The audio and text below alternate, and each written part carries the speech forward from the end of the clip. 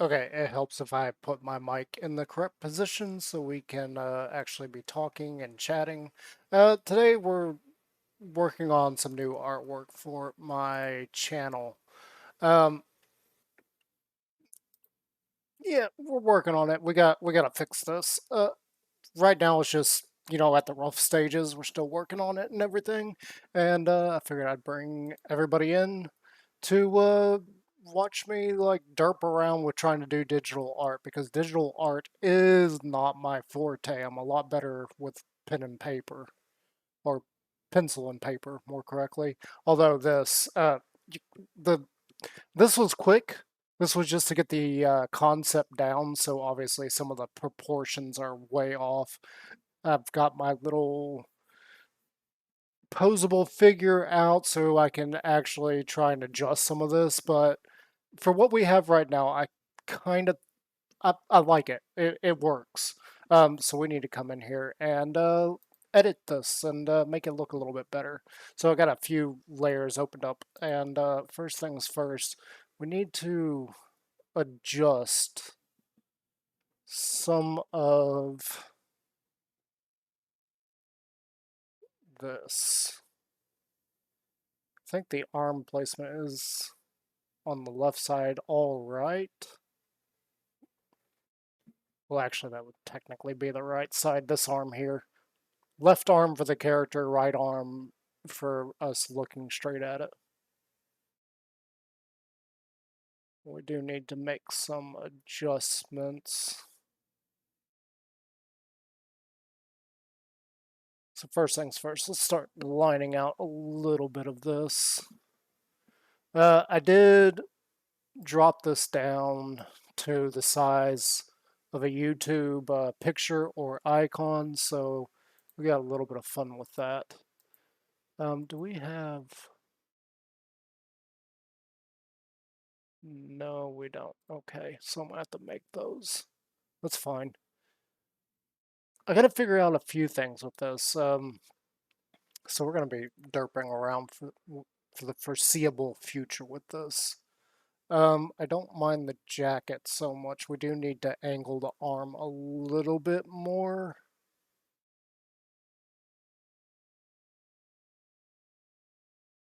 Let's see here. Let's see if I can actually do this. So from right about here to there should be that arm. And from right about here to there, this one should go.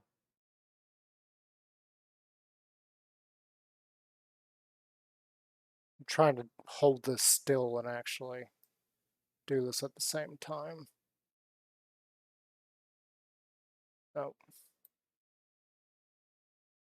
that needs to be a little more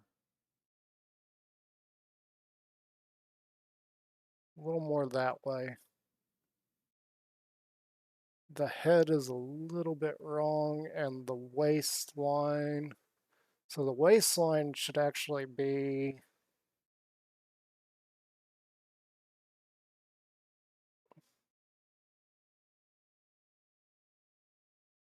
I've also got the... Now I've got the head turned the right way. It's just...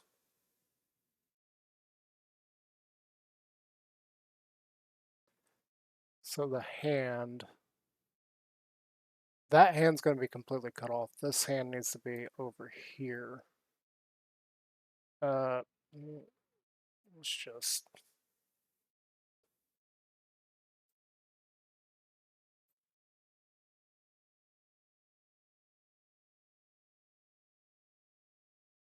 That hand needs to be right about there. The waistline, I want to try and redo this. Should be right about there. So we got the waist a little bit too low.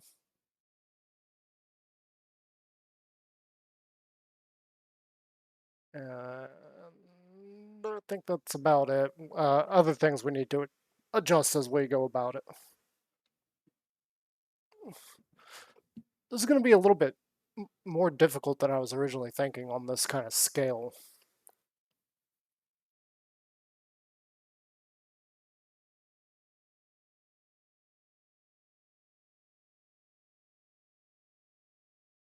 Everything else should be fine. Okay, let's just start here.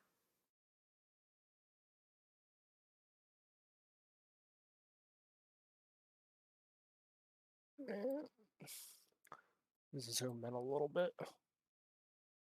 So right about there, this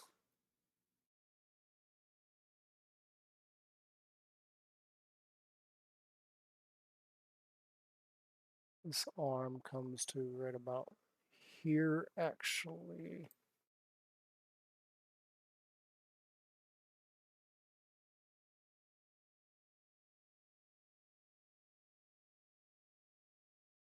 Yep. So do that. And that one, let's go up here. Okay. So this,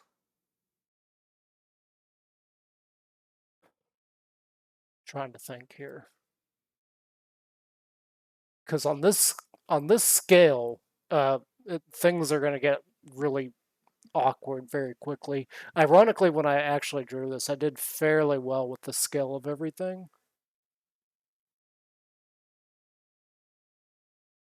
Fairly well, but the proportions are all wrong. Like we made the right arm way too big, we made the left arm way too, but it looks like the angles are just pretty dang close. I don't think they're perfect, but they're close. And obviously the hand should have gone a little bit further out on that arm, and then we need this arm.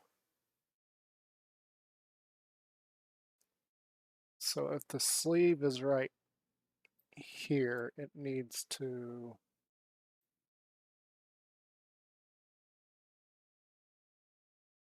bulge out a little bit more.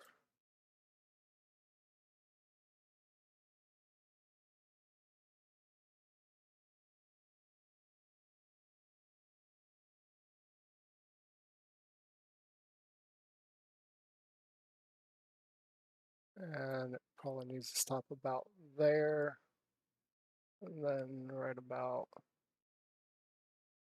here for that side. Then this is where the shoulder should be. Well, it's going to be really rough on this kind of scale.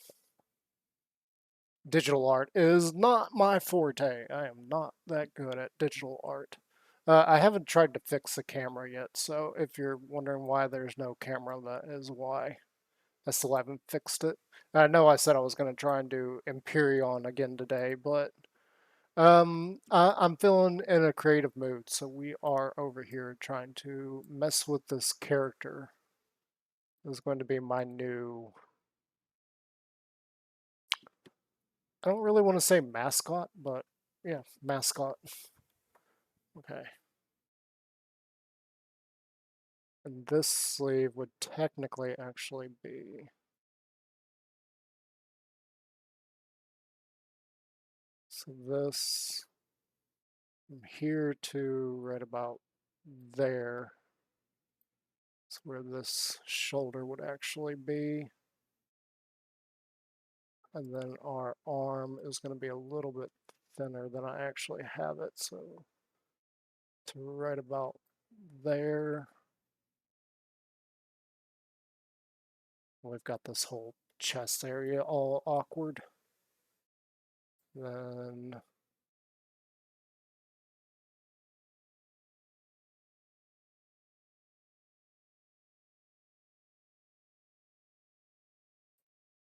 to there, and then roughly there's that arm.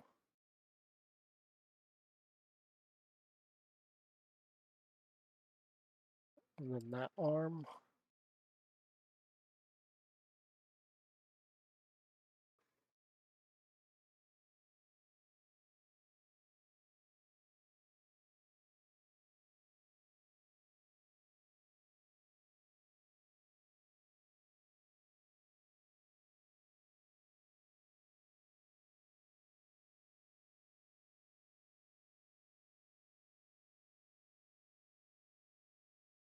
Well, this really is going to be rough to do at this scale.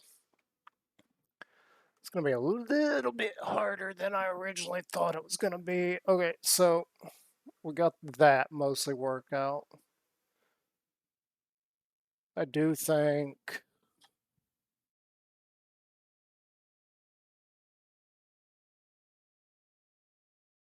the head's going to be fine. The head's going to be fine. So let's just grab this and put it there. Come like that. Like this.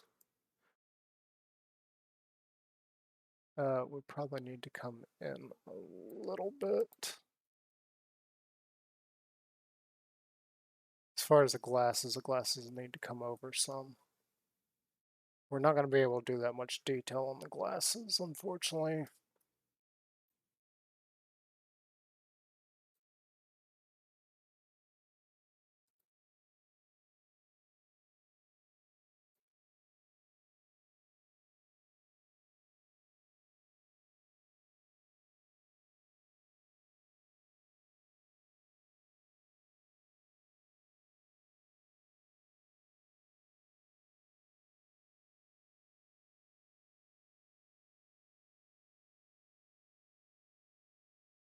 So yeah, that's there. This. Zoom in a little bit more. You're really not going to be able to see that, so we're just going to do that. And for the nose, again, the same kind of deal. You're really not going to be able to see it. As far as the mouth, I'm still not really sure that the mouth shape is correct. I'm thinking more like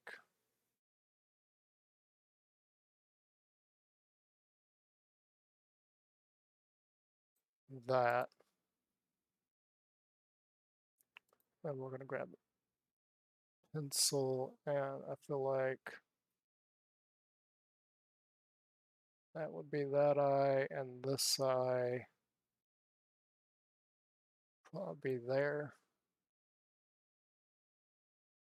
Same goes for the headset. On this scale, I don't know if we're actually going to be able to do this.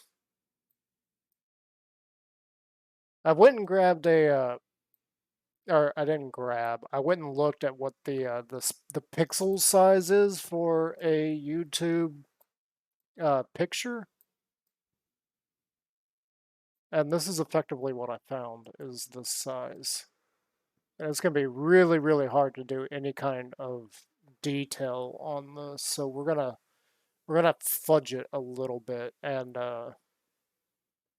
not worry too much about the color of it or any kind of details. We are going to try and do our best, but at this scale, it's just probably not going to look that good.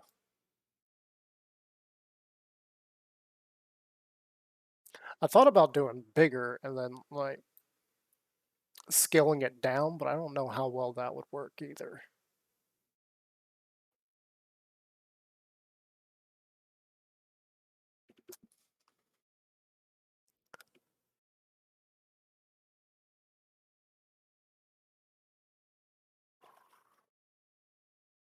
Yeah, I started to think let's restart and go over to this one where it's much bigger, but let's just continue this. Let's get this done before we do anything else. First and foremost, let's just try and get this version of it done to see if we can actually do this. And again, because I don't feel like we're going to be able to really do this. Like the headset's not going to look good either. Thinking about it. Okay, so that probably needs to go about there.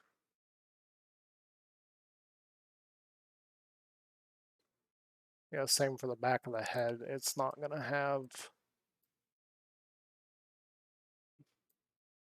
the look I was originally going for. And you're not going to be able to see the hood. Like when my brother made the animation for me, which he did by he just did it. He didn't do it because I asked him or anything. He just did it. He actually left off the hood. He didn't know there was a hood there, which is fine. I'm still really appreciative that he even did that. He didn't have to. So the hoodie's supposed to be like going back behind his back there. We're not going to be able to do the whatever that's called. What is that called? Pulls, pull cords. We're not going to be able to put the pull cords there. Okay, so this, like that. And this again needs to come out a little bit, and I wanted it to look like it's got some folds there.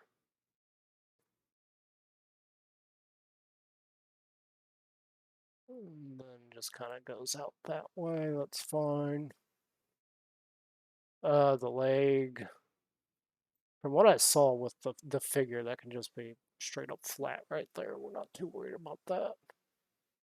In fact, we're probably just going to color that in black anyway.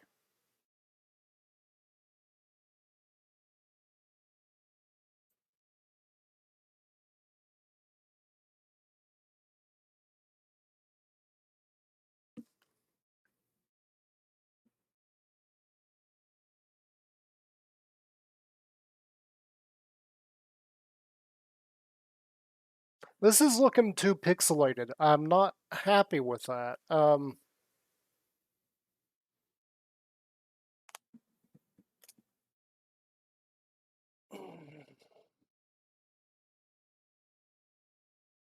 Not happy with that. We're losing way too much detail here.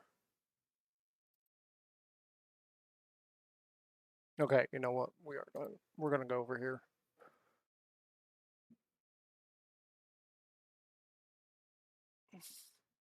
Losing way too much detail on the character.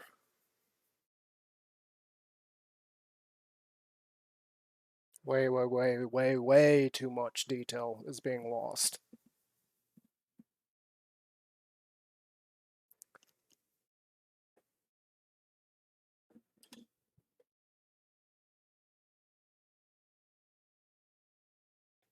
Okay, let's try this again. We're gonna make this, we're gonna do our bones first, so roughly here to,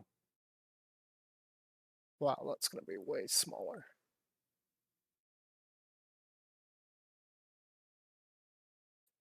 Here to there is that.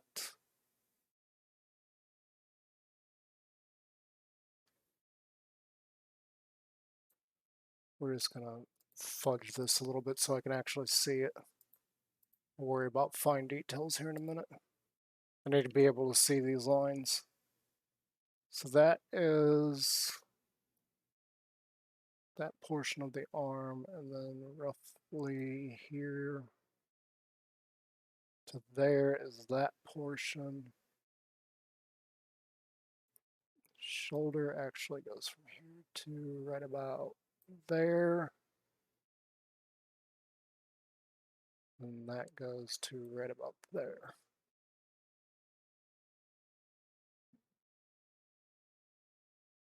Which means that our hand is actually something like this.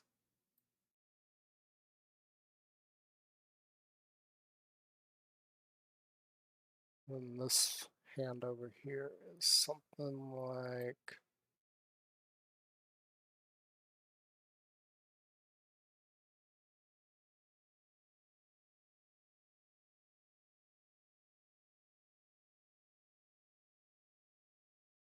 that.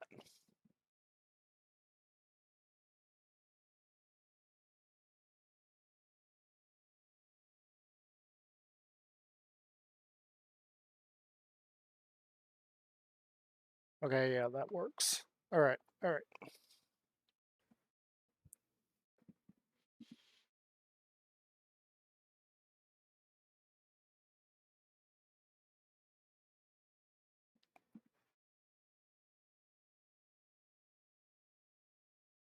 So let's add another layer here. Let's zoom in a little bit.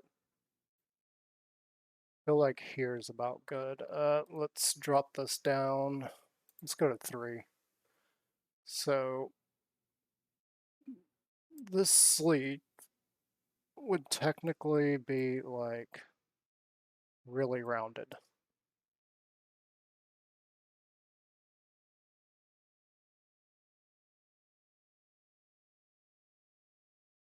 Unfortunately, we are in paint.net, so I don't really have all the tools necessary for a really good job here. So right about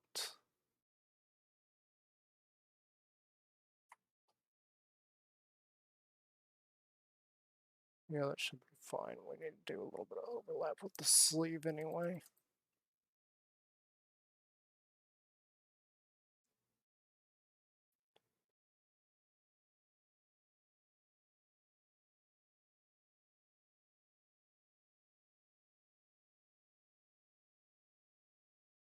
Right about there for that arm.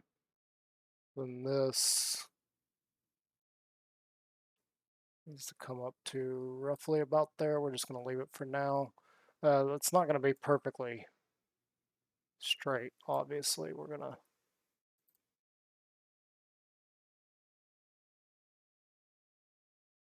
do that. Okay, and then we need to do the same thing over here. Can't really see that, that's too small. Okay, that's good. This would bulge a little bit, and this would also come in a little bit.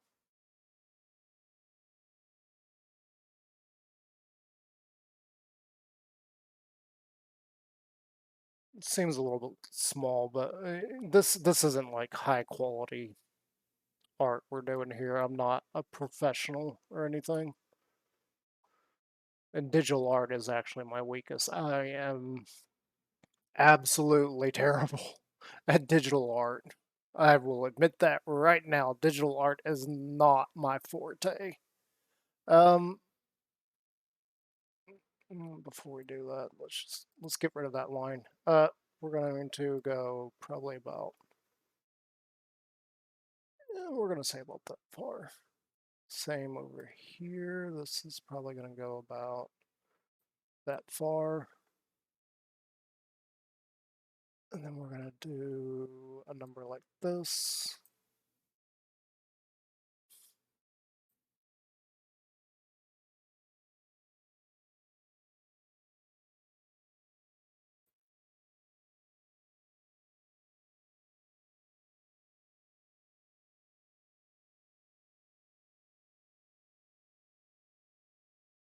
Probably about like that. Yeah, works for me.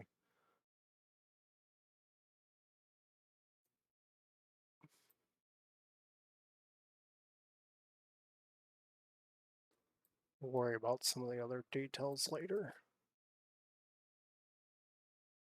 What's the sleeve?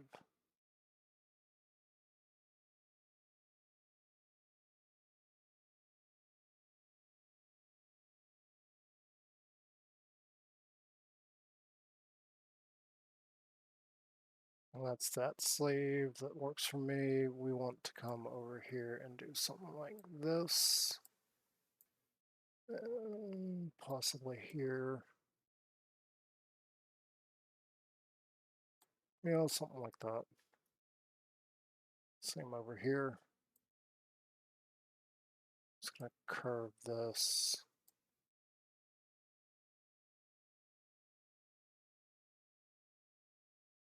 Yeah, yeah, that works. And then we need to do this again.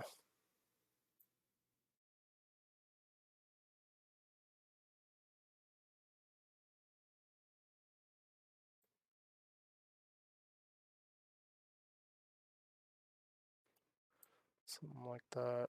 And again over here.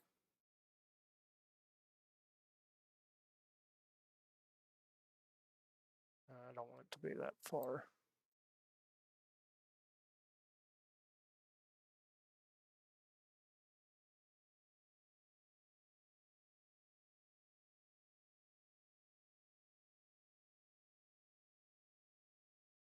Yeah, something like that. And then this, we obviously need to curve these so they meet up and try to keep it similar to this, as similar as possible.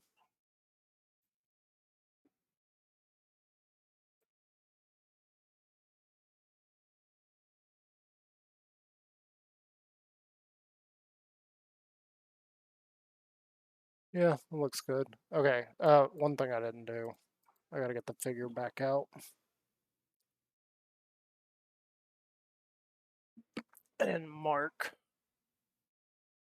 where the shoulder would effectively be, and it looks like my little figure is falling over.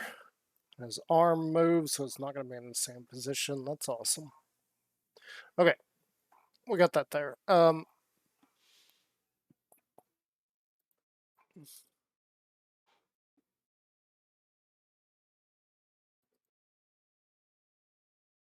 So we got that sleeve there. We need to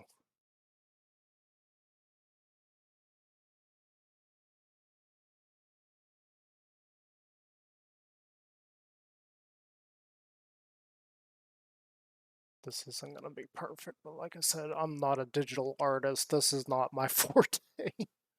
Um, we're gonna go like right there. That's not going to be straight. That's fine. We're about to adjust this line.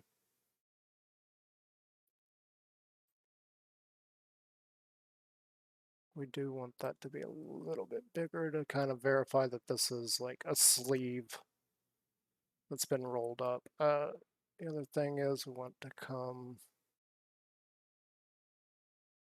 that's a little bit high.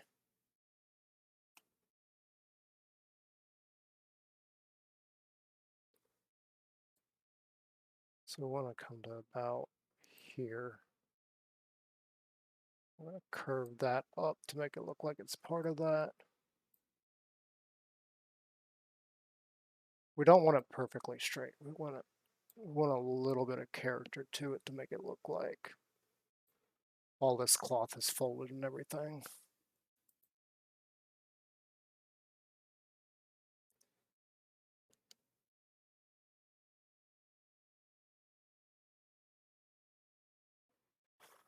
All right, yeah, that kind of works for me.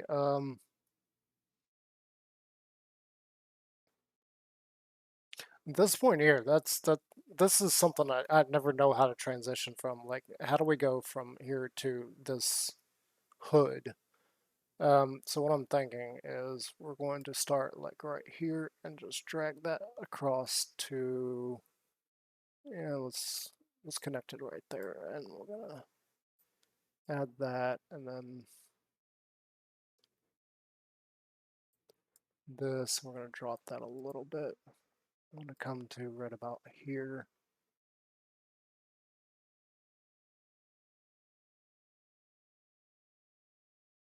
Just have a little bit of a curvy line to kind of show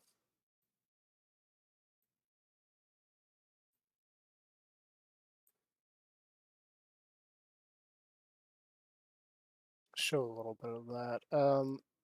Back here, we're going to do the same kind of thing.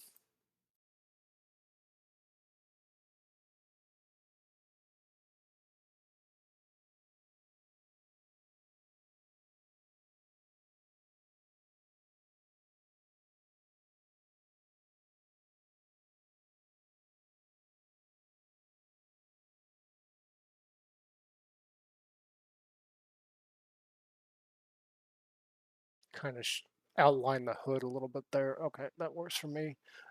Here, we need to add a line here.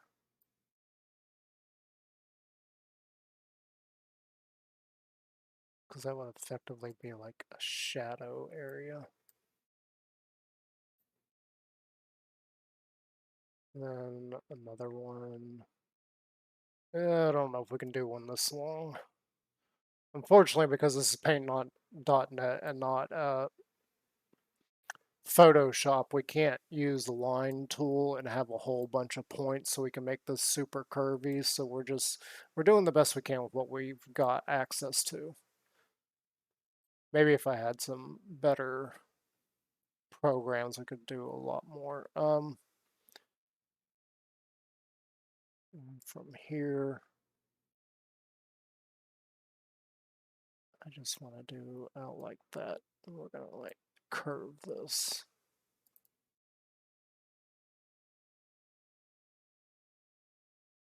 Yeah, that works for me. Okay.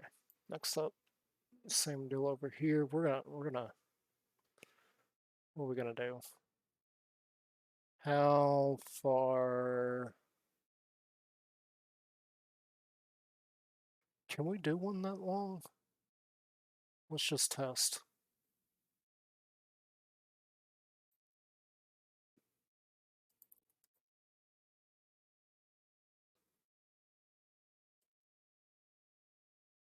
So we can do there,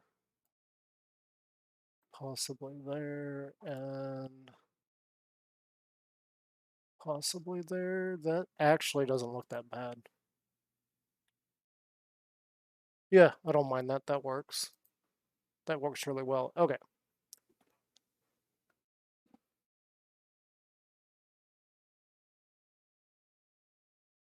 Let's do the other side too. I want this to actually be a little bit further down on the leg.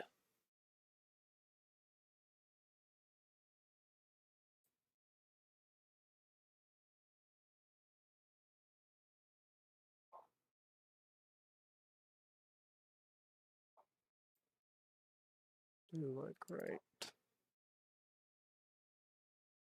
Nope, that's not gonna work. We're gonna have to bring this one up.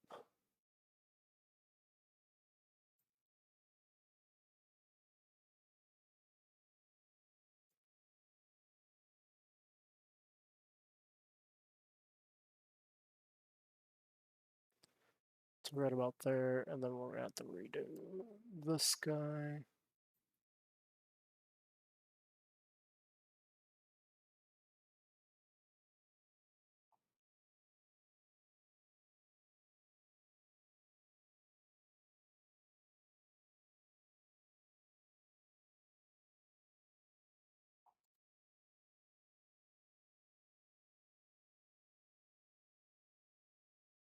It doesn't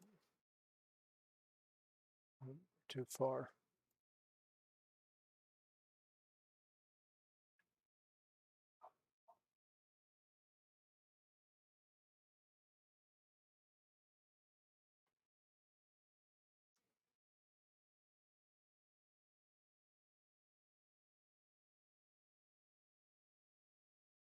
Yeah, I guess that's fine. Okay, to show that this is kind of like wrapped around it a little bit, I want to put like one up here.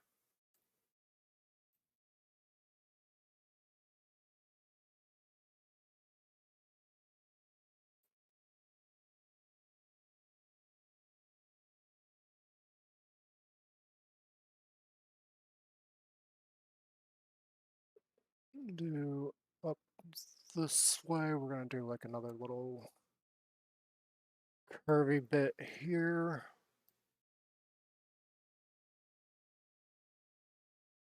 Just do like that. Okay.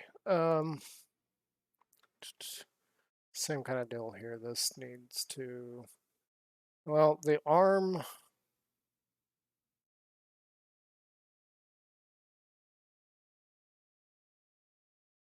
right about here is where this would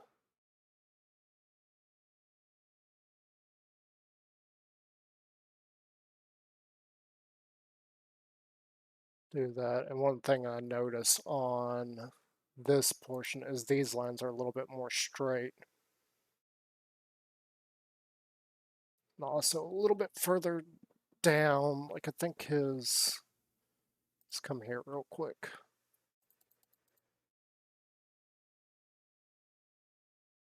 So his arm should more than likely start right about here, roughly. Yeah, something like that.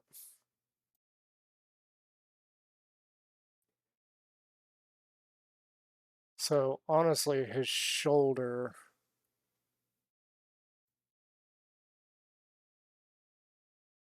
be over here.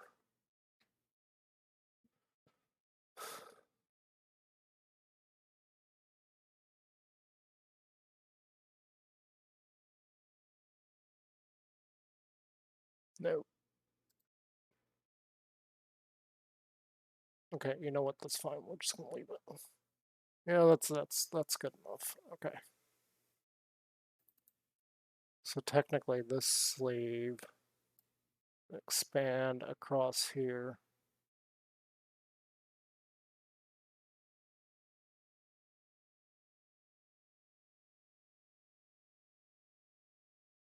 Roughly.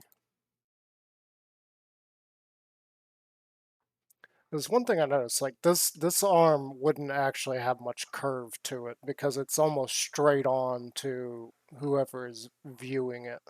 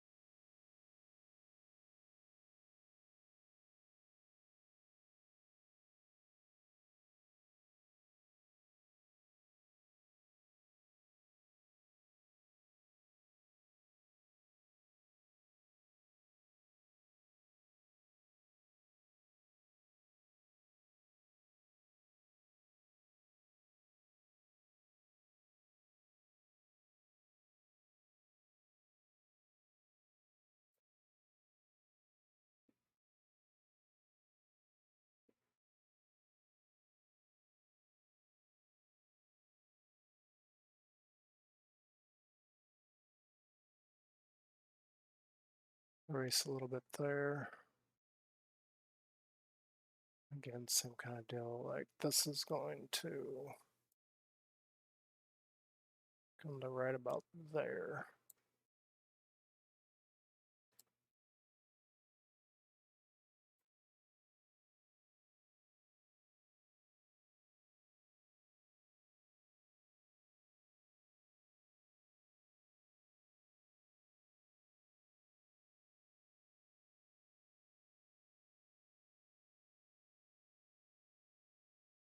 Something like that. This arm is kind of weird because looking at the figure, like that's almost completely straight on.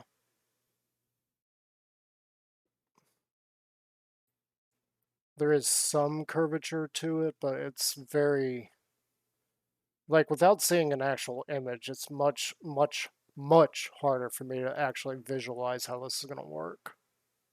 So we're pretty much,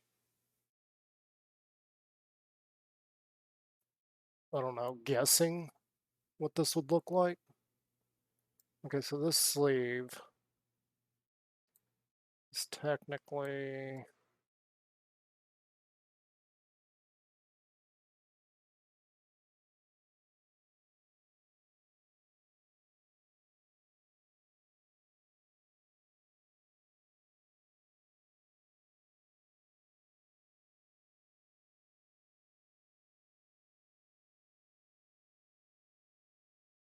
like that. Like I guess this one would also be.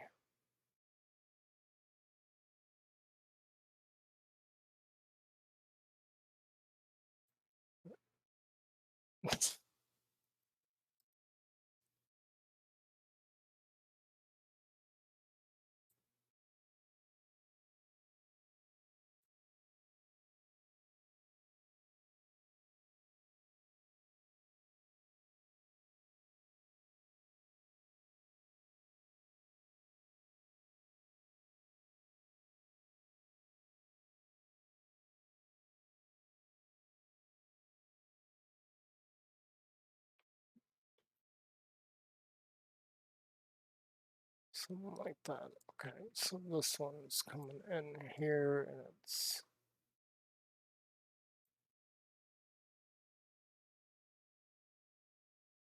like that. And like, I guess technically the arm.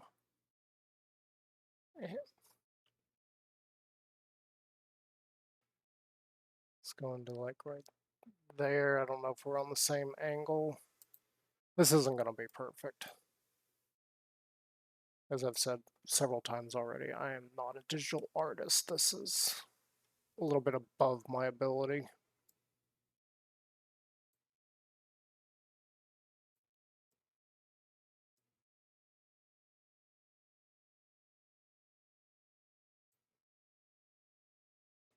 Okay.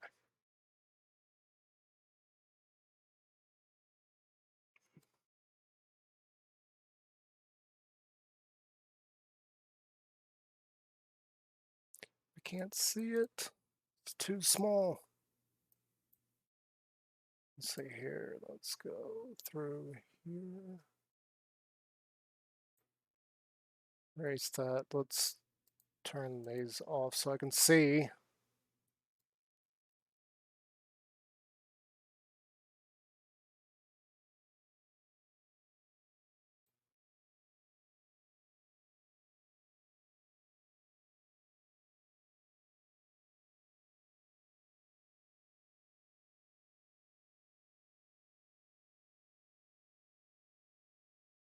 That's not going to have much detail on it anyway. It's going to be really, really tough to see. And this, I guess technically this would come a little bit flusher. Like it wouldn't have that big of a crevice. We're not going to worry about it though. Not going to worry about it.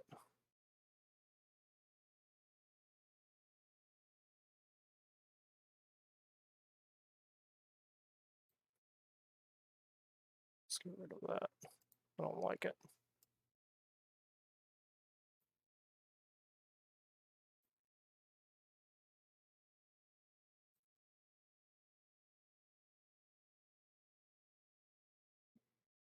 Yeah, that looks good. Okay.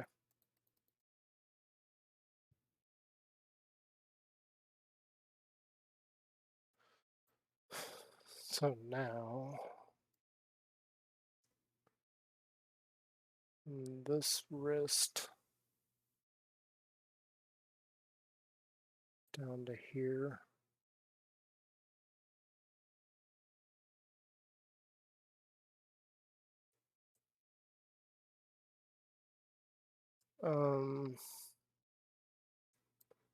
Do something like that. And there.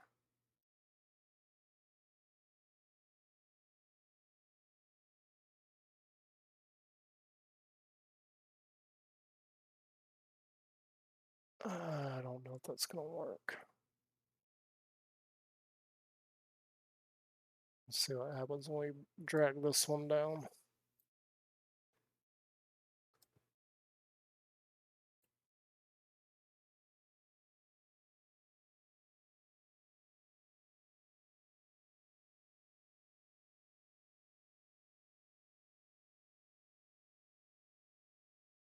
Yeah, that's fine. That works. Okay.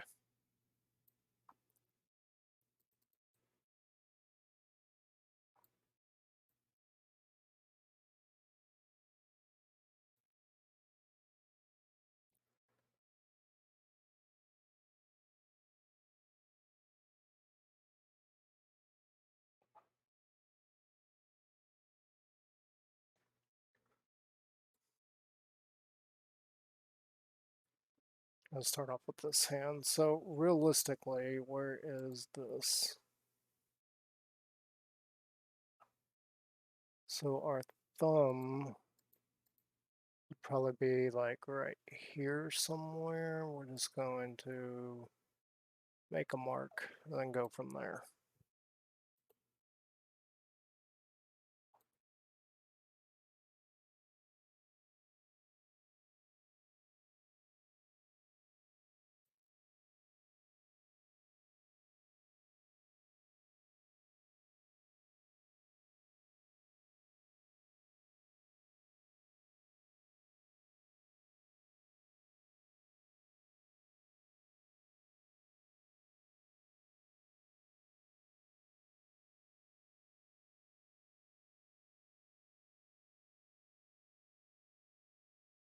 I'm not looking to be perfect. I'm not looking for perfection or anything. We're just looking to try and make our character so that our channel can stick out just a little bit more.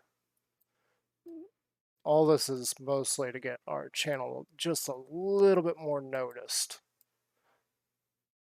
Okay, we'll go there. Let's turn this off real quick so I can... Okay, turn that off.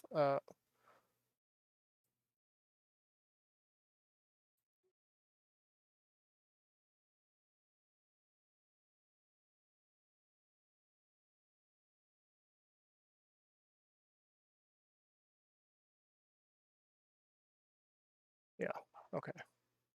Let's do that.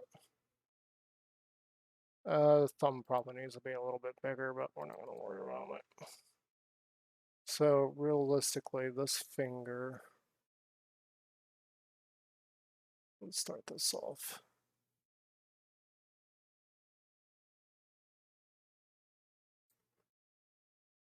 We're just going to do it to there. We're going to have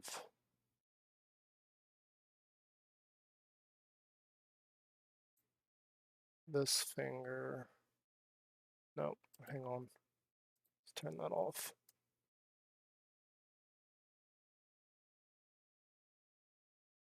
I'm going to have it to right about there. We're going to arch it just ever so slightly.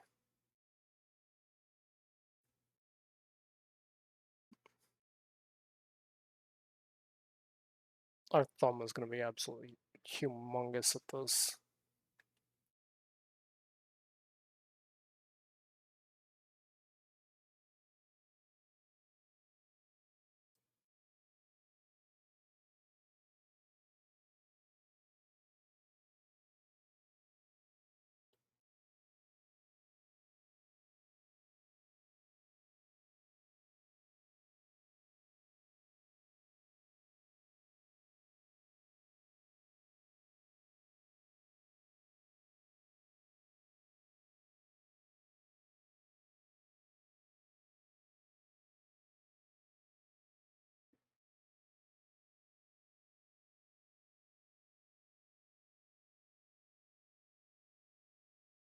Yep, that works for me.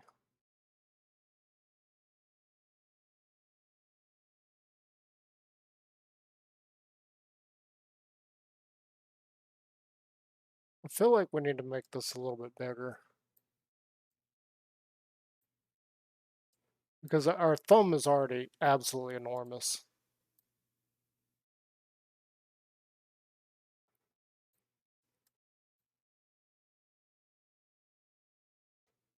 Yep, that works.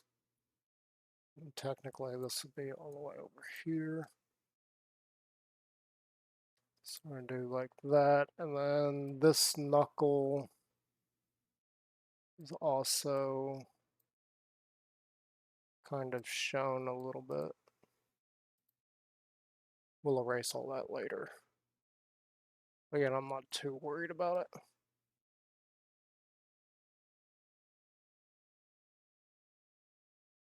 This is all just early design work and trying to piece it all together and just see if we can actually make what is in my head. Okay, so this pinky would actually just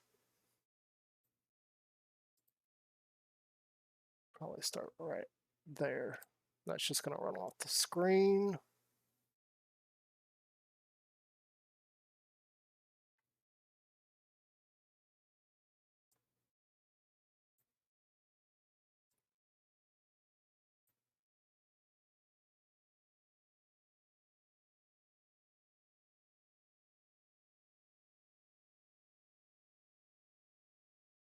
You know, that works.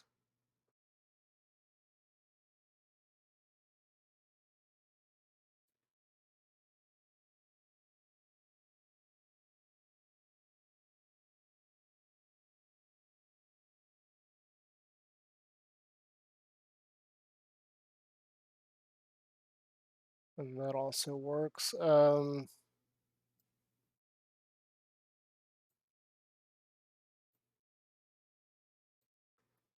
Is that portion? Let's go right about here.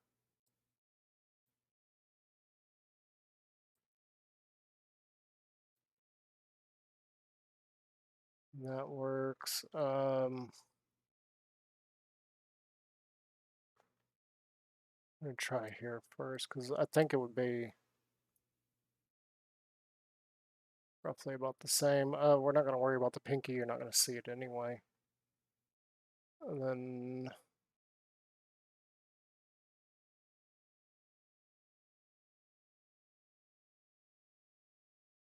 let's say the glove band is like right here somewhere.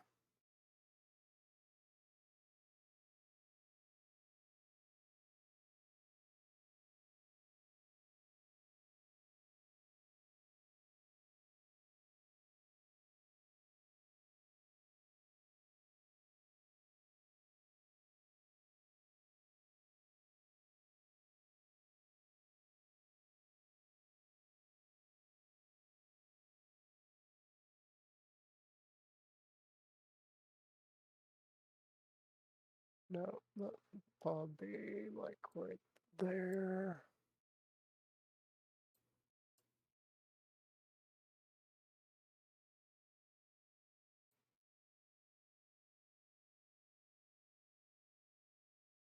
Yep, that works.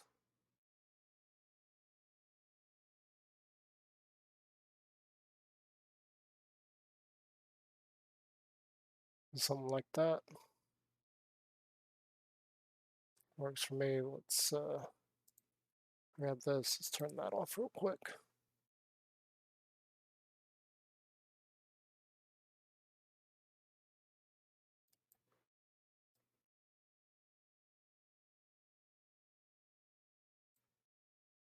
I want it a little bit bigger.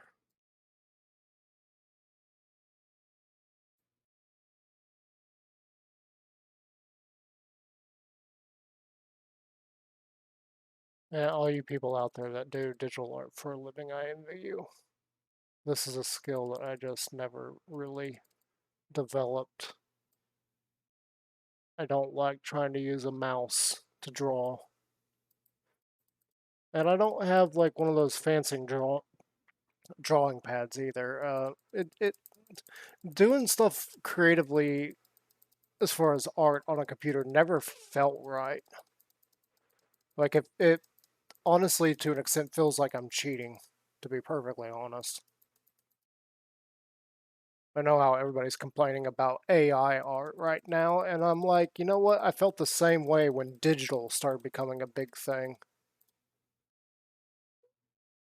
And having to take classes on digital, I was like, I don't like digital. This is going to be kind of rough right here. We may have to clean that up a little bit. Whoa. What were you using? 3? Yeah, that's fine. We'll just leave that. But yeah, I'm not a big fan of doing stuff digitally. Oh, we need to come in here and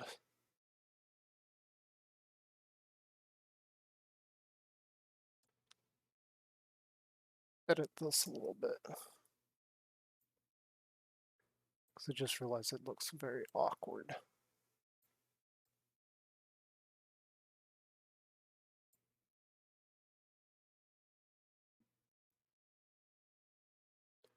Yeah.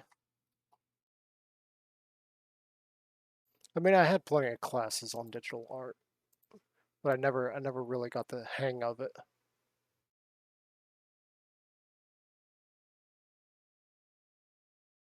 And considering I can't afford any of the software to practice on it outside of the classroom, made it even more difficult. Nothing I could really do about that. It's just how life is.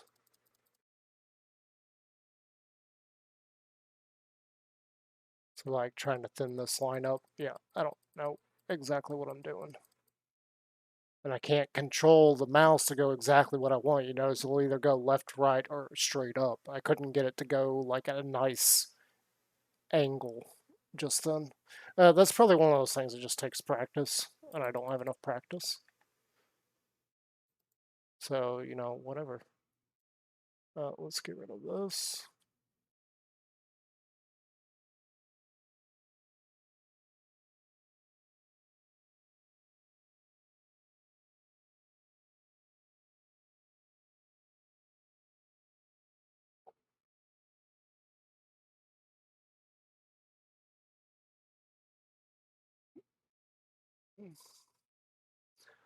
Um,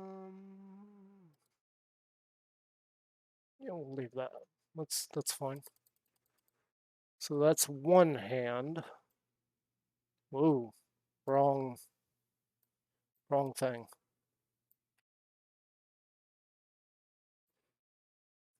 Okay, let's turn this on.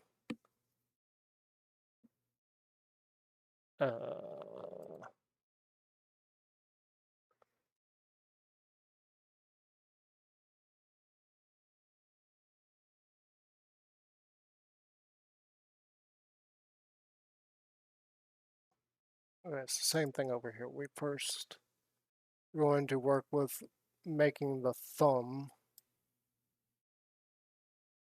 So I'm going to put right about there. We're going to come out a little bit there.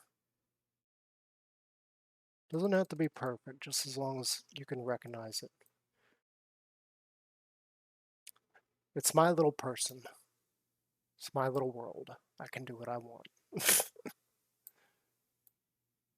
If you want to put a happy little scar right there, you can put a scar right there. It's your world. And do whatever you want on that. Okay, let's get back in here. I wanted to check, see if we got anybody in chat. We don't. That's pretty typical of my channel. Okay, so let's come in here. We need to make this thumb a little bit smaller right in here. This one's a little bit more awkward because this one's, yeah, we'll just do that. It does, like I just said, we don't have to be perfect with it. I'm not going to try and be a perfectionist on this. So, Professor, if you're ever out there watching me, I'm trying not to be a perfectionist. For those wondering, I had a professor that was constantly accusing me of being perfectionist. Like, if it's not perfect, I don't like turning it in, and that's why I had issues with college, especially graphic design.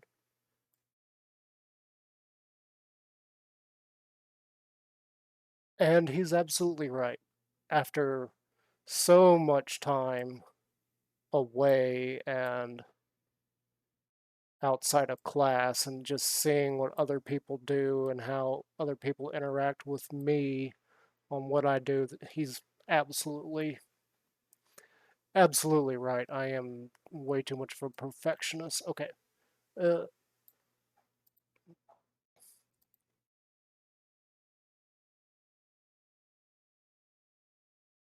so technically, we need to be, let's just go here.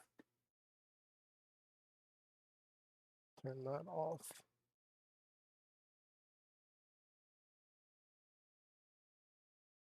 Let's turn that off.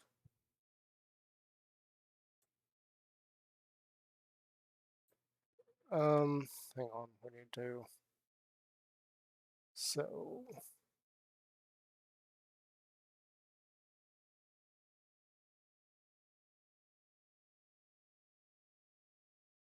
this hand needs to be a little bit more curved.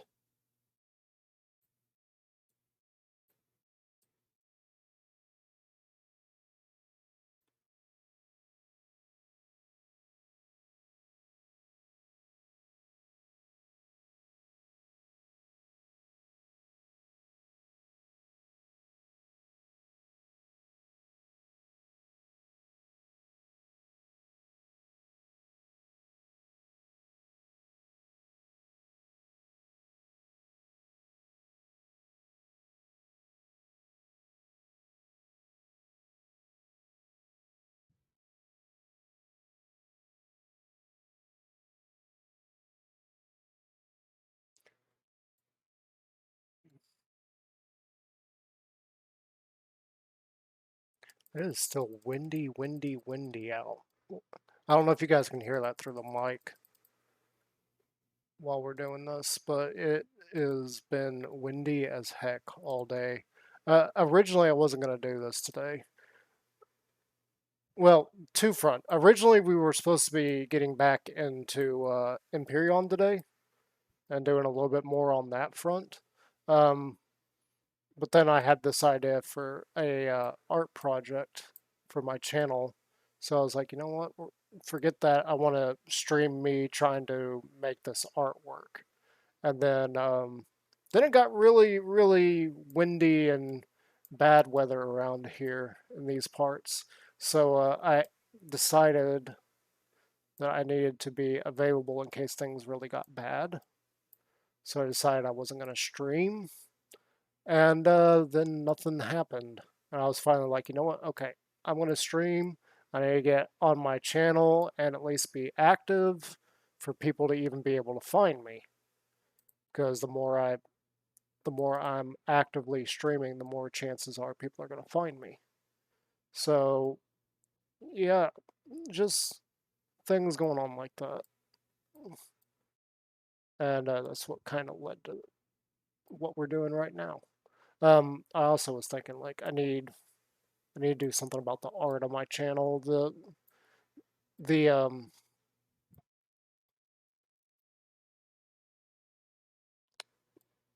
picture I have right now is all right, but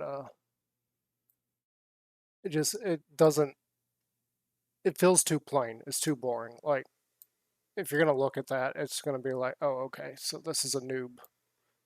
It's that kind of thing, and I wanted something a little more, something with a little more oomph in it. And I just kind of got this idea stuck in my head. I mean, we do have some pretty hard music, or hard sounding, or however you want to say that, for our time lapses and everything in Minecraft. So I got this idea, like, let's do a hand with doing the rock sign. Let's do that. And it just kind of evolved from there. It was just kind of like,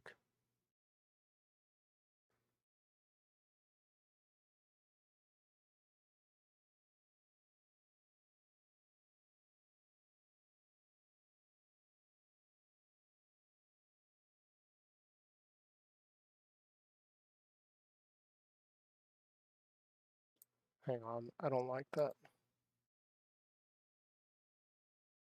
I don't like that at all.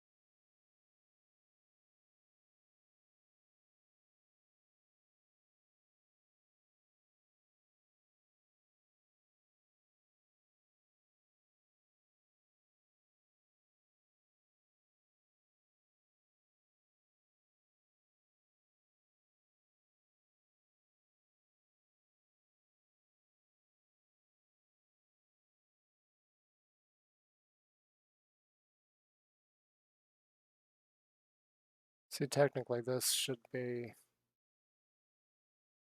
here, let's do that.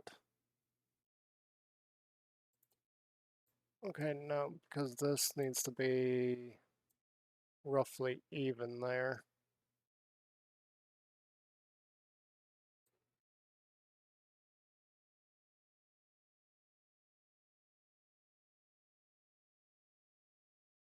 Yeah, it's a little bit better.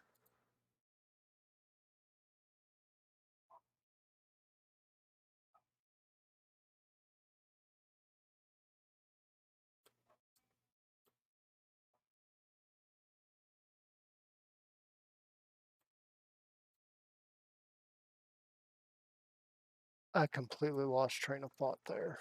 What was I even saying? I was so focused on this for a half second that I completely lost train of thought.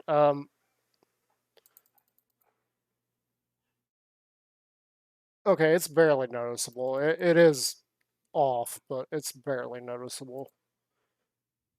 Especially considering that we still got to downsize this. We're good. We're good.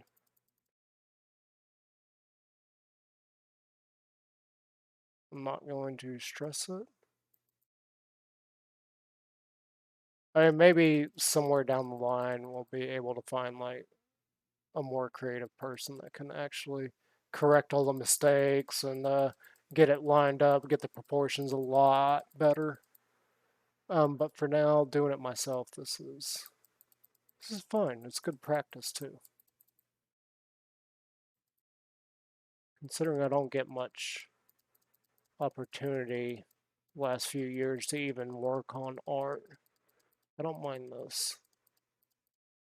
I mean, obviously, I just make art myself just for the heck of it, just because I'm like, I'm an artist. I'm going to make something. I could do that. I just don't. I don't do art anymore just for the pleasure of it. I do it because I have an idea or I have a project I want to work on, and that's kind of how it goes. And right now, um, having more art pieces for my channel for any future needs is like one of the big things for me. I definitely need more art and I need more images to use for my channel. So yeah, we just kind of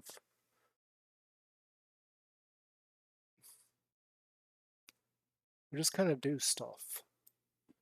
This is way too big again,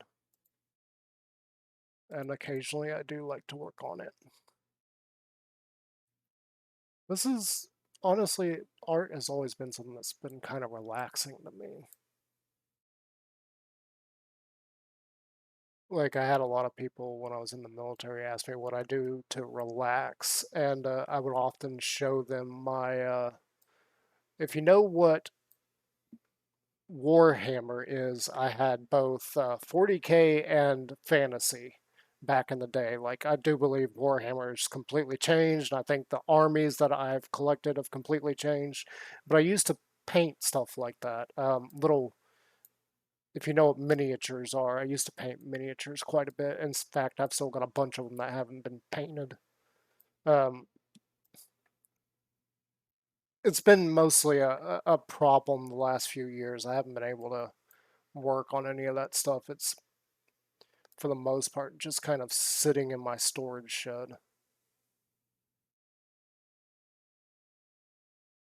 for one reason or another. Like,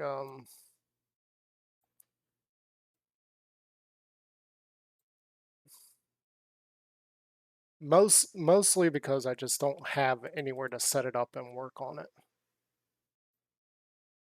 Because you have to have a whole, well, you don't have to, but I like having a whole area where I can just set stuff out. I can set paints out. I can set out my brushes and other bits and bobs. And this sleeve being way far away from us is way bigger than that one.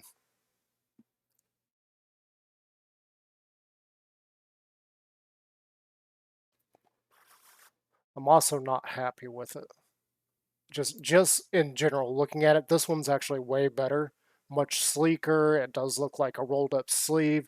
This one just looks like a few boxes to represent a sleeve. So we're gonna come in here and get rid of this.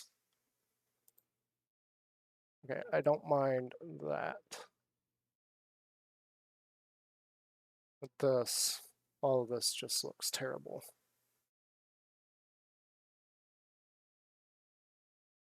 Just downright looks terrible.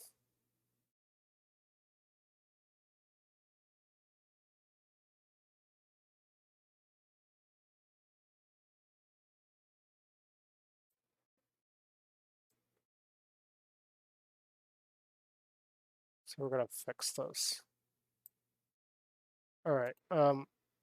start from here. But yeah, a lot of art things I've done in the past, and even in our local. This was years ago in our local museum. They When I was in high school, they actually had a little contest for local high schools to submit student art for submission in the museum. And I actually ended up getting a piece in there, um, which is actually quite hilarious that I even got one in there. The reason for that is because the particular picture that got in there, it was a simple still life drawing, a still life of a egg in a bowl. That's all it was, just an egg in a bowl. Now, the funny part about it is, I didn't have an egg in a bowl in front of me when I did it.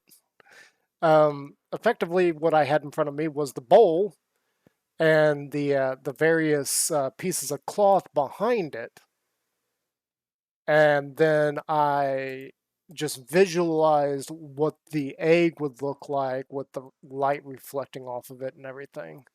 And that's what I actually submitted. It was a somewhat fake still life. Like I didn't have the actual pieces there in front of me, and I didn't draw them there in front of me. I just kind of visualized every piece of it and kind of went with it. And it wasn't the piece that I wanted to submit. That's the one that the teacher wanted to submit, and I did it simply because the agreement was that if I submitted that particular one alongside the one that I wanted to submit, um, they would do it. And I was like, okay, that's fine with me. I got no qualms with that. I wasn't actually expecting to get into that contest and have something of mine actually displayed in a museum for once, or for the first time ever. So that was actually really, really cool that that happened. Probably one of my biggest achievements as far as art is concerned. Getting an actual picture inside a museum, that was really cool. At a young age, too. Uh, nothing like that has happened since. Nothing at all. Most of the college stuff was like college projects and everything. And some of that didn't even go that well. A lot of things happened during college, and even in the years afterwards, because I've been to college several times trying to get my design degree. And as you guys are watching me derp around on this right now, you can see that my skill at the digital portion of it is very lackluster. Like I'm sure there's other digital artists that probably could throw this together a lot easier and have it look a lot cooler than me. Okay, let's make this about that size. I'm just eyeballing this. I'm not using anything for reference. Um, no, I didn't click on it. I don't know. About there. Okay. That doesn't mean that I haven't like looked into things, and like over the years I've spent a lot of time researching exactly how people do digital art and suggestions and everything on how to do certain things on top of my own experience in college doing stuff. So I have picked up some knowledge, I just don't have the practice or the hardware. I know I keep or the hardware. I've got the hardware, the software. Like I said, I don't have Photoshop, so we're limited to Paint.net. Poor man's poor man's Photoshop, basically. Checking in on chat. There's still nobody in chat. Not surprised.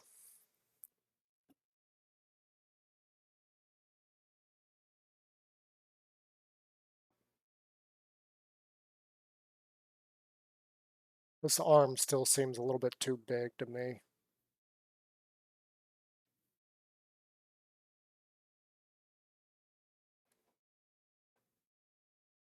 You know what? It's fine. We're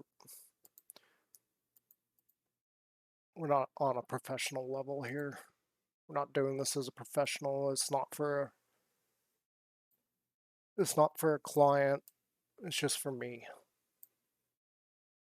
Just for me. Okay, first things first. I don't like this. So this glass needs to be closer to here.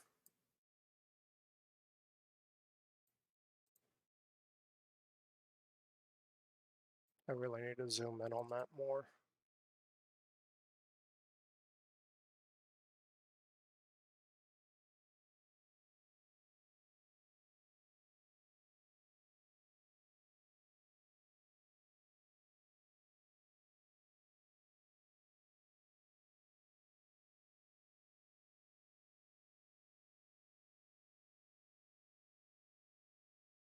You know what? I don't even care that the shape is not perfect. We're just going to...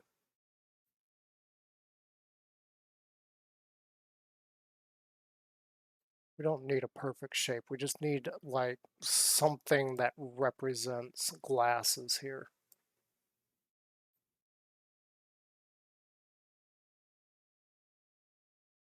It does not have to be perfect.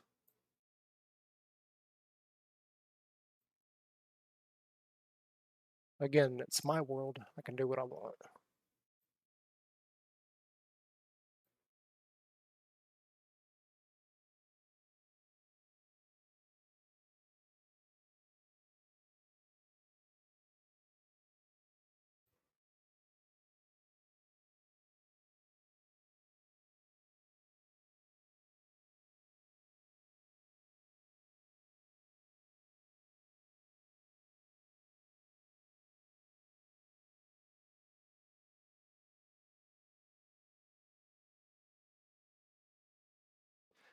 Actually, the rim on this side wouldn't be that visible.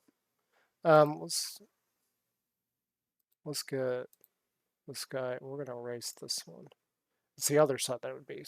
You would see it.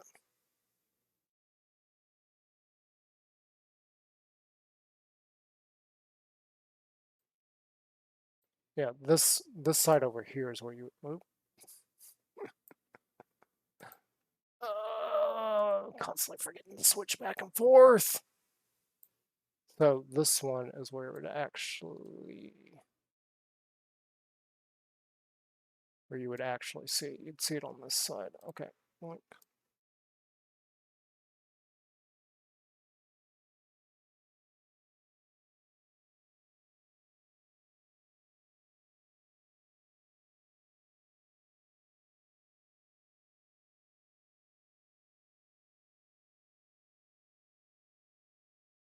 Yeah, yeah, something like that.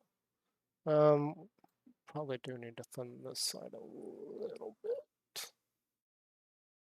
Here, let's just.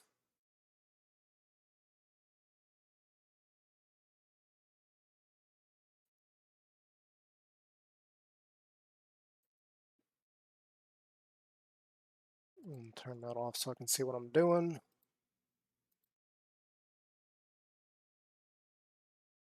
Actually, let's zoom in too because no, I'm going to accidentally hit part of it there.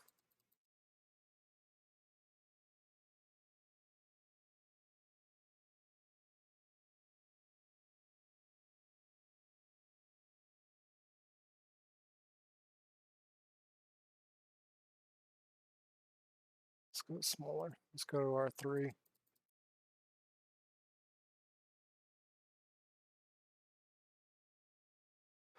I don't know why they had to choose and make the eraser round,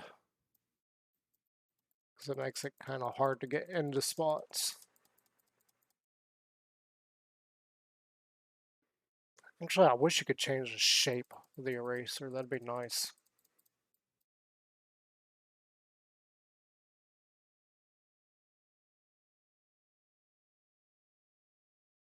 There we go. Let's clean this up a little bit.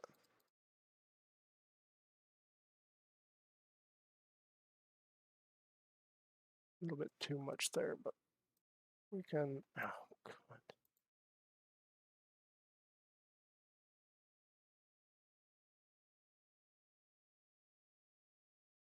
There, that's good.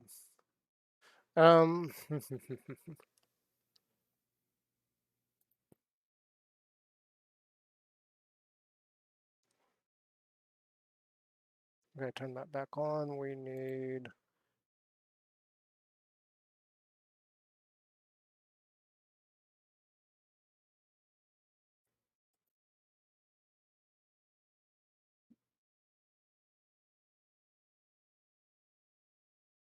One there. One approximately here for the eyes. Yeah, that looks good. Okay, and then nose.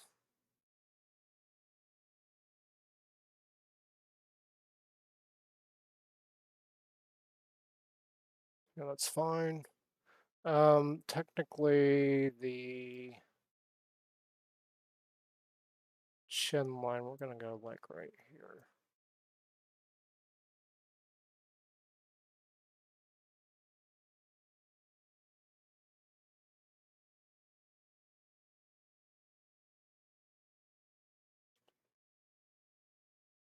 Yeah, that works. Here to here.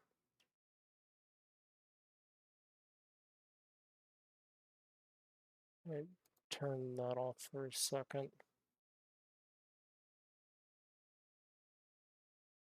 Let's get rid of that.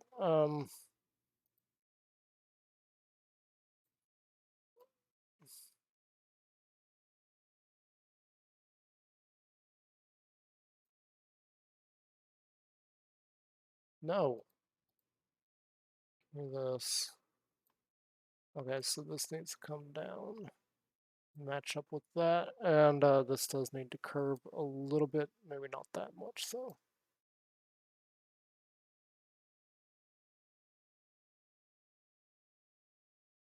Yeah, that works. That works. Okay, moving on. Let's come in here, and we need to put our neck. I have no idea where that is.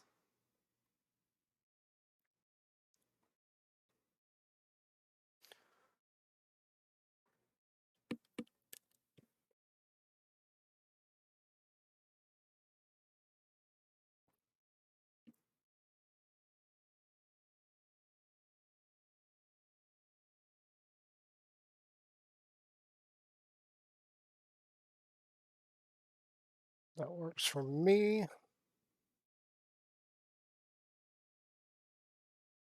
Okay, next, this headset.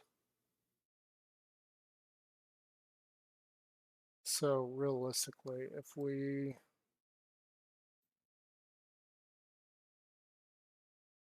not going to be able to make this very round. Again, because we don't have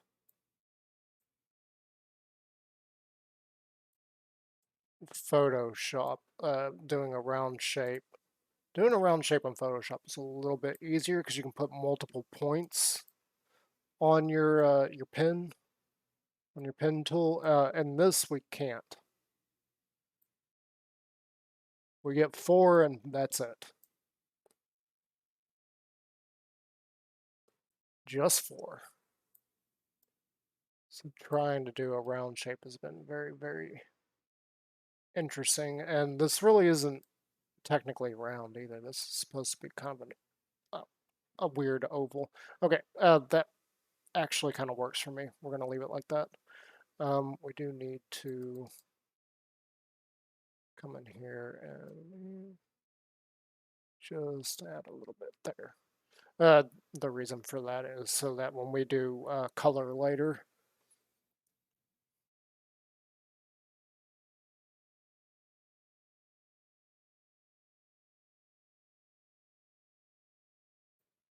okay, this hood section,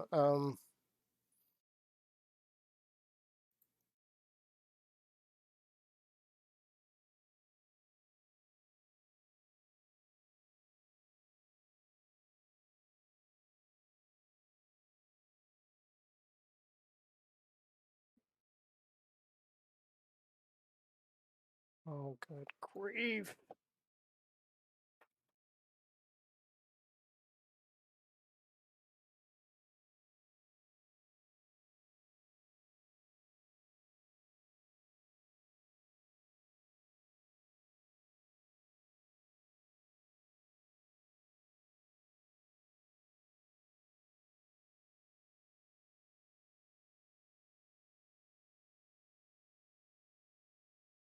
The only way I want to make it connect is do that.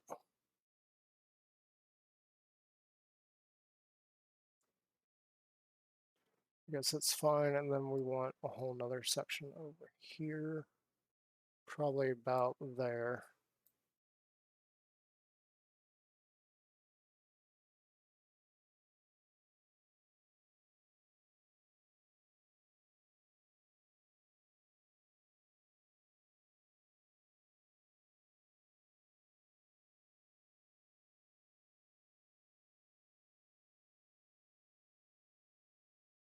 It doesn't have to look like it's perfectly connected, but yeah, that should work.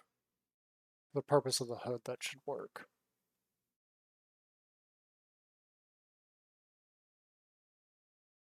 All right, next thing was the mouth. I'm not happy with the shape of the mouth. I feel like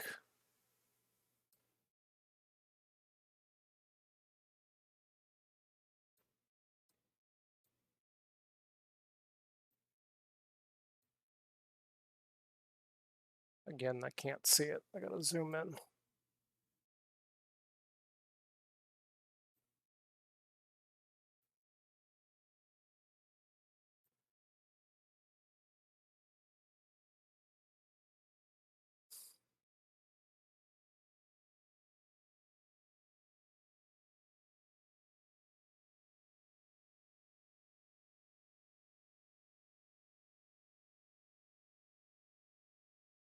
Yeah, that works.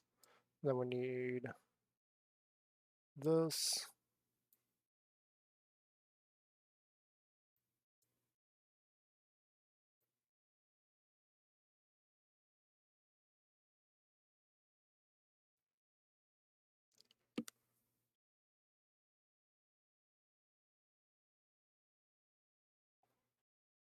I'm not gonna put teeth in there for a different reason though. Um, it's supposed to be singing, and you really don't bare your teeth when you're singing.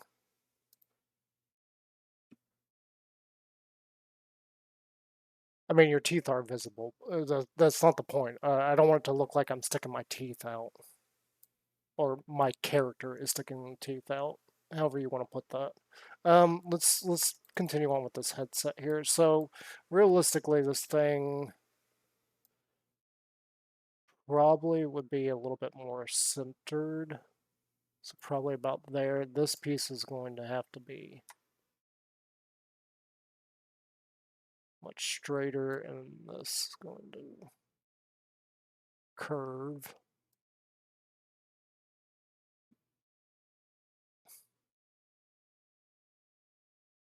And we're going to do another piece here.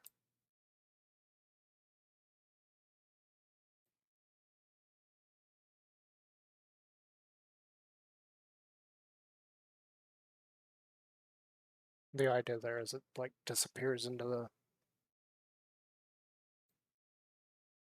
Wow, I don't know if you guys can hear that in my headset. It's very, very windy around here.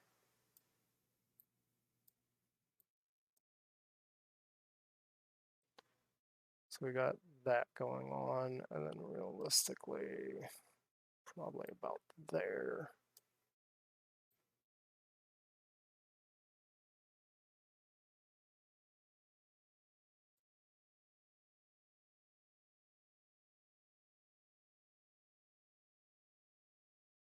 Yeah, we'll do that.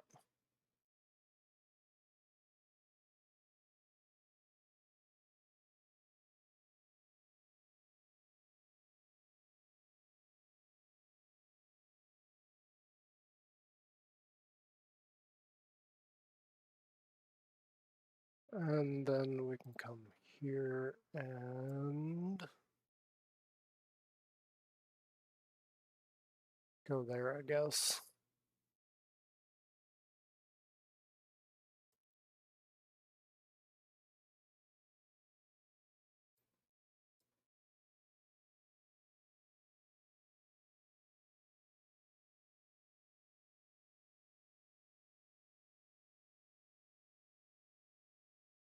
Yeah, that looks fine to me.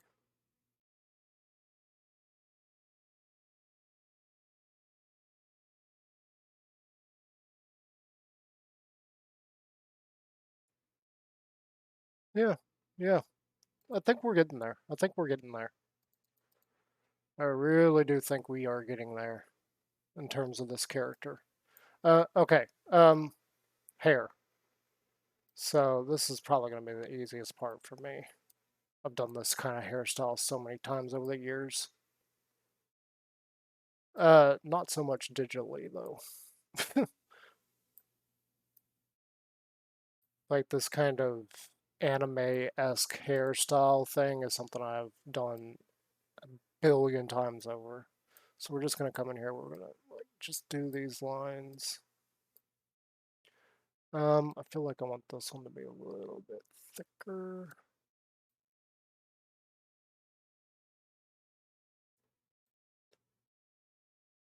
I need to see this because I know that's not matched. Okay. No.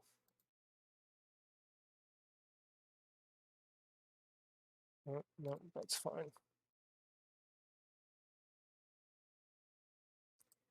I feel like we want to stop. We need to get this.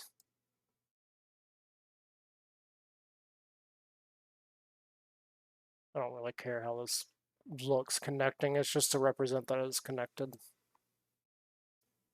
Then this is like just going behind there.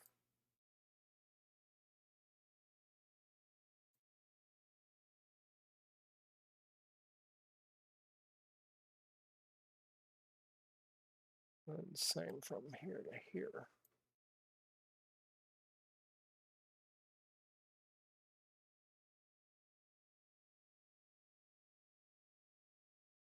Yeah, that's fine.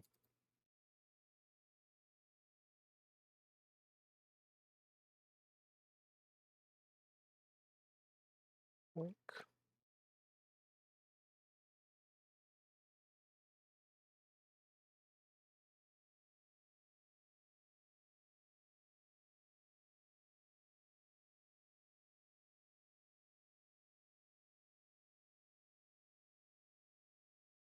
I feel like we could just do like this.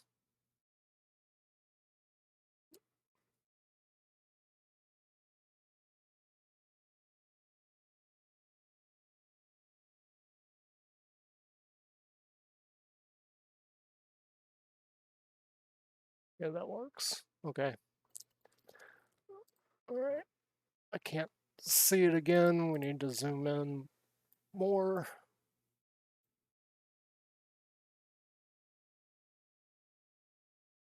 Like,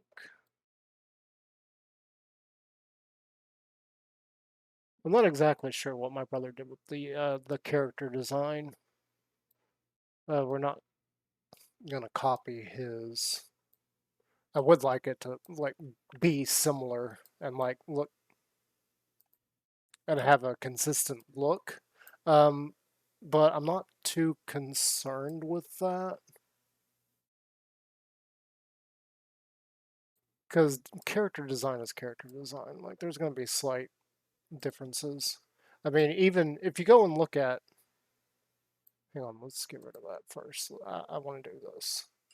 If you go and look at all the different people's art of, I'm not going to say it.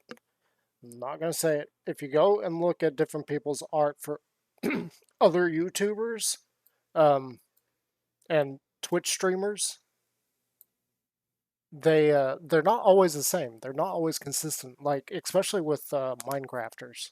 So Minecrafters, you typically see people do it in two styles. Kind of the anime-esque style that I have kind of done here in part. I mean, we do have the very boxy hands going on.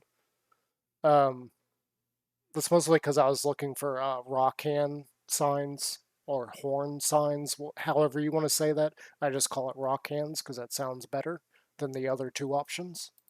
Um,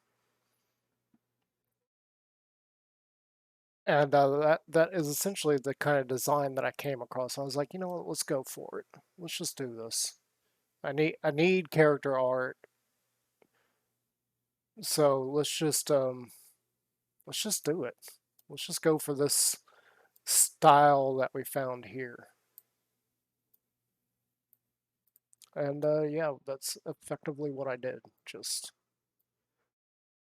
stared at that for a little while and then started doing sketches, trying to get an idea for exactly how I want this to look.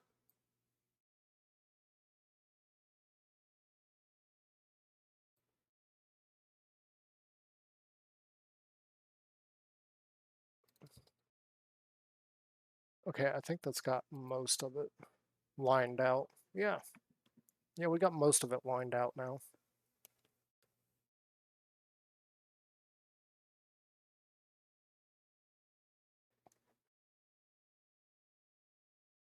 I feel like the chin's a little bit too small compared to the neck right here.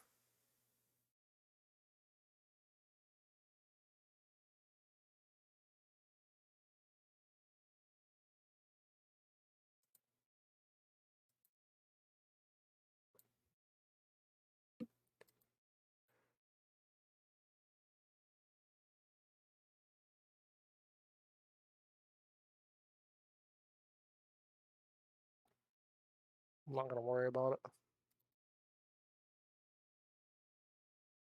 This is my character. This is my interpretation of my own character. Or me, however you want to look at that.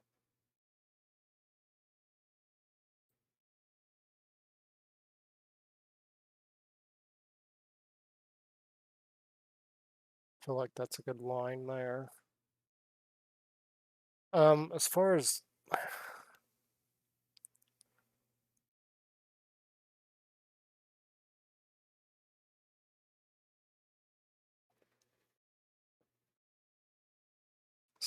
here, this is where it gets kind of interesting because let me go into my pictures. Where is it?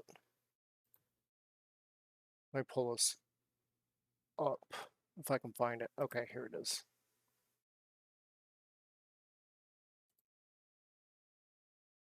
Yeah, so if you look at my character, really, I gave him like blue jean type pants, uh, in terms of color.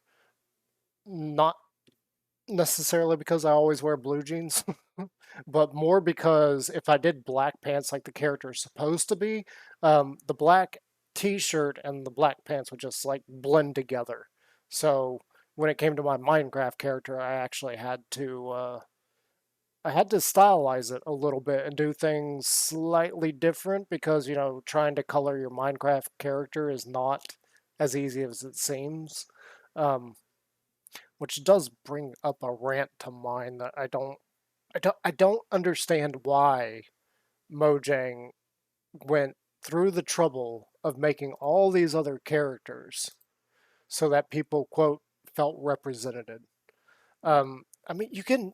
There's literally millions of uh, skins out there, and you can make your own. Like this is, I've lost track of how many skins I've made. In fact, this one has three other versions. Uh, no, there are two other versions. There's three versions total. One of which has a Pokemon Master Ball on the back. Another one, I don't remember what it has on the back, to be perfectly honest. I think I just put a sphere or something there because I was trying to come up with what to do with the back on this particular design because otherwise it's just got a white back. It doesn't look that good. Um, I was trying to figure out what to put there, and considering the pixel size, it just couldn't come up with anything. But the point is, you can literally make whatever you want. Like one of the characters I have made, I was working on a Kerrigan from StarCraft for a friend. He wanted Queen of Blades, so I was working on making that. I never finished it because he decided he didn't want it. Um, I've made a rabbit with a kind of I don't I don't know if you're gonna understand this if I say it like a mousy brown hair color. She wanted a mousy brown hair color for her character. This is something I never understand. Right here. I mean, your body is kind of a cylinder kind of shape, but doing this almost always implies the character is fat. So I never really know how to properly do the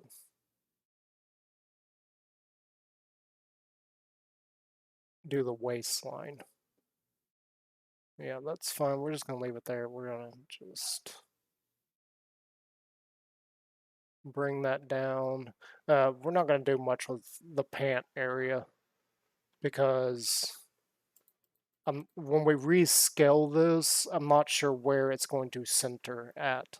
This is a square shape that we grabbed, and that is because this is also a square shape. It's 98 by 98 pixels.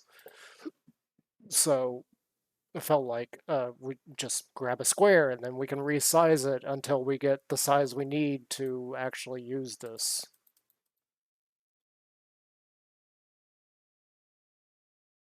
Yeah, the pant line I never get. But back to the addition of new character styles. It just seems like a waste of time to me. I mean, considering you can literally make or use any character you want. I don't see why people would think that, oh, I don't feel represented. I really don't. It doesn't make any sense to me.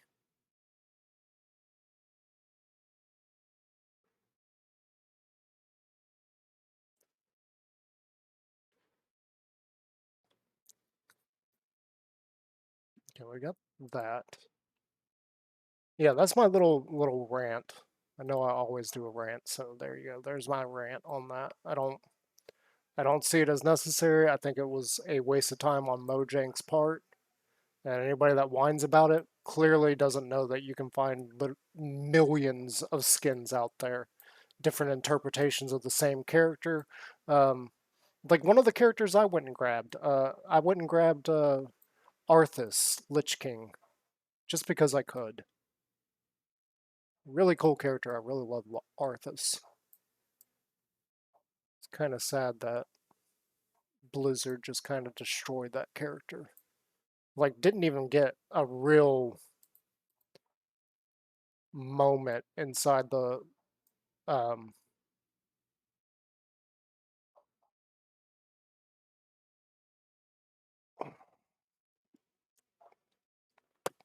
what was the last expansion? I didn't even play it. I was frustrated with Blizzard and some of their changes. There are so many characters that they gave back old abilities, and the main class that I played, who has been nerfed the most in the entire game, did not get stuff back new. And in fact, some of the new things that you could access, instead of getting new stuff, that's where we got some of our old stuff. And I was sitting there looking at that going, why? Like all these other classes got brand new spells, got brand new abilities inside of this one area, and we get nothing new. In fact, we get old stuff back that was part of the kit for the longest that they removed.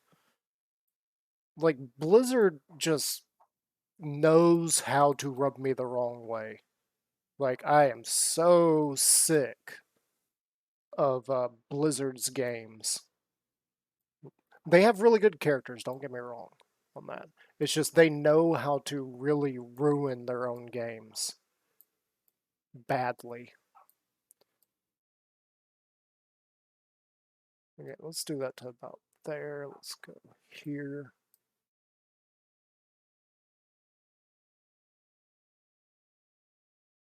And Blizzard is absolutely the worst at that. Especially, like, one of the biggest complaints I've got about Blizzard and how they do their games is constantly nerfing characters that need to be buffed, and then buffing characters that need to be nerfed. Like, the biggest one I saw in World of Warcraft, and this is probably not a popular opinion, but paladins, especially inside of PvP, there was a lot of talk of buffing paladins, and did they ever realize that outside of uh like professional arena battles that paladins were basically immortal? You could not kill them. There was literally no way to kill them. As long as they kept popping bubbles, they were just immortal. And then they could heal themselves up. It was like, come on. Like, I've been sitting here doing damage to this guy for 3 hours, and I hadn't even taken him down 2% of his health. Like, really? The other one was uh, hunters. Hunters, hunters to me were always in a weird spot. Like, they were always far more powerful than they were said to be.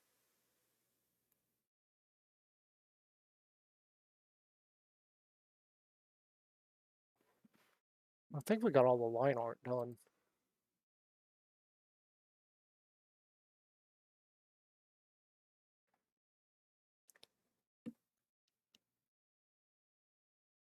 Yeah, yeah, we got most of the line art done. This kind of point just is weird, but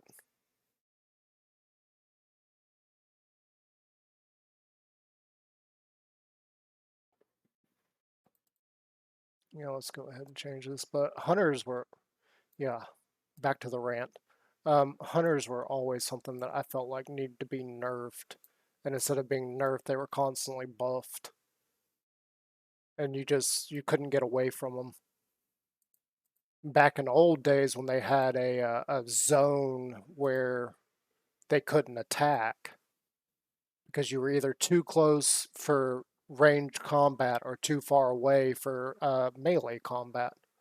Um, I hated that, but it felt good because if you could get in close to them or close enough, you were really putting a damper on them. And at the time, there weren't as many gap closers as there are today. And by the way, Hunter was not my main character. My main character was something else.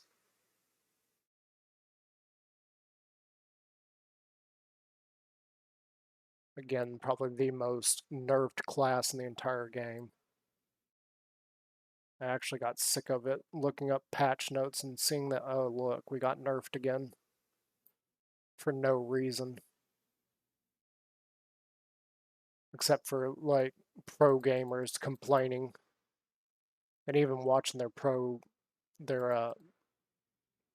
watching their point of view on some of those. I'm just like, you're an idiot. If you did this, this, and this with this class that you're playing, you would actually, like, annihilate them. And in one situation, I actually proved that to somebody.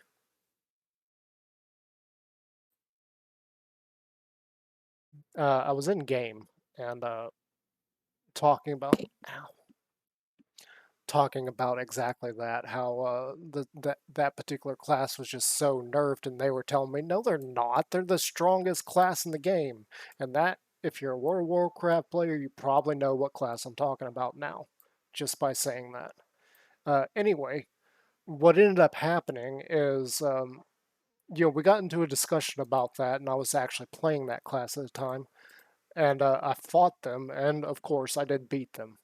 And they were like, "Yeah, see, you're overpowered." I was like, "No, you're an idiot. Do this, this, and this, and you're going to destroy me." And they're like, "No, that doesn't work." And I was like, "Okay, do you have one?" And they're like, "Yeah." It was far more geared than mine was because, people are idiots.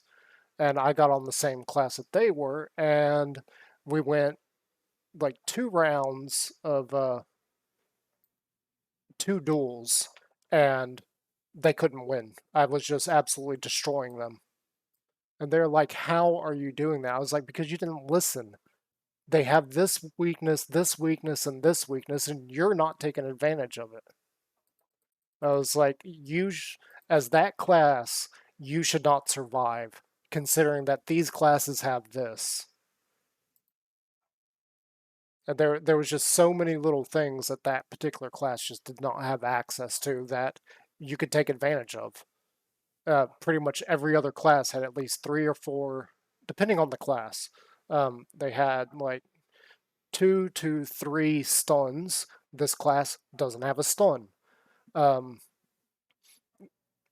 there is another thing, we're not going to talk about that, but gap closers.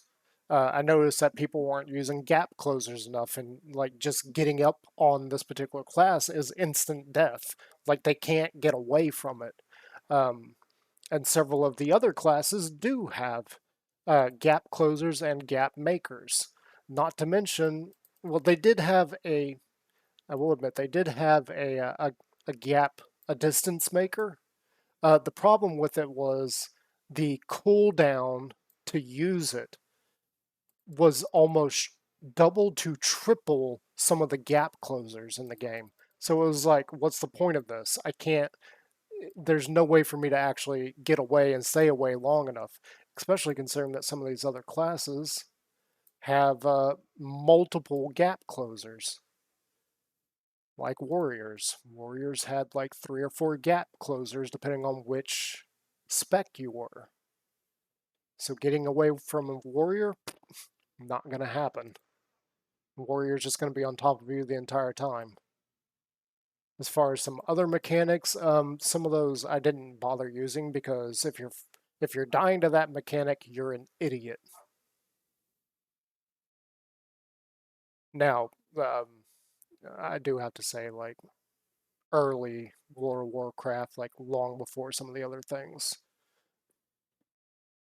that was a big deal. But in the later game, around the time that I actually quit, this arm still looks too small. Um, it actually became pretty dang pointless to use those abilities with major changes from the past. I would get people all the time telling me to use that, and I was like, why? You have access to this, this, and this. It should never work.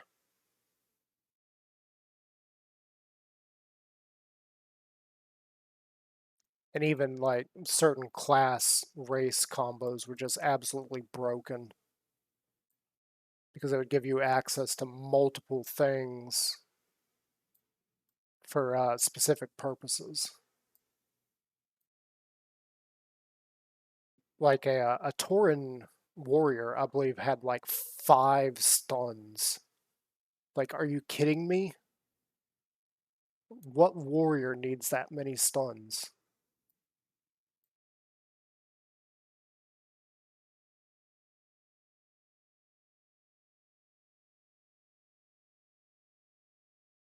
And for those that are kind of clueless, I don't remember the name of the ability, but a Tauren had a race ability that was like a stomp, and it would stun anything near it within a certain radius. So you got that stun, and then a couple of other stuns that they had access to. They would have to do certain things to get some of those stuns, but the point is they had stuns. Not nearly as bad as a rogue, though. Like rogue stun lock it was something that needed to be nerfed. Like that's literally the only time I would see a paladin actually die was to a rogue stun lock. But rogue stun lock would kill anything in the game except for like raid bosses. Okay, we need to start adding some color to this. Okay. Yeah, that's good. That's good. It didn't bleed out. Did not bleed out there. Okay, we're doing good. I think.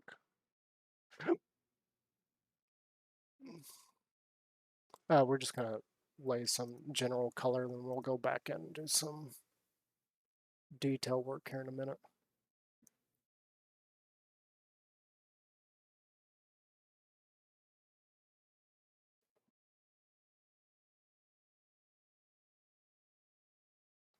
But yeah, just absolutely insanity on that. I never understood why they would do certain things.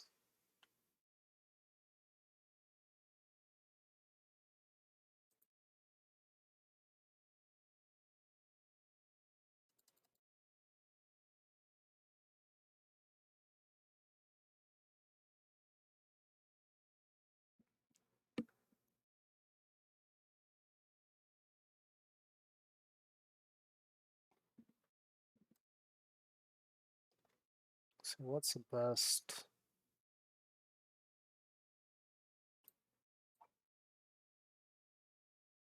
Let's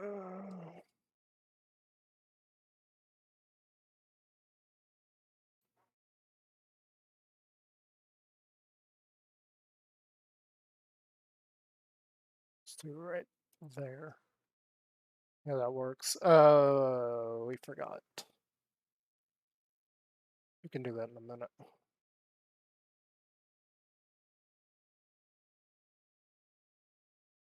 Why did that become black? There we go. Fix that.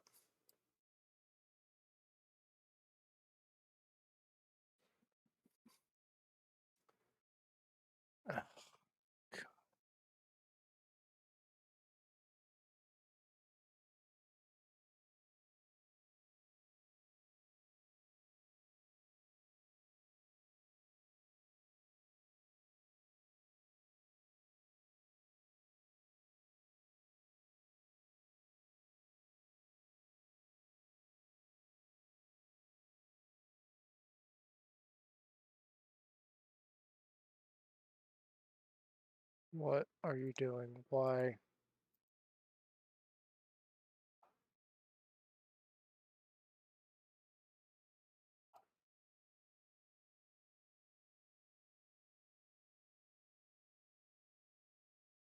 There we go. I don't know why I kept doing that. Okay, and that's still the right color.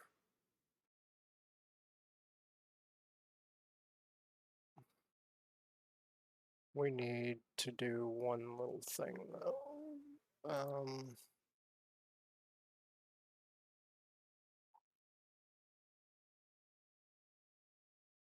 Do that and this.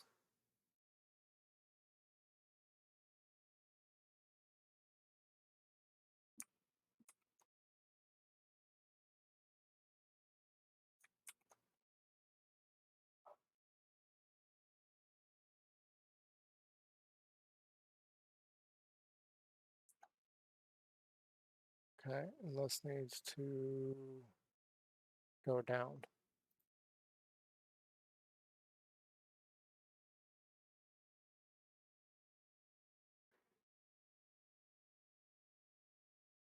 Okay, great. Give me that.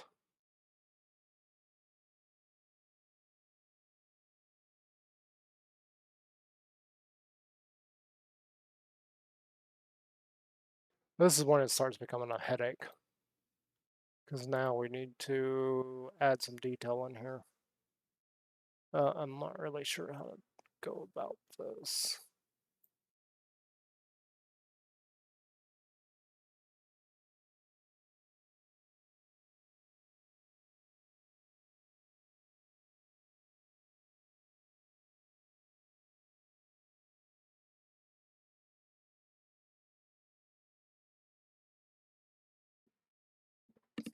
Seems a bit too curved.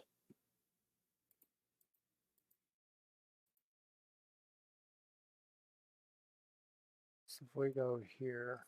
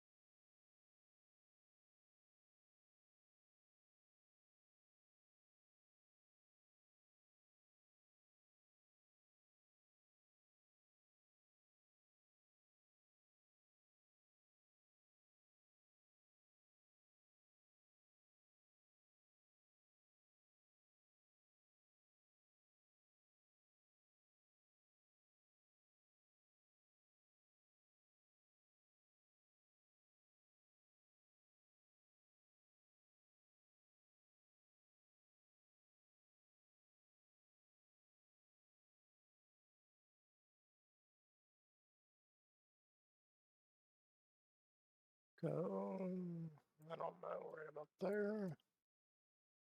Trying to match that curve as much as possible so it looks somewhat correct.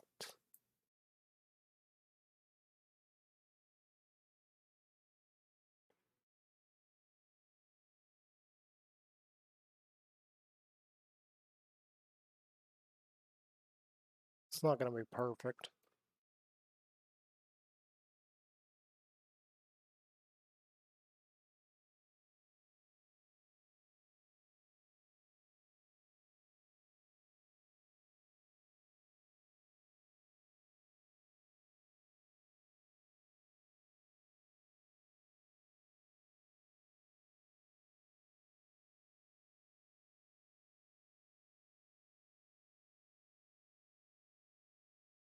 Yeah,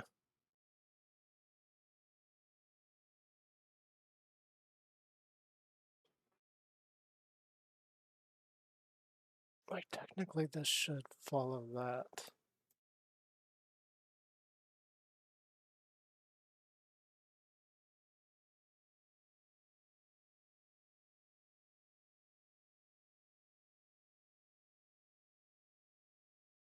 Oh, what have I gotten myself into here? Because this line should be straight.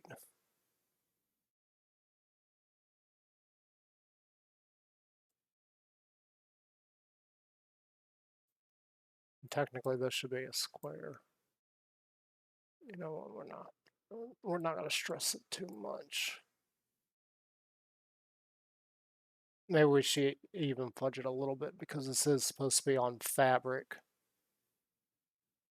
Fabric could be at like weird angles and everything.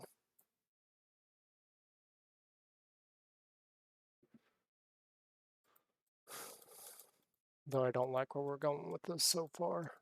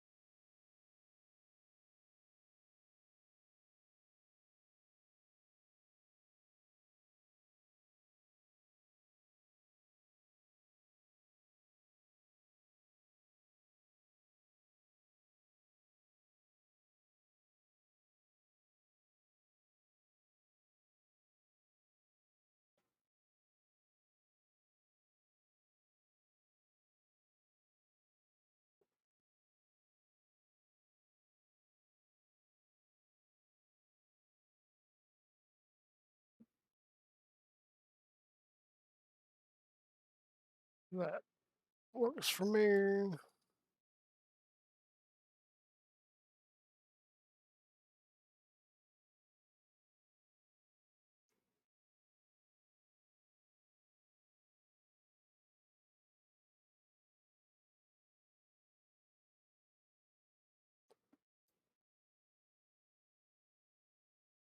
And right through there. Is there anybody in chat? Nobody's in chat. Okay. Oop, wrong image. So I do plan on putting this over on YouTube, and I do have a question for those on YouTube.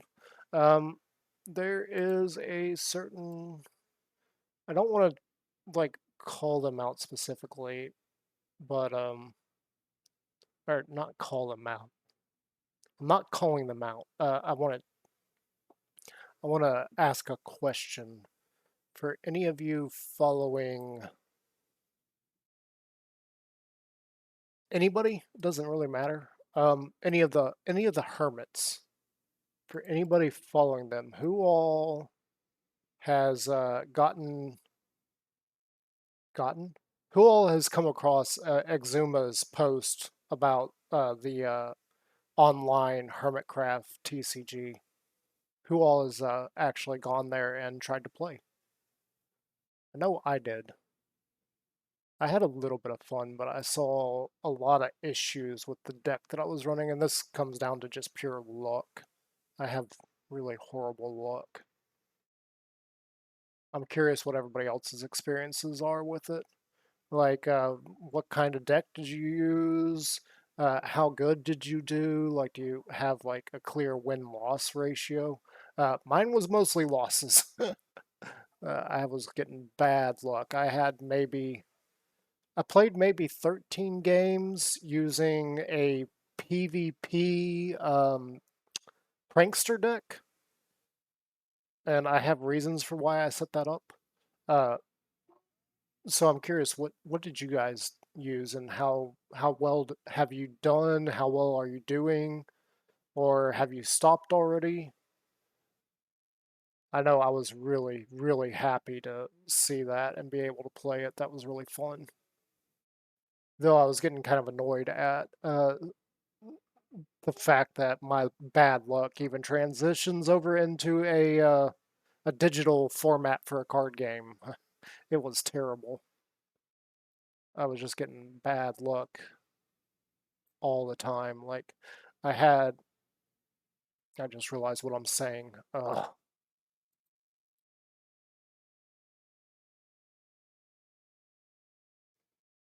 I had 3 or 4 double item cards, like the 2 times it counts as two instead of it counting as one. I had like, said it again. I had 3 or 4 of those in the deck, and I had a couple of games in a row where that was the only item card I got. I was like, you've got to be kidding me. And I only put them in there because I was thinking, like, if I said it again, I was thinking that if I get a certain set of hermits on my field, it would be helpful to be able to power them all up. Clearly, you're never going to get them all powered up. You're probably going to lose 1 or 2 beforehand, especially considering one of the big things that I was seeing was fire damage, especially with Etho. Like his blue fire attack, I was seeing that quite a bit. So my strategy wasn't going to work on that. My strategy was twofold. One, I really wanted Grian on the field to steal any kind of like armors or weapons with his borrow ability. That was my first thought on that. My second thought was Mumbo has a lovely attack that doesn't make any sense to me. I don't know why Mumbo would have an attack that like tripled his damage. I don't know where that came from, but uh, it was something that I was like, I really want to use that. So I had that in there, and then I had Stress Monster for YOLO. Obviously, that's kind of overpowered, especially if you put a Totem of Undying on her, and then she's just like YOLO and lives through it. So that was a really cool thing that I wanted to do, and I actually managed to pull it off like once. Once and only once did I manage to pull it off. And that's not going to be noticeable. Okay, we need to do the same thing over here. So that was interesting. The other fact is I know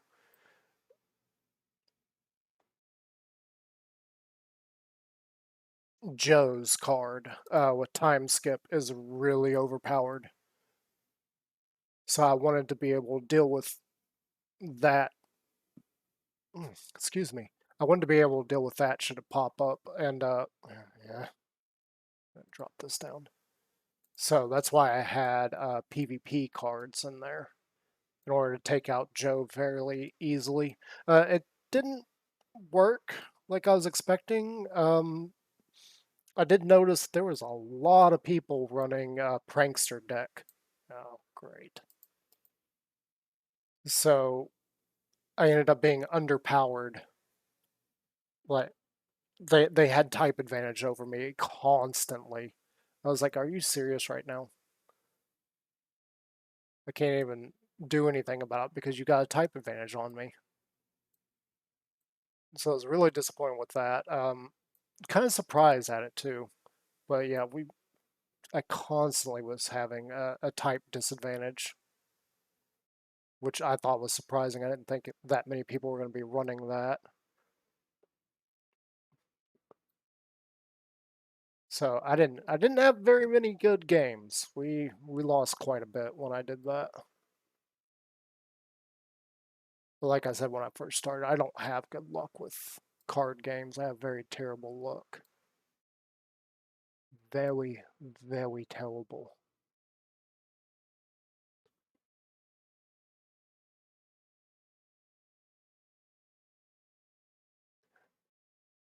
I just realized we're on the wrong layer. That's fine. That's fine.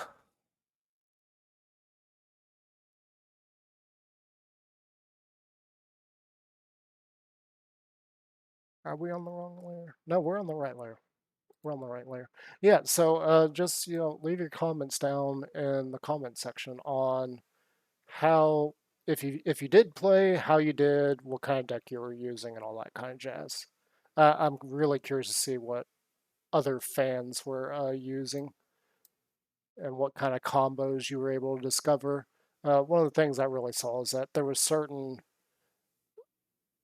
actually being able to look at all the cards. I was kind of surprised at how few types there were.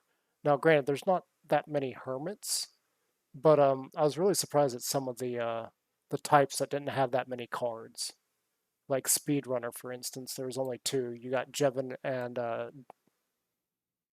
Cubfan, and that's it. I mean, it makes sense, but trying to build a deck around that, um, I'm really curious if anybody has been able to. I didn't really see a way to do that if there's only two cards. And then there was the limits on rarities that I found was interesting to work around because I had an idea for part of my prankster deck and I couldn't do it because I didn't have enough rare cards to be able to do it. Originally, I wanted a couple of the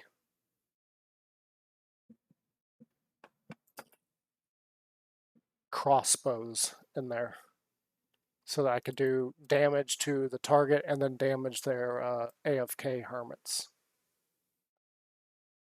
And I also had like health items and things in there, but I was over my limit on rare cards, so I couldn't. I had to eliminate something, so I decided to eliminate the crossbow and get just the bow in there.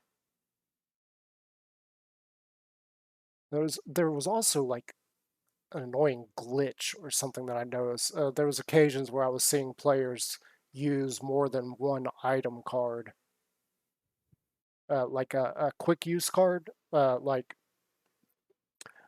TNT. TNT, the efficiency book, or any of the enchanted books. Occasionally, I would notice people using multiple of those. I was like, now wait a minute, you can't do that. And I also noticed a time or two that somebody would do something that the game would not let me do. For instance, somebody was able to attack me with, I think it was TNT. I don't remember which hermit it was, but they were able to do that before selecting their active hermit. I was like, now wait, the game literally would not let me do anything until I selected an active hermit, and you just did exactly what I can't do. So I thought that was odd, really frustrating at times. It may have just been lag, to be perfectly honest. I think it was just lag on my end, but I'm not sure. But it was fun. I did have some fun doing that. I think I played like 13 games. I only won like two. Oh my gosh, I said it again. But yeah, I only won two of the games, and I was kind of done with it at that point. I was like, yeah, this is going the same way as my luck with real life card games. So I know where this is going. I'm just gonna constantly lose. I was like, okay. It was case in point, like people getting exactly the thing they need to defeat your strategy. Um, One example of that was we were both at 2 points each, and I was really low on Hermit health, but I had Wells Knight, his rare with Vengeance on it, and he was down in the red. So I was going to be able to dish out a lot of damage. The problem was that both of my hermits were really low on health and they were much higher on health. So if they chose to attack regardless, they were going to knock one of them out and win the match. And there's nothing I could have done about that. They were going to win it. Um, so the strategy I came up with is I decided that I would equip. I had a totem of undying in my inventory, or in my hand. So I was like, okay, I'm gonna switch out. I think I had the common false symmetry on the field. I think that's what it was, and I decided to switch her out. She was at like 40 health, so the next attack was gonna kill her, and my opponent was gonna win. So I decided to switch her out for Wells Knight, put the Totem of Undying on Wells Knight, and just hope that they didn't attack. Um, the other thing I did was I used a lasso and depowered their character, their hermit. I don't remember which hermit it was. I want to say they were playing some kind of Rendog. Whatever deck involves Rendog. I can't think of what it's called right now. I'm not looking at any of the cards. I'm just going off memory. I think it was Rendog though. Um, so I pulled off the energy on the Rendog and I put it over on Impulse. I do remember that they were using a Boomer type deck, so they had Impulse and Tango in there. I really wish there was a Boomer B Dubs because both the Tango and the Impulse are two different types. You throw in B Dubs and it's a whole nother type, and Tango's abilities were much better than B Dubs, so it felt like to me that Tango and Impulse went together better for the Boomer strategy than Impulse and B Dubs.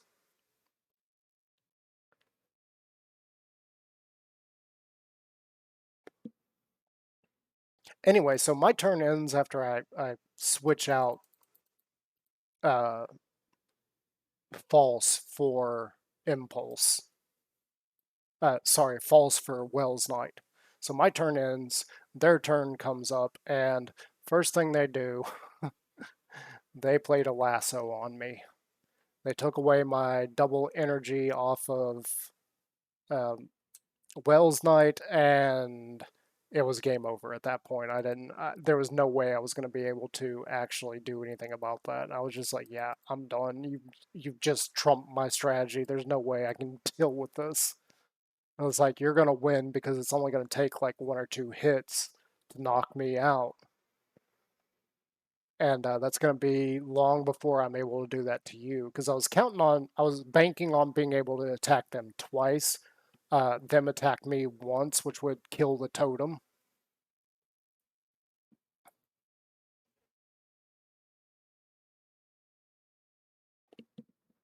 But that's not what happened. They took away my ability to attack. So I was like, well, that's over with. This is... Oh, it's blue in this image. Okay. Just go with this.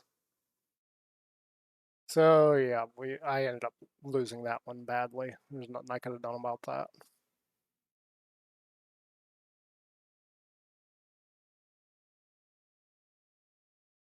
Just perfectly got what they needed in order to stop my winning strategy. Now I don't know if they already had the rope in their hand before.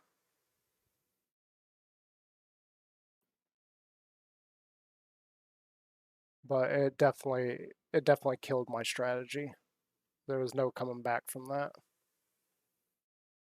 And even before they attacked, I was like, yeah. As soon as the rope came out and they moved my double energy off of Wells Knight onto false, I was like, nope, this is over. I'm done. So I immediately exited, surrendered. I was like, yeah, you just won. There's no way for me to come out of this.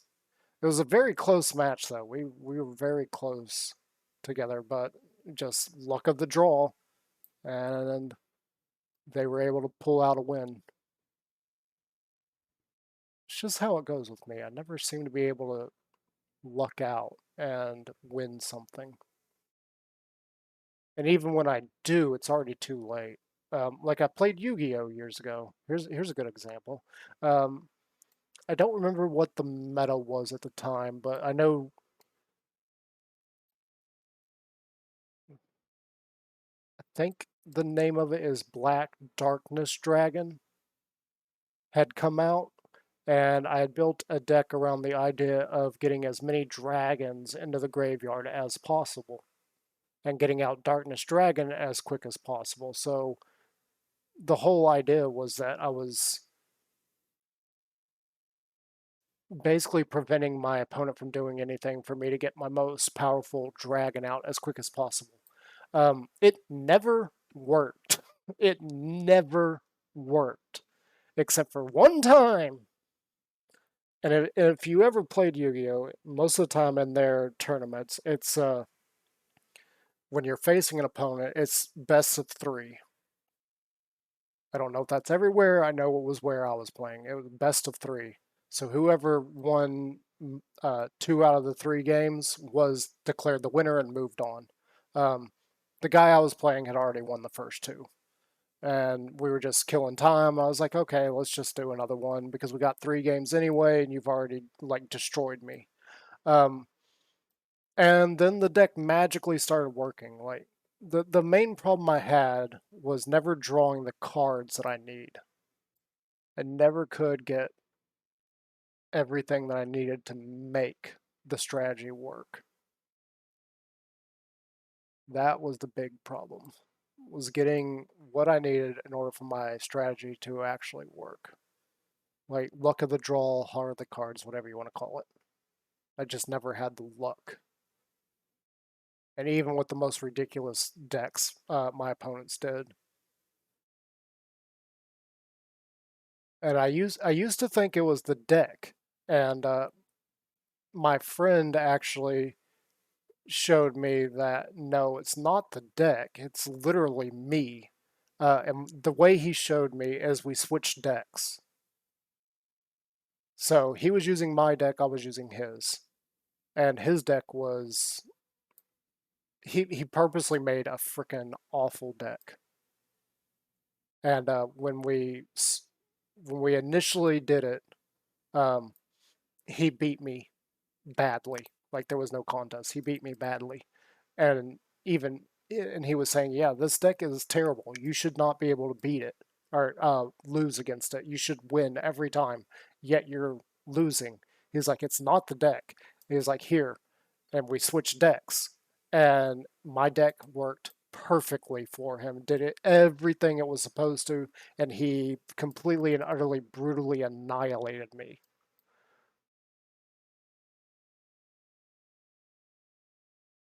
Which is what was supposed to happen because the deck he built was actually garbage.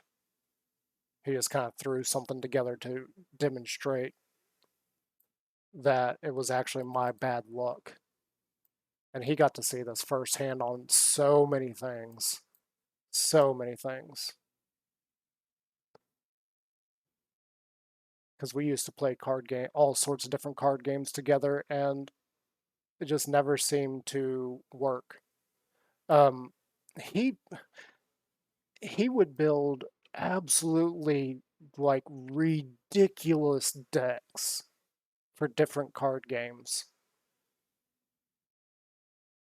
One of them I remember him making was back when the Dragon Ball Z card game was really big. It eventually died out, unfortunately. I spent way too much money on cards for that game. He had built a Pan Blue deck. He is actually the one that originally made Pan Blue. It was a discussion between him and somebody online, and they were figuring out what cards and everything. So he's the one that came up with the Pan Blue deck, if you know what that deck is. Um, Absolutely insanity. I don't remember the exact amount of damage because it's been years, but it essentially, if it was at full power, it could deck you out in 3 attacks. It would literally kill your deck in 3 attacks. It was that ridiculously overpowered. Um, and I was never able to beat it for obvious reasons because the deck was just overpowered as heck. Like the strongest deck ever in the history of card games. It was ridiculous. Um, so we went down to one of the regional tournaments because he was like, I want to take this deck down there. I'm going to win. I'm going to go to regionals, or sorry, nationals, and then probably to worlds. Um, the decks that he fought, and if you're familiar with these, I'm just gonna like say a couple words, and you're gonna know just how screwed he was. First off, he fought Trunks. Okay, if you're not familiar, Trunks is anti-energy. Pan Blue is energy, so his deck was useless. The second one was a Krillin Dragon Ball deck. For those that don't know, Krillin Dragon Ball means that Krillin gets out of combat and collects up all the Dragon Balls in order to win. Because there were multiple ways to win the game. Getting all the Dragon Balls was one of them, and this was a Krillin deck. Krillin Dragon Ball. So he couldn't stay in combat long enough to actually do any damage. And I think his third match was another Trunks deck. So no energy attacks. He couldn't do anything. I mean, he literally had like 2 physical attacks in the entire deck, and that was just because they were draw cards, like something to give him more cards in his hands to do more attacks.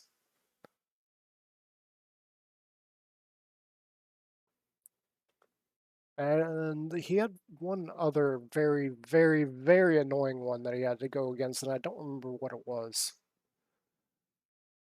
Now, at the time, I was playing a Bojack's ally deck. And basically, what that means is you get multiple characters out on the field being able to deal a lot of damage. Bojack was most commonly, if I recall correctly, he was most commonly paired with, I think it's black was the typing that he was most commonly paired with. Mine was orange, so it tripped out a lot of people.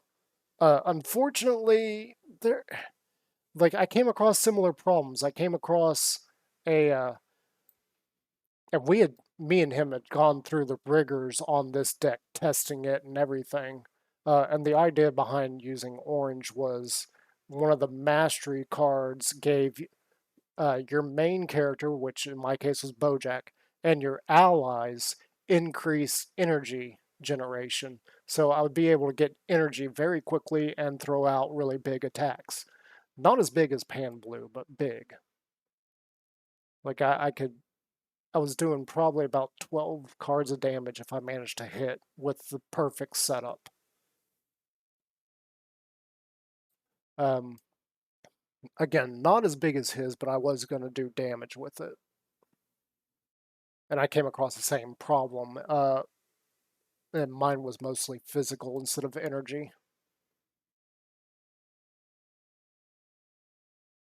Which is not life cards now that I think about it. I think it was a mix of physical and energy. I had more physical, I want to say. No, I had more energy because part of the idea was that I could drain my allies for energy and have them use the attacks.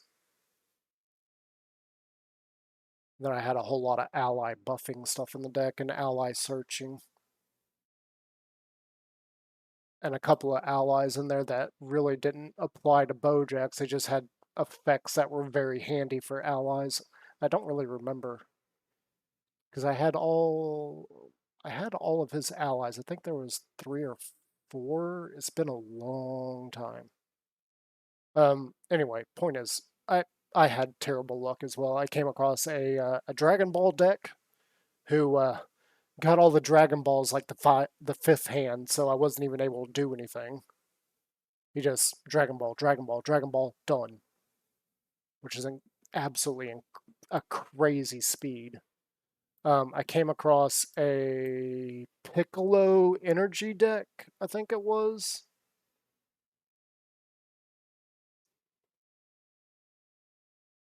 I don't remember. I think it was Piccolo energy.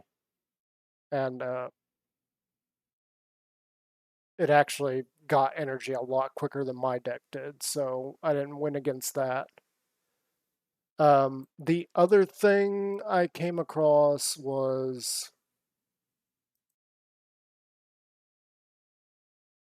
God, I don't remember. It's been so many years ago. I just remember that I got my butt handed to me. I never won a single game. And it was a six game elimination round. So whoever had the best record out of 6 matches went on. Um, he lost 3 of his 6 matches and won 3 of his 6 matches, which was a horrible record.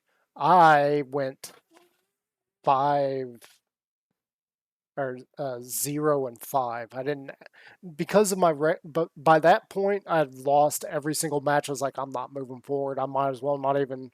I might as well just give the next person a bye because I'm not getting anywhere. Say what you will about that, but the idea was I wasn't getting anywhere. There was no point in getting to the next match because I just flat out had lost everything up to that point.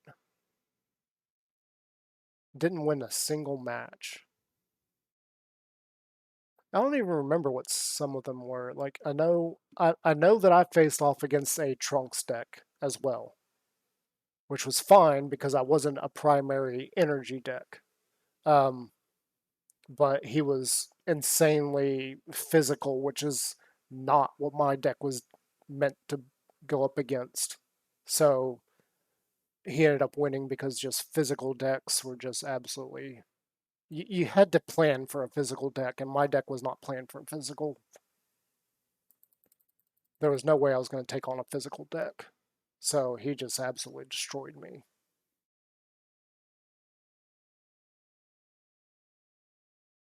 Oh, we forgot. We need to do that too.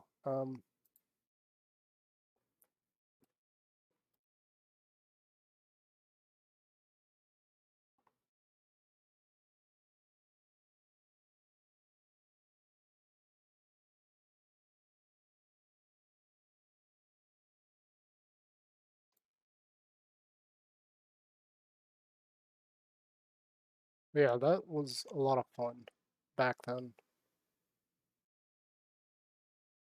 I haven't actually spoken to him in a few months now.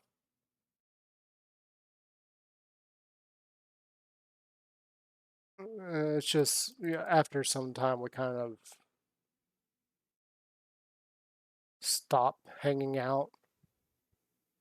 Mostly on me because I left, I went in the military, and I was gone for several years, and I was just outside of the country having a blast, and he was still back here doing his thing.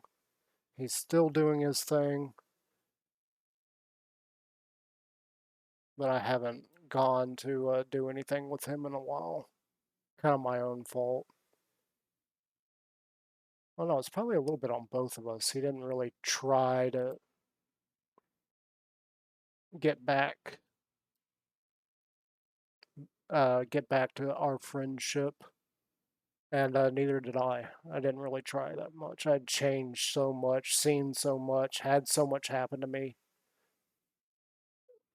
and he really didn't seem like he moved forward at all. He's still doing the same thing, still trying or living the same way he was when I first met him.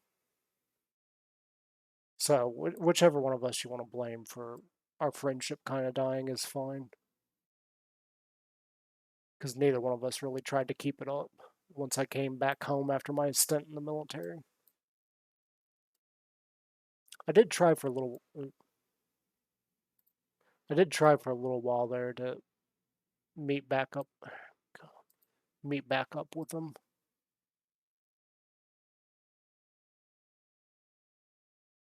but at the time, a lot of shenanigans in my life were going on. I didn't feel comfortable. It was like, because of the military, a lot of things happened in the military. And I just didn't feel like the same person. I didn't feel like hanging out with the same people anymore. That one's on me. I will admit that. That's on me. It's not on him.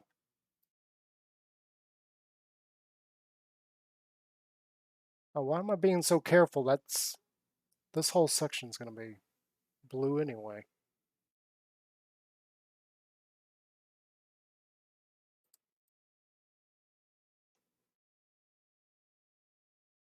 Yeah, great guy. Extreme. Like a lot of my strategy, like me being able to formulate a strategy, is thanks to him and his friendship.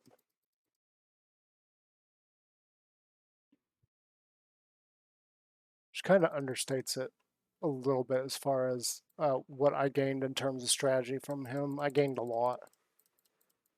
He basically taught me how to piece things together and see things that other people don't. Combinations and avenues of attack that most people wouldn't think about. I've kind of, yeah, on one hand, I've kind of lost that sense. On another hand, it's still perfectly intact. I know with the Hermitcraft card game, the TCG, I didn't really try all that hard. It's mostly because I looked through the cards and I didn't really see anything. I didn't see any uber combinations or anything. It's more like use what you want, and things are. If you're lucky enough, you'll win. If you're not, you're not. It's that kind of card game to me. The, let's clarify something though. I'm not trying to understate what Beef has created. Beef has created a monstrous uh, card game. Like it is epic. Like he did a dang good job. I'm not trying to understate that at all. I am overly impressed with it. Let me clarify that right now. I'm not saying his card game is terrible.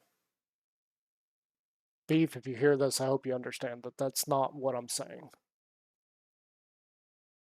Your card game is absolutely amazing. I can't imagine making a card game. Actually, I take that back. I could imagine making a card game because technically I already did. Technically. Um, so one of the to explain, one of the things I took in college was game design, and one of the classes was I don't remember. I don't remember what it was, but we actually had to make a game. We actually had to make a game, not a physical game. This is more like we had to make a tabletop game and get mechanics down, get the board decorated and everything. And I failed that class. I failed my team, but at some point through the game or through the class, we had to present an idea for a game, and the top I don't know, five.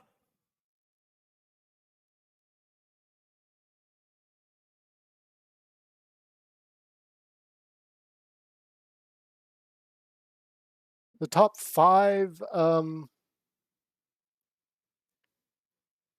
ideas we had to split up into groups and actually make. Um, and my idea was more.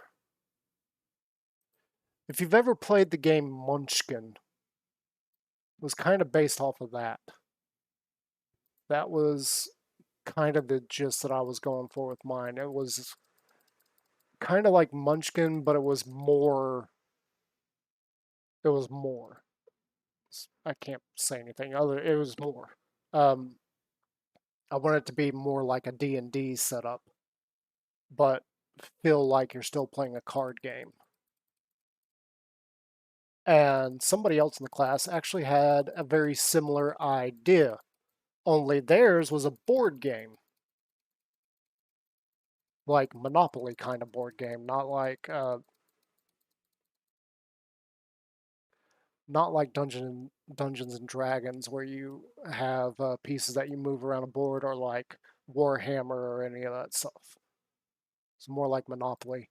So we had very similar ideas, and when it came my turn to talk about whose game I really wanted to work on, I made the statement. I was like, you know what?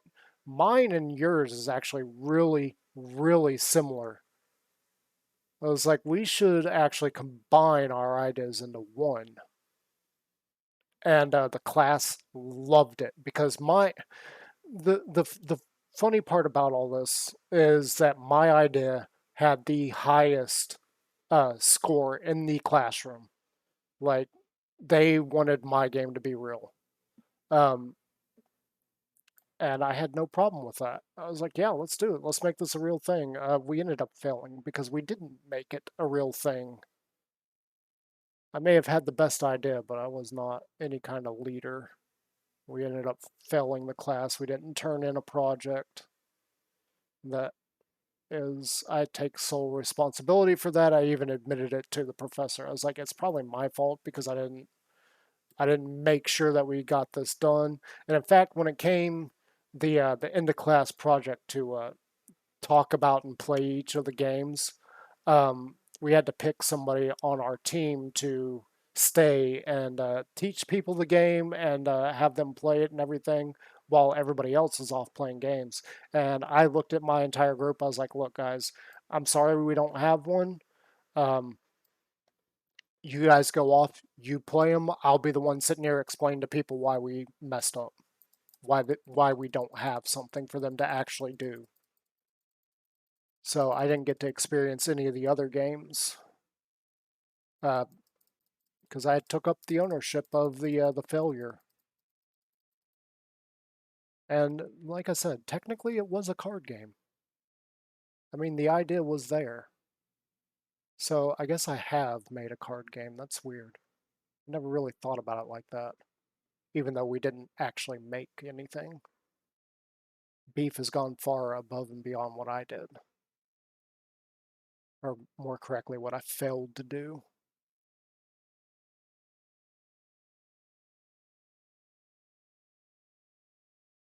It's funny thinking about stuff like that nowadays because failures like that have just become part of my life.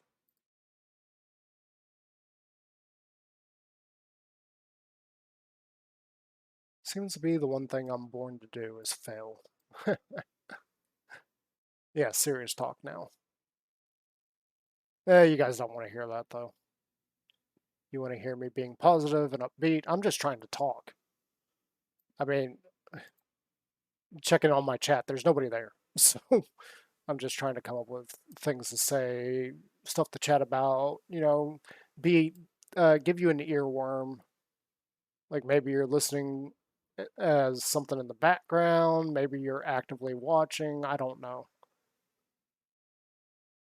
It'd be really, really boring if this was completely silent. And I don't, the whole music aspect of everything, I don't really know at the moment, like what I could play on here as background music while we work. And considering that, again, I don't have anybody in chat, it's not like I can just start up a conversation. We got something to talk about. I have to come up with stuff. Like somebody asks me a question and then it turns into a full blown conversation. You know how it is. Instead, I've just got to talk to myself, basically.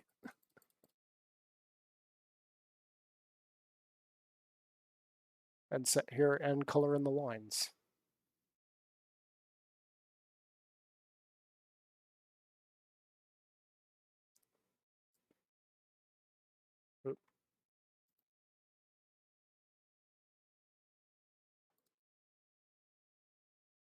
Something I forget to do when I'm doing this kind of stuff is just constantly click. That way, if you do make a mistake, all you gotta do is undo one little mistake. You don't have to undo a whole area and restart.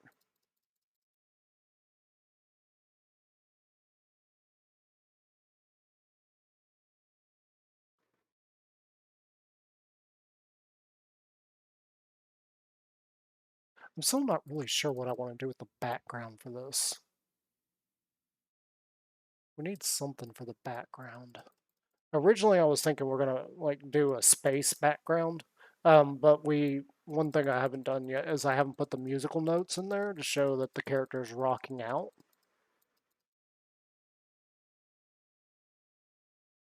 And the musical notes, unless we do like a different color, like make them gray or something, they're not gonna stand out against a black background. So I'm not really sure at the moment what I want the background to be. For now, we just need to get this. Ow. My hand's starting to cramp. For now, we just need to get all this colored in, and I do need to do a quick Google for skin tones as far as like hex codes and all that.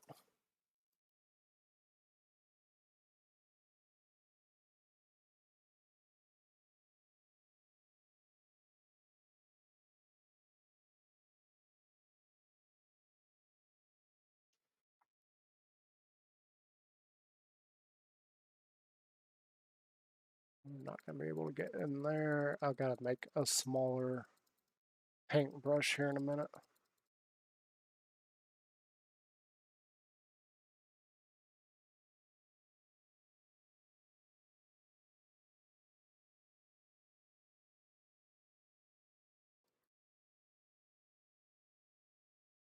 And this is part of the process, just going in, adding foundations of colors, and then you go back, you add details and everything. It's like, I know how this works, I just don't do it that often because I'm not very good at it. And I know what you're probably thinking. Practice makes perfect. Actually, no, practice does not make perfect. Perfect practice makes perfect. So if you're not practicing something perfectly, you're going to give yourself bad habits. And it's not going to be good. So if you aren't doing stuff perfectly the first time, it's just going to be bad later on. Okay, I need to Google a skin tone.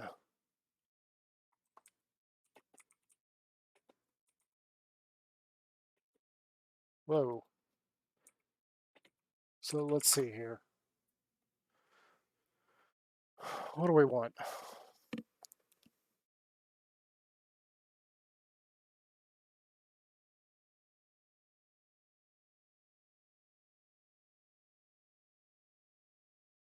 What do we want?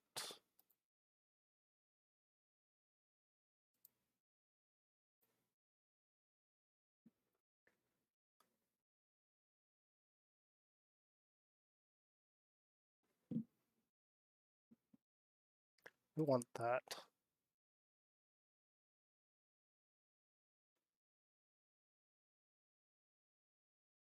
Okay, let's give ourselves a new layer right here.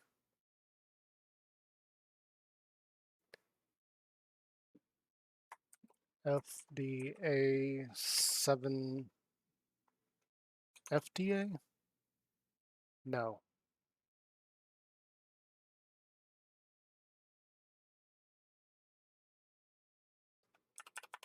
FAE 7D 0? No. FAE FAE 7D 0. 7D 0. I kept hitting O instead of 0. Okay.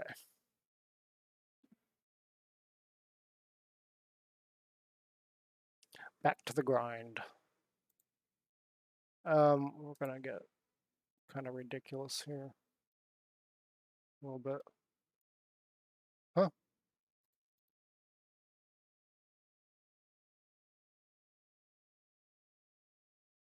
No. Oh. Alright. Alright. We gotta do this way.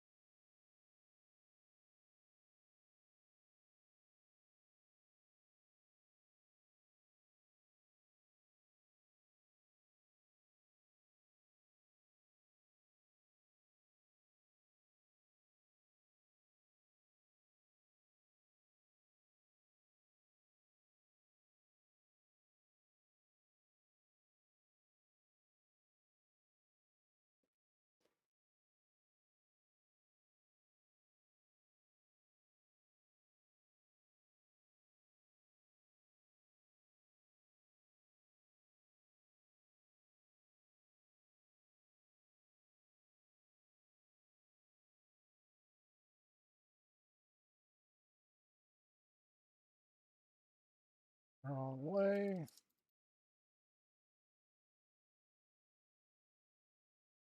Oh my gosh, did it again.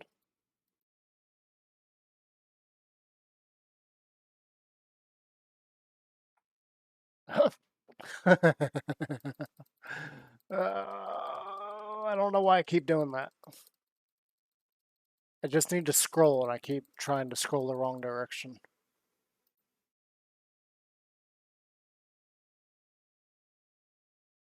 I mean, there's probably easier ways to do this. For now,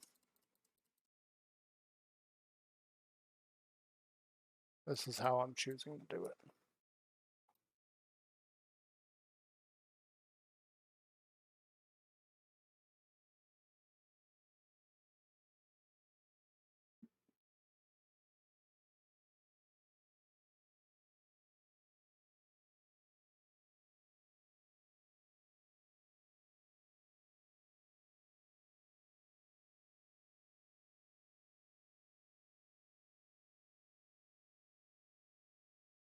And I don't think we're gonna actually go in and do any like shading or anything.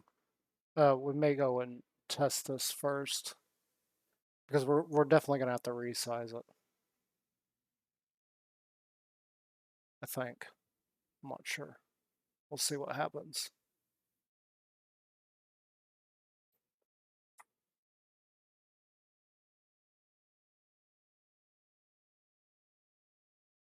And yeah, I'm actually like concentrating now, so I stopped talking. I don't really know what else to talk about.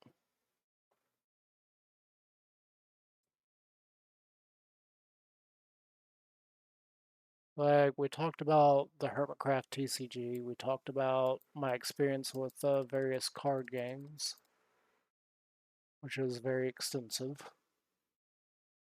Well, we only talked about a couple of card games, but that's beside the point.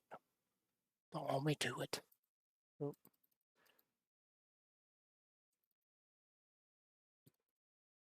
We did talk about my history with college and art and all that.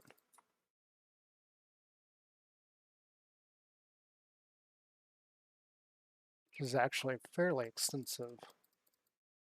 Because I live in an area that just doesn't really care. There's like no places I can go and work over here. I've thought about moving, but moving takes money. I don't have money. If I had money, I would have Photoshop.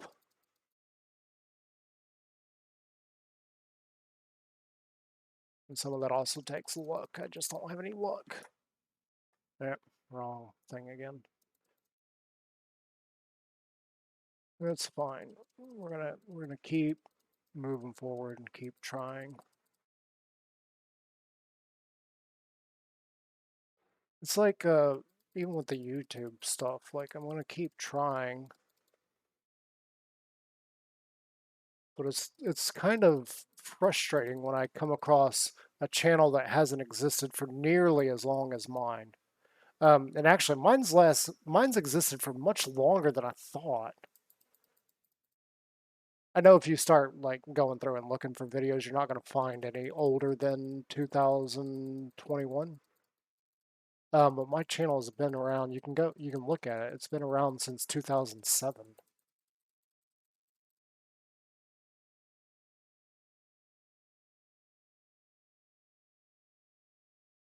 I'm still kind of shocked by that. I didn't think it'd been around that long. I may be reading that wrong. I'm not sure.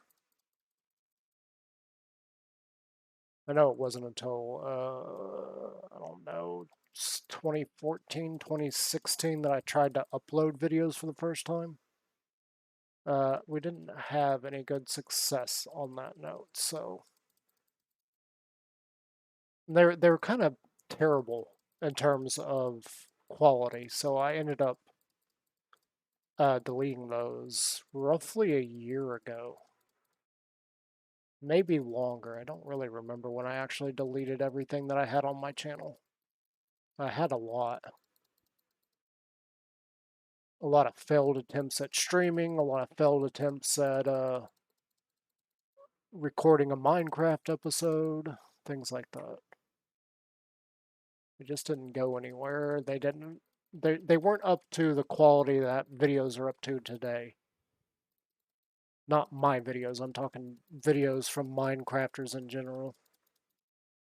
Like one such channel that has frustrated me with their success is Prismarina, who does videos based on empires, SMP.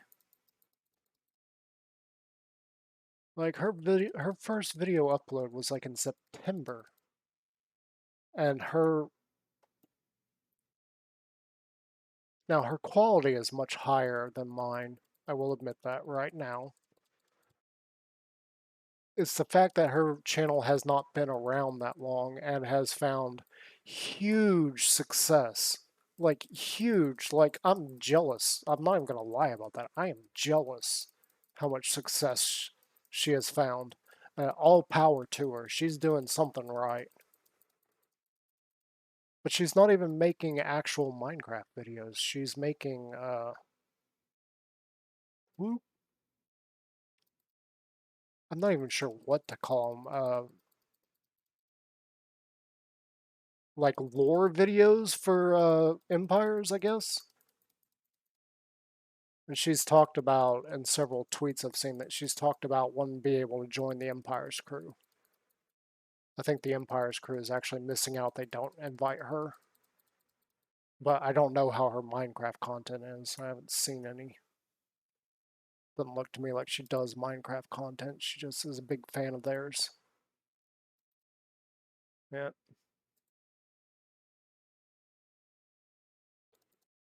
And her videos are really good. Like, I highly suggest going and checking that out. Like, they are extremely entertaining. Like, I really enjoyed it.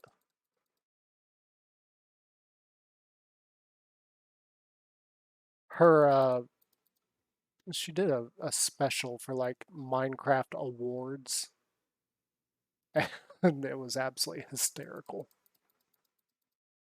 Like, it was great, especially with Solidarity Gaming's portion. Like, that made me laugh hard.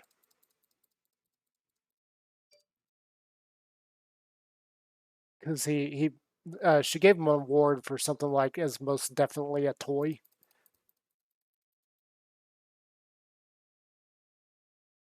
And it was hysterical listening to him read that off. And he was like, now, wait a minute. What am I here for? To give myself an award for actually being a toy? It was great.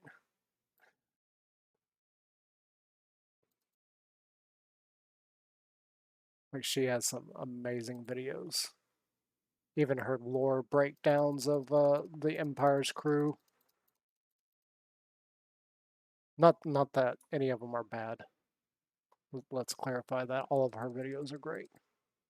Really impressed by them.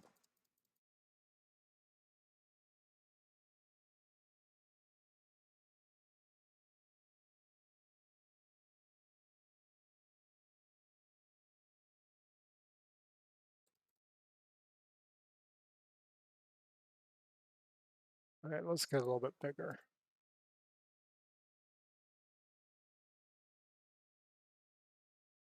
Even if we make a mistake, we'll probably do the hair layer over the top of this one.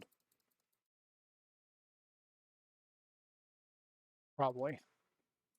We'll just have to see what comes our way. Um, right here, we can only go to about there. Definitely gonna have to get a smaller brush out to get into this.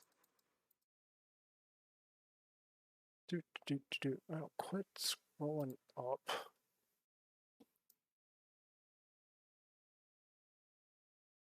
Yeah, her stuff is really good. There was another channel that I came across recently who who only started putting out stuff late last year, similar to Prismarina, and the amount of follows and subs like just baffles me. Like, my channel's been around for a while with videos on it. Now, granted, like I said, I deleted a whole bunch of that content recently. But it's been around, and I haven't found any luck with pulling in viewers and subscribers and all that. No luck. Zero. This channel's barely been around. They had, same as Prismarina, they had like, I don't remember, very few videos. I think at the time when I first noticed Prismarina, she only had 13 videos at the time. And I was like, she's only got 13 videos. I said it again. Ugh. She's only got 13 videos, and her popularity dwarfs mine. Like, what am I doing wrong? And I don't know. I still don't know what I'm doing wrong. It's like the streaming portion too. So I've been on Twitch streaming for years. Um, not that good at actually streaming often. It's probably part of the reason why I don't have a set schedule for streaming. I just do it when I feel like it, or do it when I feel like I've got time. So people being able to find me because of a set schedule, I understand, is not very likely. But the point is that I've been doing it for a while, and there are people everywhere. And the idea of somebody coming across is not unheard of. I've had people in stream before. I've had conversations with people, but it's few and far between. It's like, God, I said it again. Ever since I saw that earlier today. Um, I want to say every 20 streams I do, I'll get one visitor, one person to chat with the entire time. And even more recently, that has been kind of even less so because I don't have a dual monitor set up now. When I did have a dual monitor set up, I never had people. Now that I don't have a dual monitor set up to allow me to see chat, I've had people every 20 streams be in chat. So it's interesting to me that, now that it's interesting to me that I don't seem to be able to find any form of success. Um, and without actual people like being like, "Hey, yeah, this is why we like you. This is why we watch you," or "We didn't watch this one." Like, I'm not getting any feedback. I don't know what stuff is successful for what reason. It's like one of my Minecraft videos. We had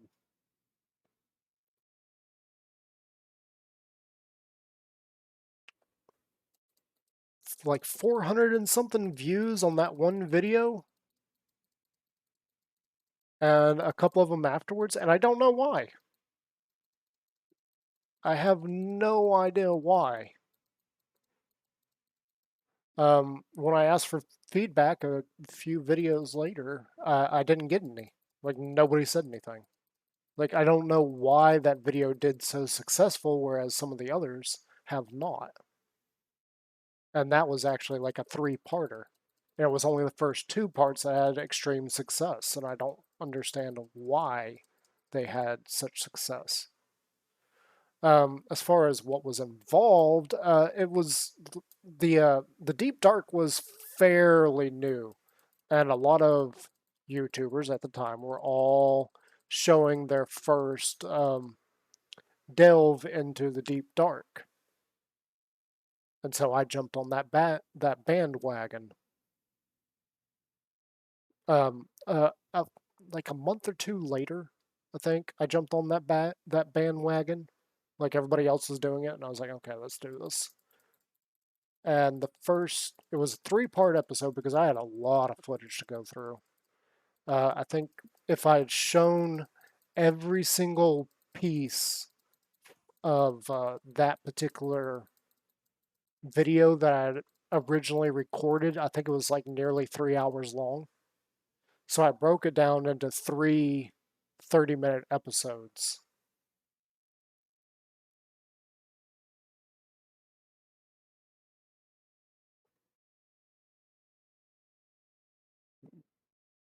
because I had to. I had to make it short. Like nobody's gonna watch. Well, I don't. I was gonna say nobody's gonna watch a Minecrafter for 3 hours. Um, yeah. Have you seen a stream lately? People stream Minecraft for several hours. So yeah. Nobody's gonna watch me for that long because they don't know me. They don't know what I'm about. They don't know what's going on. So it's like they need to have a grain of salt with me first. Get to know what I'm about, watch my stuff, see, okay, this guy seems legit, or this guy's trash. I don't want to watch him, which I feel like happens a lot. I feel like that does happen quite a bit, which is weird because I feel like things are about to change and things are going to get a lot better real quick.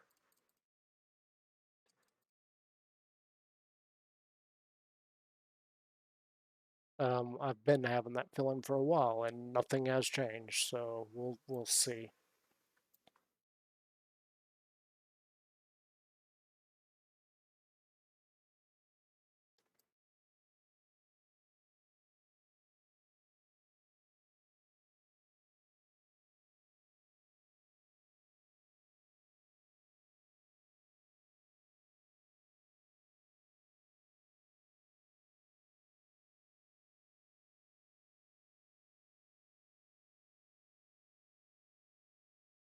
I want to go to this layer real quick.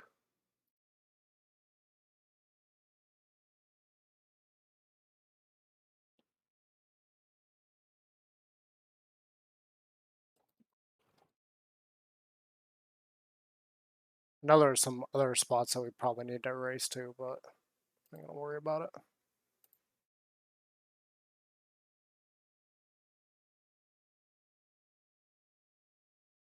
And we still need to put our music notes in. This is taking far longer than I thought it would. But oh well, that's what you gotta do for your art resource, especially when you're doing stuff alone. You don't have resources to be able to be like, hey, can you make this for me? You gotta make it yourself. It's fine. I have no problem doing that. Because this is the kind of stuff I like doing. I just wish I was getting paid to do it.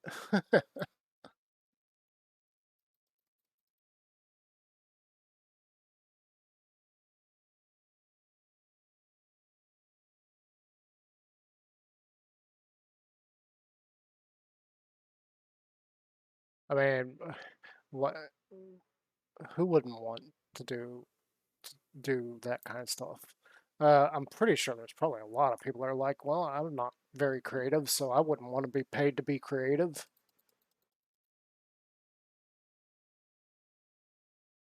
Oh yeah, we're getting there. We're getting there. Oh, my fingers are starting to hurt. I'm clicking the mouse constantly.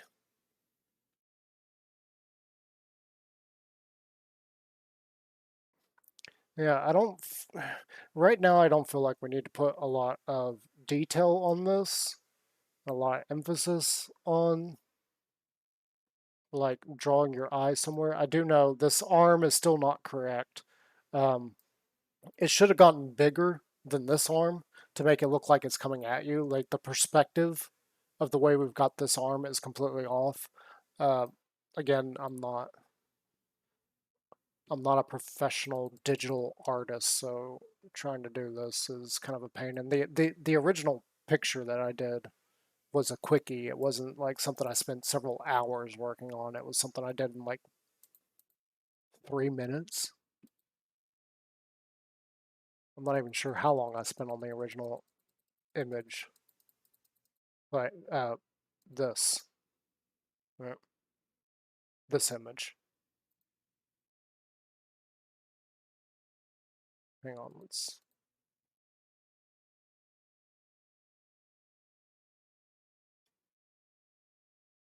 go away. This image right here. I don't remember exactly how long I spent drawing that. It wasn't very long.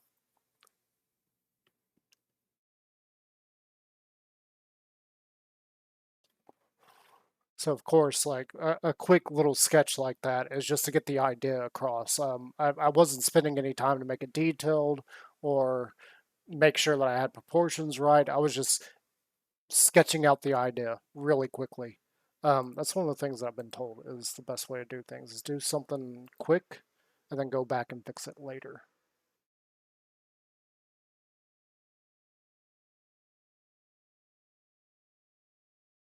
Or go back and do a more detailed version of it. Like get the idea down first and then go and really work on it. Which is kind of what we're doing here, kind of. We are rushing it a little bit, which is why things are still not quite right with it.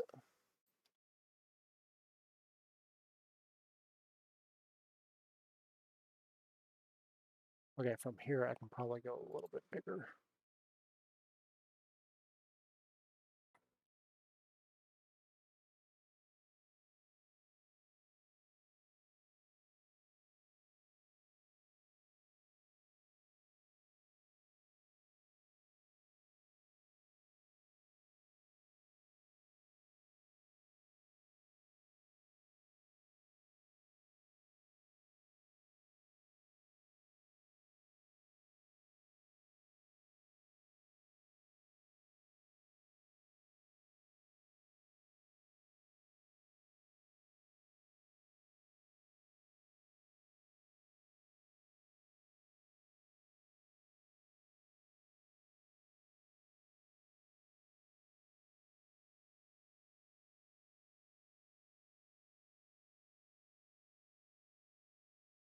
Just realized that elbow is still kind of off. And here's another fact, like, oh god, I said it again. We're gonna have to.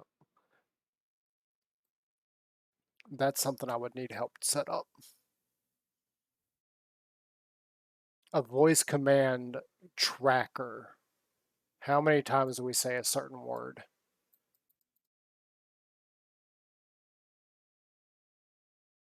If anybody has been keeping track of it throughout this entire video, throughout this entire stream, let me know how many times I've said like.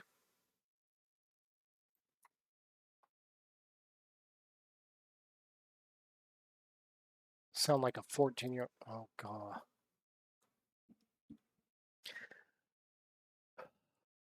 I sound like a 14-year-old girl saying that constantly. Like this, like that. Oh god. I gotta cut that out of my vocabulary. I don't even know why I do that. Just one of those things that subconsciously I just use that word constantly. And anytime I see something about somebody doing that, I laugh. And then immediately I start doing it again. I'll go through phases where I don't do it. I'll hear it, and then I'll start doing it all over again. I can never get to the point where I'm not doing it. Ever. It always creeps back up on me. That's fine. I'm not going to worry about it there. It's barely noticeable. I imagine if we have to resize this entire image, you're not going to see it anyway.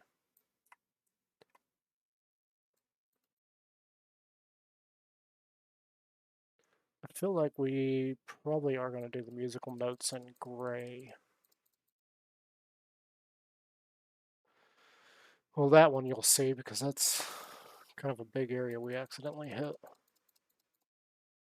There's a little strip right there, but we're not going to worry about it.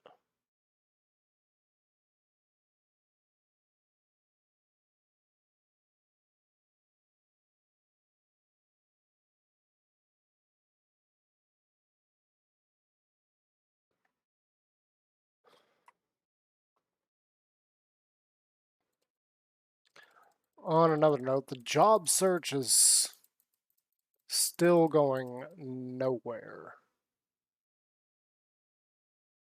And that's not good. I'm at the end of my rope. I was really hoping to have found work already, and we haven't. And considering some of the places we've now been applying to, you would think that I would have heard back from them already. So I don't know what. Oh, great. I don't know what that means.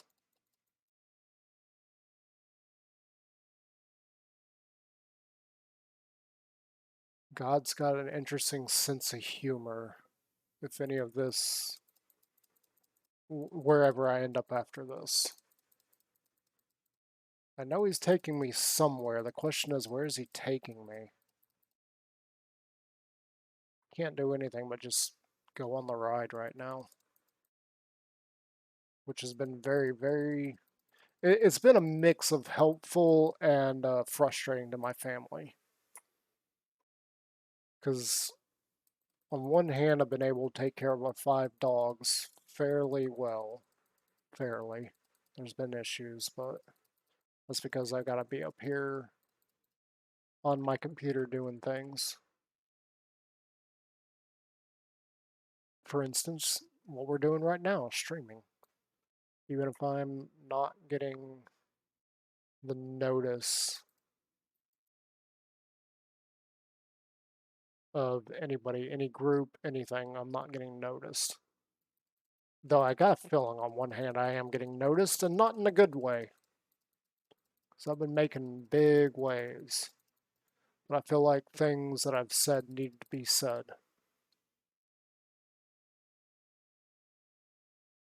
You know, when it comes to content creator and influencers, there is a level of responsibility that I feel like I'm not going to stress that I just said it. Anyway, I don't see them taking a lot of people taking responsibility on the things they said. They feel like, you know, because they are this big person, they can say what they feel that agrees with the masses and not really think about what they're actually saying, what kind of message that sends. Oh, great. And to certain people, I have made big waves by pointing them out. Hey, watch what you say. If you're going to be an influencer, you need to not say stuff like that because you may give off this kind of impression.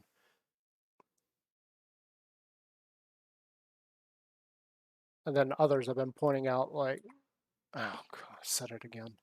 Um, Things that I disagree with, like, said it again. People were freaking out about Elon Musk taking over Twitter and freaking out and being like, hey, if Twitter dies because of Elon Musk, go here. And I laughed at them. And I flat out told some of them, yes, because this man is so evil, so hideous. He's trying to correct mistakes made by the original owners of Twitter, by the employees of Twitter, and correct some mistakes. He didn't buy it just to have it crash and burn. That'd be the equivalent of buying a Bugatti just to blow it up. Like, why? That's a waste of money. You guys need to use your brains, if you have any. I know quite a few of them talk about... They make comments about having very few brain cells, and after seeing some of their comments regarding Twitter, regarding a lot of other worldly things going on, I feel like, yeah, you really don't have that many brain cells, do you? And again, we're making waves here, but things like this have got to be said. Somebody's got to hold.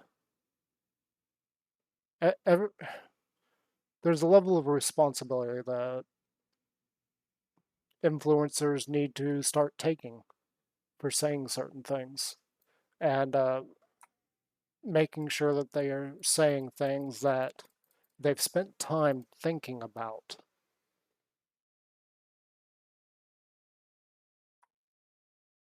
I was one of those that I was all for Elon Musk buying Twitter because there was some things going on. Like I noticed even my own tweets getting deleted at times.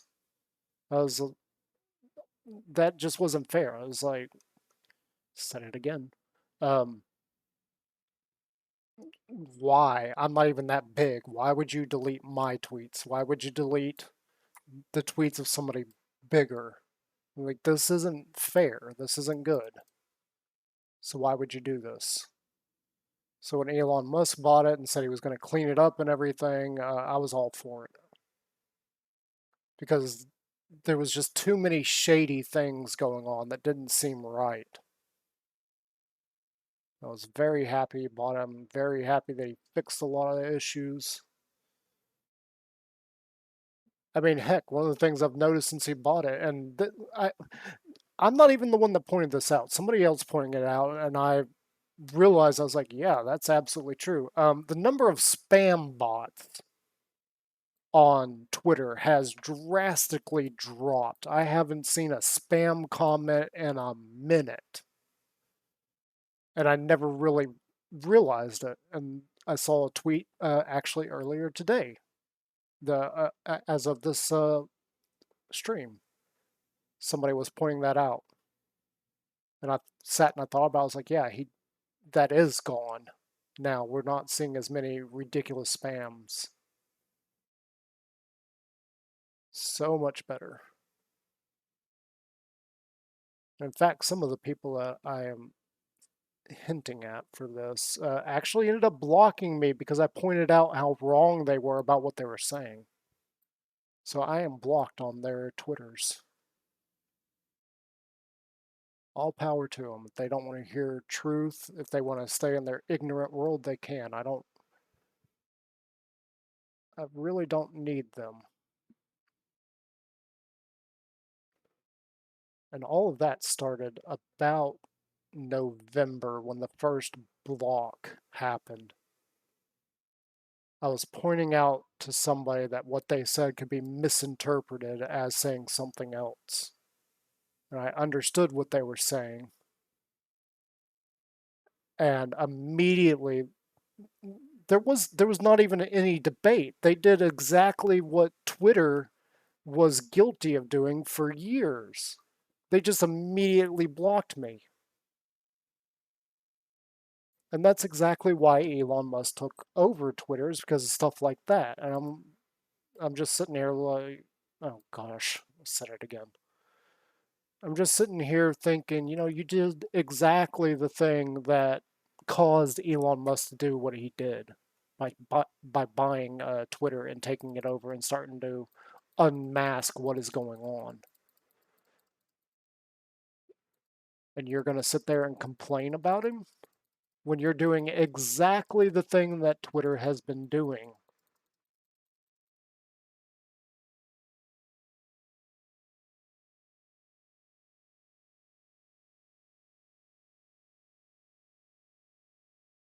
I mean, you're not part of the solution, you're part of the problem. Get over it.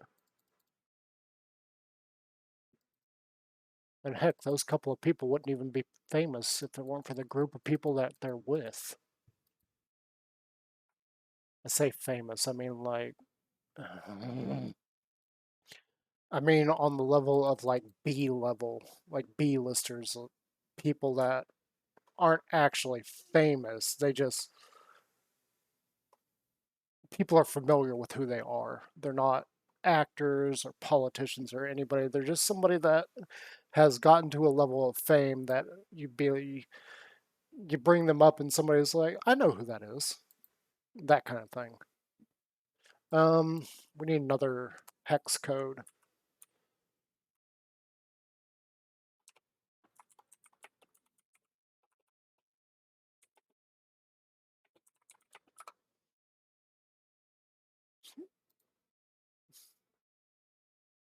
3D2314. We're gonna go with that.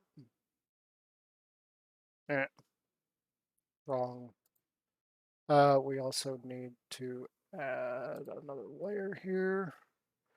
What did I just say? 3, 2D,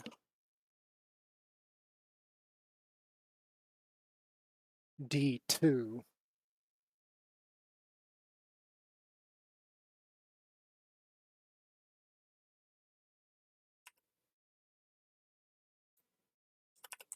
D2314.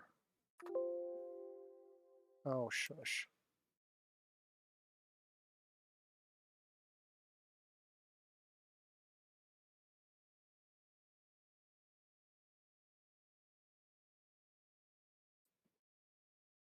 Hmm. Let's go.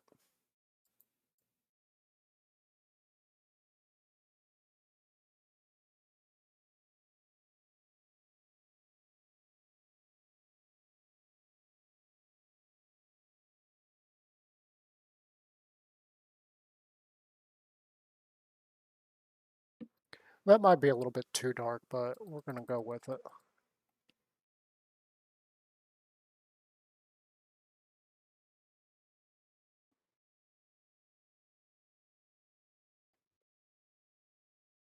Oop, wrong. Oh, God.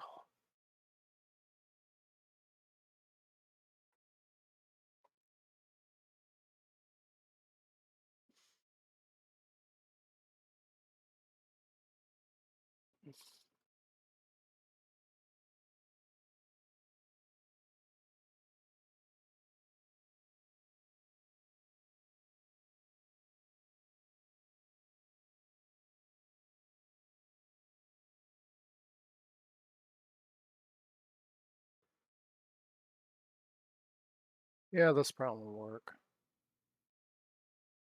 It's more of a walnut brown, but it'll work.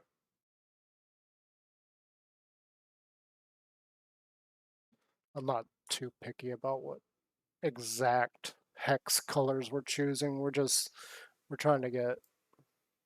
I would like to get this done before the end of the stream. I don't know how long we've been streaming though. And I said it again. Good grief. Sounds so unintelligent every time you do that. Just goes against everything I am. Which is kind of arrogant too. I think I even put something like that. Oh god. I think I put something like that on my.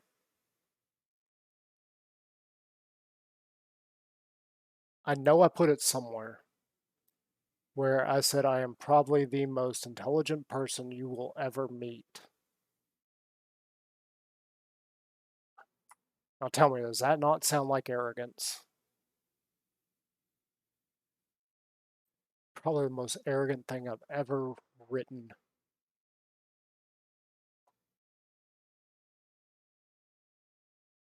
I'll let you be the judge of whether or not that's true.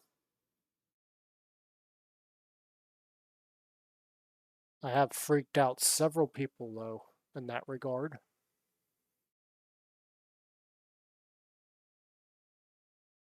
Several people. One of my favorites was freaking out a professor. I feel so bad for not passing his class. I was such an idiot. We're gonna leave that. I'm not gonna care. Um, okay, let's tell the story. So I had statistics for the second time years ago. The first time I didn't really know anything, and I did horrible at it, and I ended up failing it. The second time around, I should have passed it. Like, there's no reason why I shouldn't have passed it. And to give you an example of why I should have passed it, I was in the classroom. Professor was going over one of the equations, one of the problems, because a lot of the students in the classroom had an issue with it. And they didn't fully understand it. And I was sitting there looking at it, I was like, this is the same thing we did yesterday. I was like, that's just them. I was also taking some more graphic design classes at the time. And I decided to pull out my sketchbook and start working on one of the ideas I had while they were going over that, because it wasn't anything new. We'd already gone over it. We went over it the previous day. A lot of the students had problems with it. I did not. And he noticed, and he called me out in front of everybody and told me to answer the question. And I rattled off the answer. It was not the same problem as the day before. It was a very similar one. And I rattled off the answer and went back to what I was doing. And I literally felt the whole classroom turn and look at me. And even the professor just sat there in shock and looked at me. And then he went, "How did you know that?" I was like, "It's the same problem as you went over yesterday. I just adjusted for these numbers, and that's the answer." And the reason, so the rest of the class looking at me in shock that I was able to answer it was not anything surprising. The reason the professor did it is because I didn't pull out my calculator and just rattled it off to him. Um, it was a great moment. I loved it. It was absolutely hilarious. I spent the rest of the class actually sitting there with my sketchbook out as he went over the previous day's um, equations and tried to help everybody else out in the classroom understand it. Now, before you start rattling off things to me, note that was several years ago. That knowledge is gone. I'd have to have a refresher before I could do that again. I'm just going to tell you that right up now. Usually, things like that, like when I'm learning it, is when I know it the best. A few years later, it's just gonna go right. I'm not gonna be able to answer you. I'm just gonna admit that right now. So you can believe that story or not. Obviously, with me saying that, it's gonna be like, well, then that doesn't prove anything. Yeah, I get it. It's fine. You can believe what you want, but trust me, that did happen. It was one of the crowning moments for me in my life. I absolutely loved that moment, especially the look the professor gave me. I'd only seen that look twice, um, while the whole rest of the class was like, "Wait, what?" The professor was like looking at me like a genius. A genius is sitting in my classroom. He was just in utter shock that I was able to rattle off an answer to a question without pulling out a calculator. Um,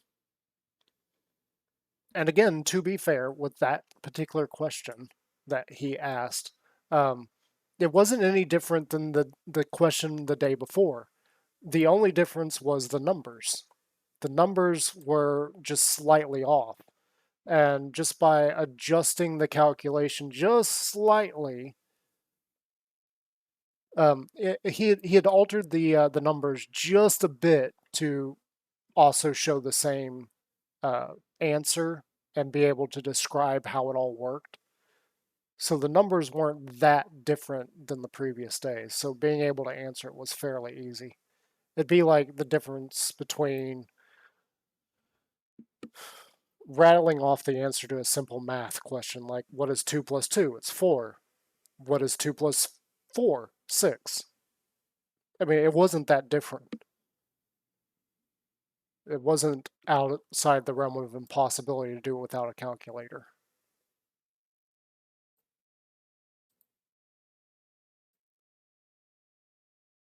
I remember from that moment on, the rest of the class just kind of stayed away from me.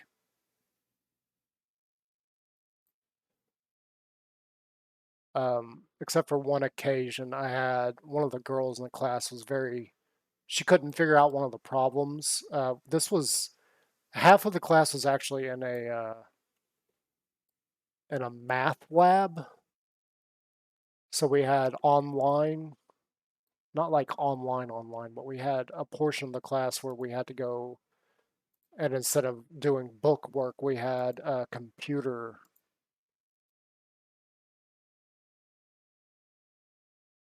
I don't even know how to say that. We had a portion of the class that was completely and utterly on a computer.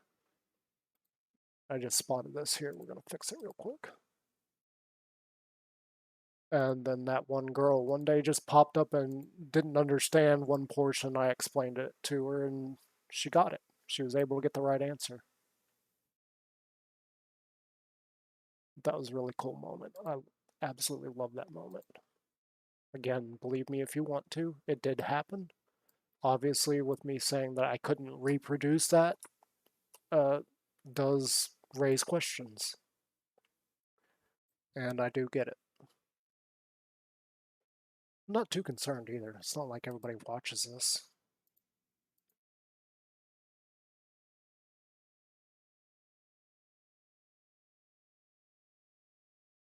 You know, to this day, I actually don't know how I was able to do that either.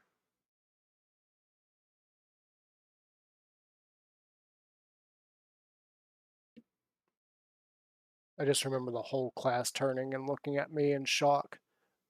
I also remember that class started off full, and when that event actually happened, we were down to half. The very next day, we were down to like 7 people. It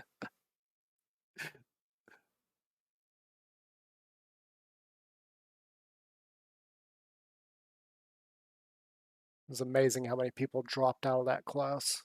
It started off completely full. Like, I said it again. There was no empty desk in that classroom. I think it had 9 rows. I think each one of them, so 81 possible seats in there, maybe? I don't remember. Because I do remember that he made us, the first couple of days until he learned everybody's names, he made us sit in alphabetical order. And I was sitting in, I think, the third seat on the third row. Okay, don't hold me to that one because that was, when was that? 2014? Was that 2014? I think that was 2014.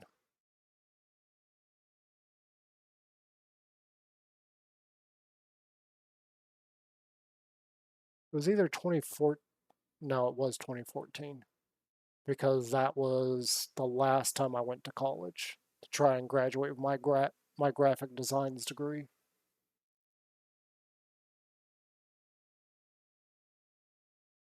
I made some bad choices and ended up dropping out.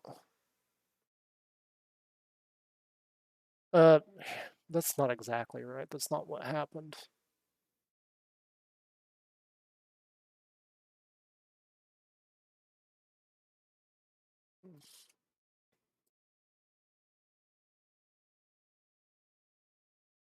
Let's just say some things happened that I'm not proud of in one of the classrooms, and I haven't felt comfortable with the idea of going back ever since. I was being very disruptive to a class. Let's just leave it at that. And then I felt bad about it. So I dropped out and was like, you know what, I'm being disruptive to this person's class. I'm being disruptive to the other students. I shouldn't be here.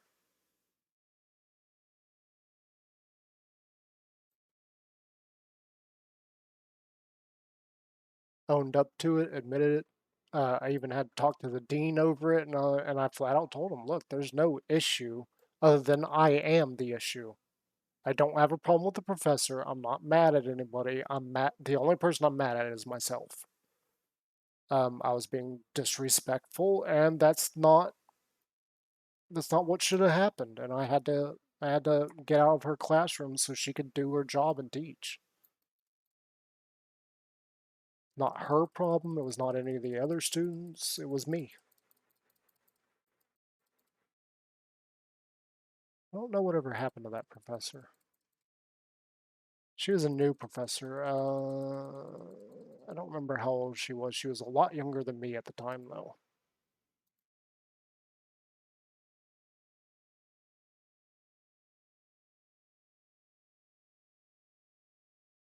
I think she was like 27 or something. At the time, I was like, said it again. I was around.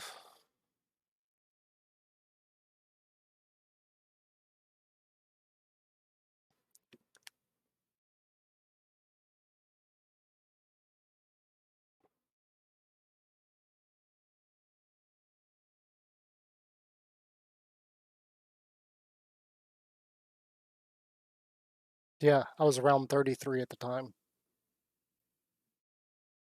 And that's not how an adult should behave. And I was very ashamed of myself.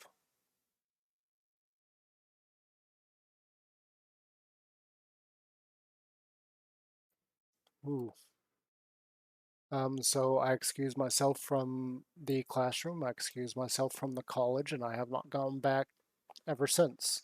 I am a little. I will admit right now, I am a little bit embarrassed about it. But I think I've made my peace with it happened, and it's not going to happen again. Because I'm not going to put myself in a situation where it's going to happen again.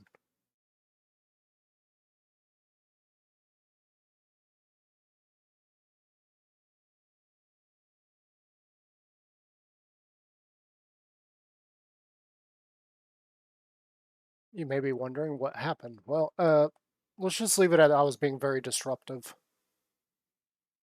And this happened more than once. And it should never have happened even once.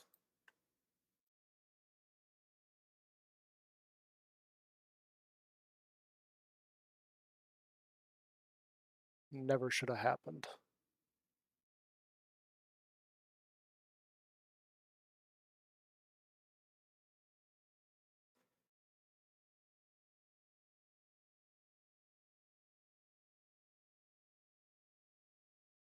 Eh, whatever. That's life. And that was almost 10 years ago. Another year and it will have been 10 years ago. I've kind of made peace with the fact that that did happen.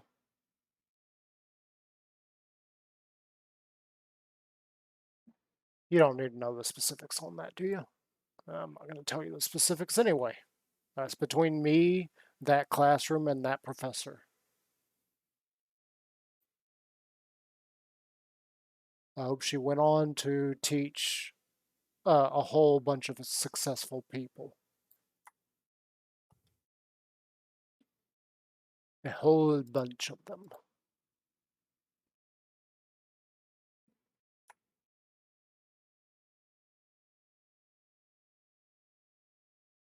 You know, I've always heard that college isn't for everybody. And apparently I'm one of those people it's not for. Um, I think in part it's just that college just doesn't keep up with my pace.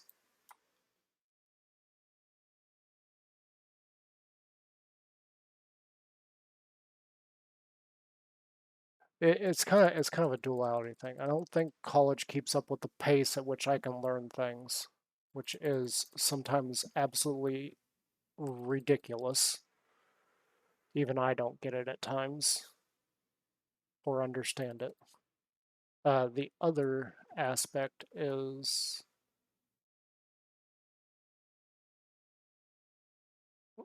around that same time.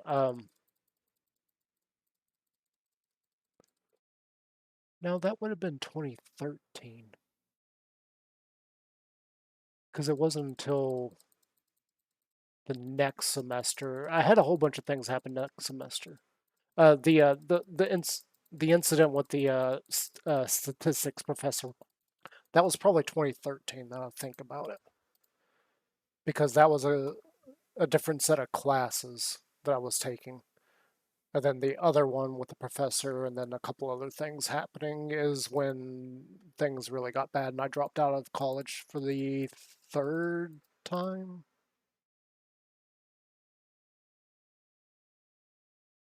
Anyway, the other thing that happened, I was taking Java 1.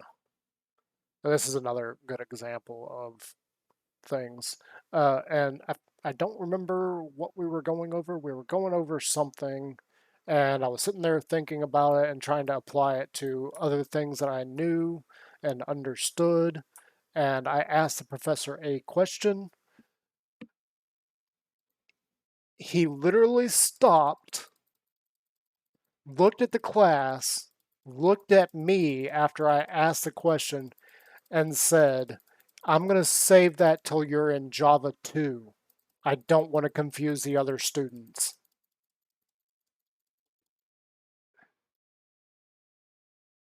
He literally said that in the class.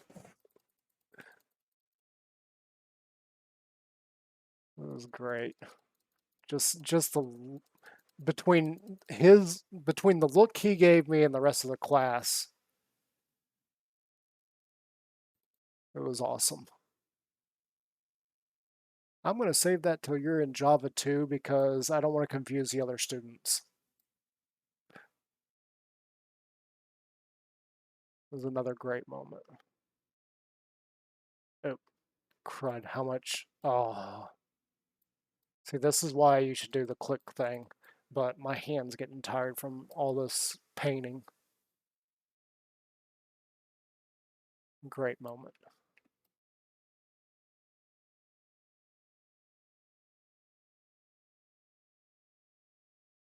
It's kind of a shame because, oop, what did I do?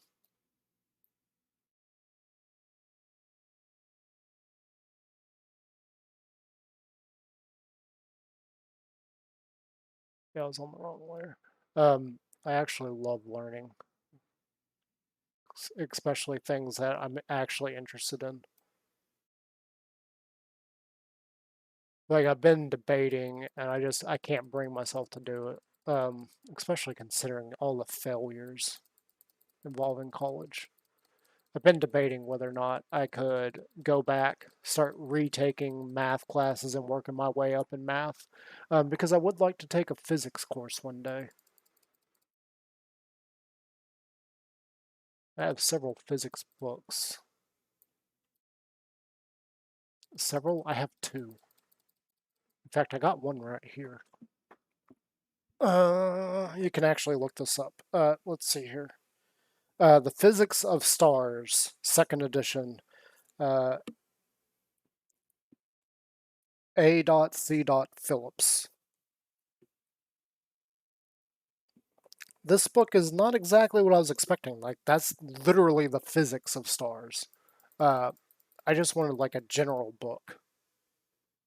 So before you start spouting off things, I can read the stuff and I do understand it. It's the actual doing of the math that gets me.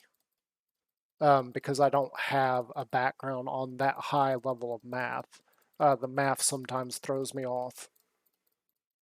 The highest I've actually completed is actually Algebra 2. Technically, pre-calculus is the highest I've taken, but I don't want to count that one because at the time with the grading system, I did pass it, but years later, the grading system changed and actually I would have failed it. So, yeah, math is one of those things I need to get back into and start redoing stuff and I understand. I saw recently that they changed some of the rules of math again.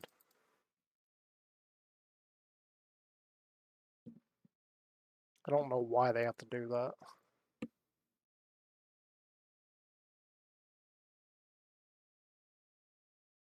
But hey, they have to do that. because things change. You discover things are not exactly as you thought, and you have to make adjustments and then teach the next generation that, hey, we were wrong, it's now this. This is the actual truth. Oh yeah, that brown works. That brown really works. Okay, let's add another layer.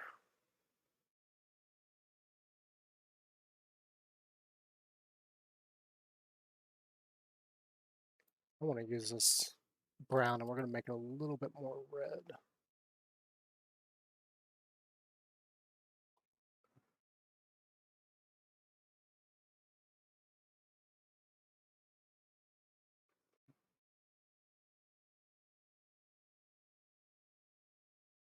Give me a bigger brush.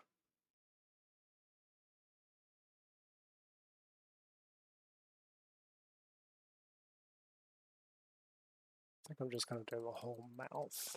This kind of reddish, pinkish color.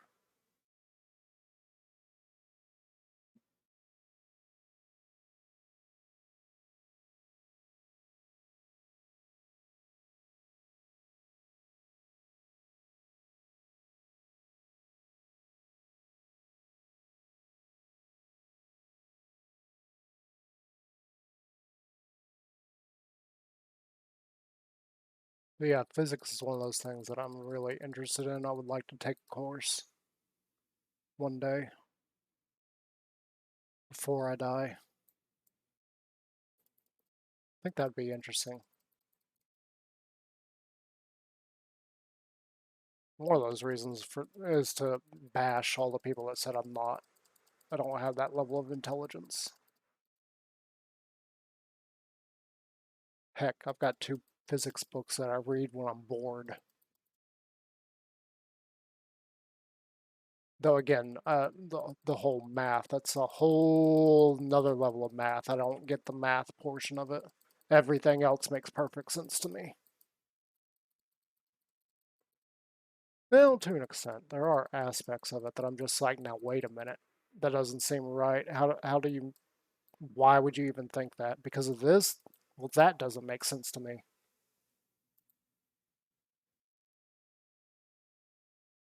And I have my own ideas on some of that stuff too. Like for instance, said it again. Please tell me somebody's keeping track at this point. How many times have we said it?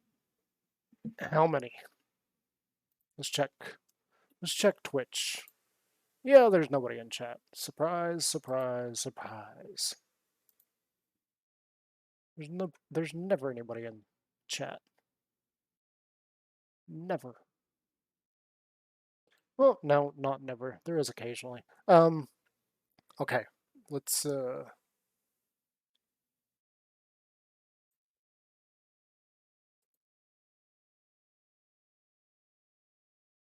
come here. We're going to, we don't have proper brushes for this.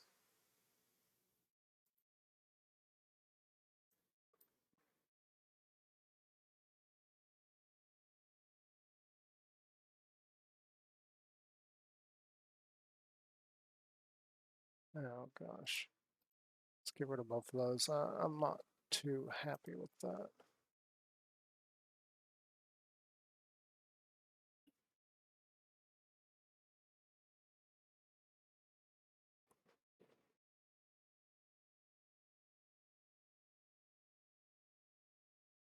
Yeah, I'm not too happy with either one of those.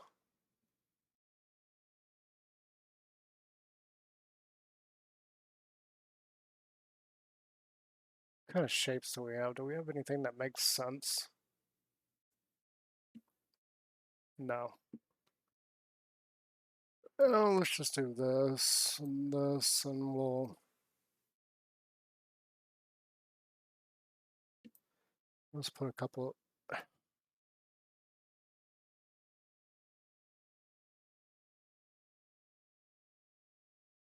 No, stop.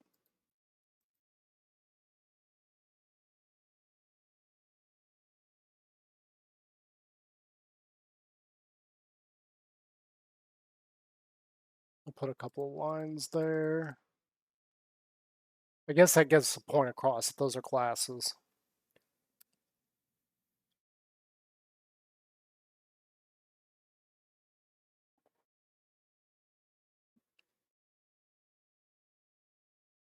Yeah, I don't mind this. This, we can work with this. Okay, we're gonna come here. Um,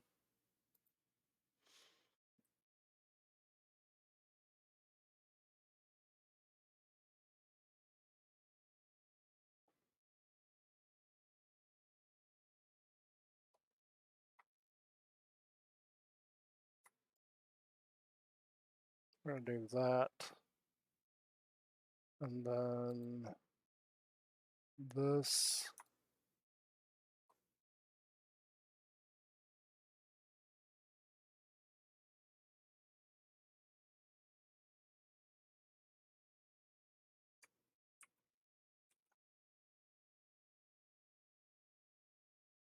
No, no, no, no.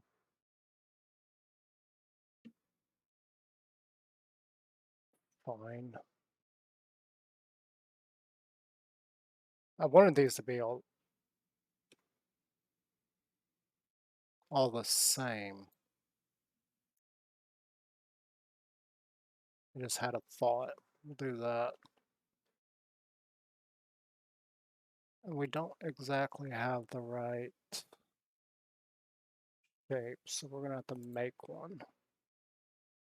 Go away. I can't. I can't click on anything. Go away.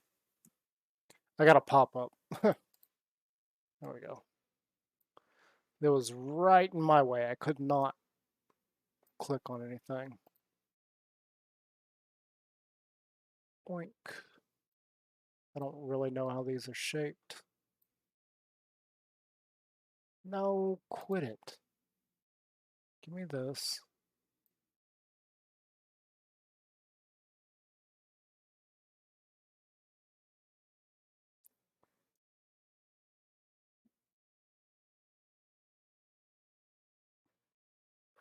Oh, God.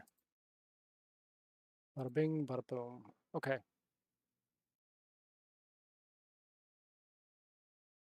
I mean, that gets the point across, right? That looks like a musical note, right? Oh, for the love of God.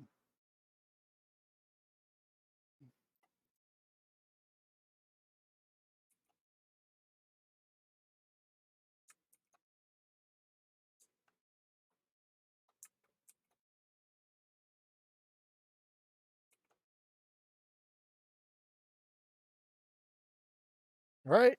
That gets the point across.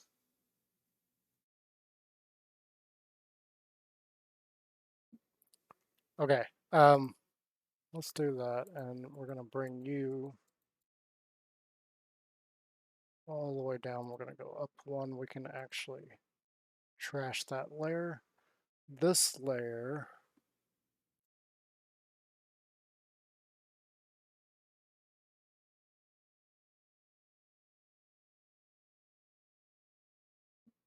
Oh, come on. Why is it doing that to me? Why?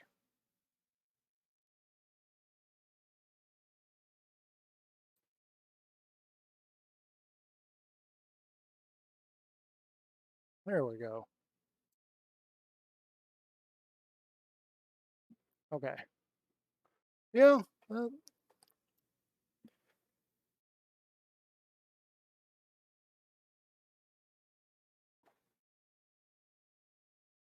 that works. Again, we're not the best at this. We want noise. Where's noise?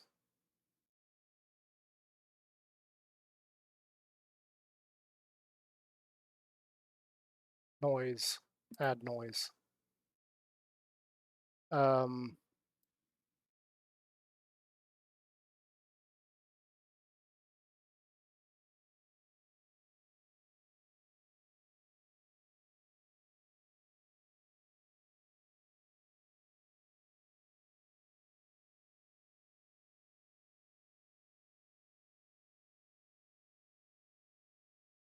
Can we not make the noise bigger?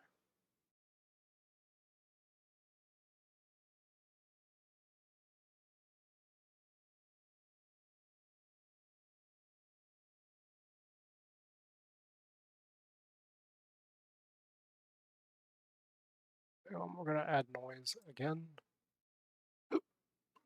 We're gonna do that. We're gonna hit OK on that. Effects, noise, median. I don't know what this is gonna do.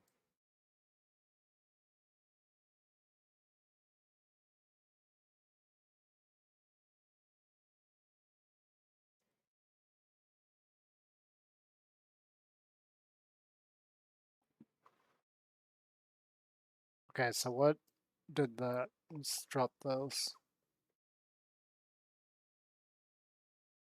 Can we zoom?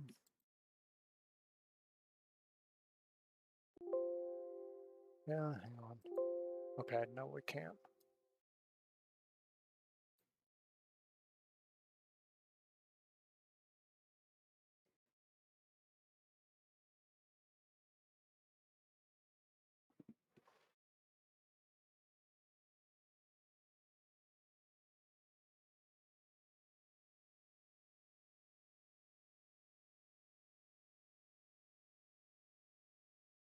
Okay, cancel that.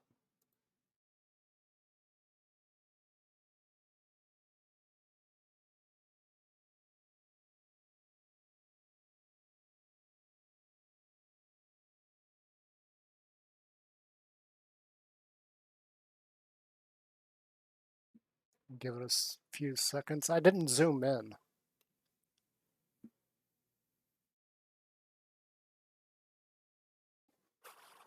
See, this is one of the problems I had with my banner is to make the noise and make it look like there's stars all in the background. The banner actually doesn't show that. It just kind of looks like grayed out. You don't really see anything there.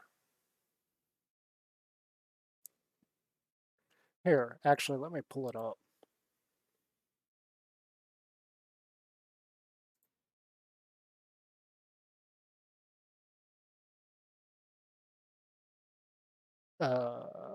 Maybe. I don't. I thought it was in that one.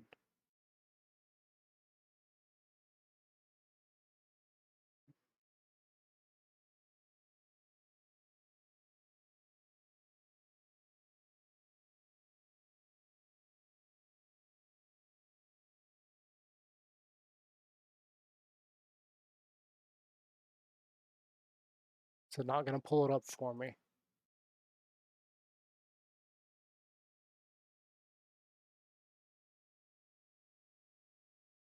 Yeah, so if we zoom in, we got all this noise in it to make it look like it's stars, but you can't you can't really tell that this is supposed to be out in space. And that's the same issue I'm noticing here.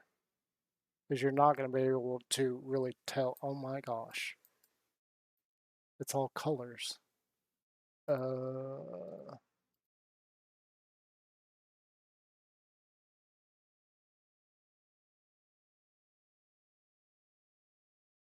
we don't want it.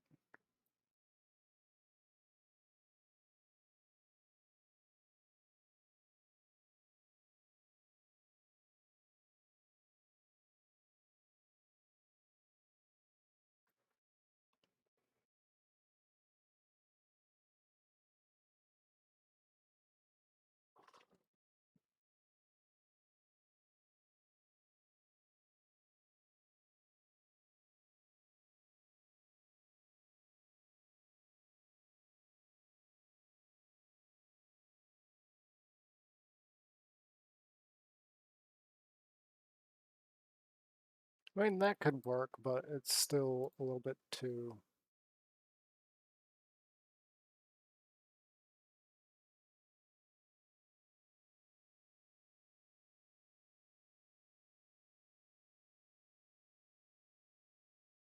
There's a little bit too much there. So let's just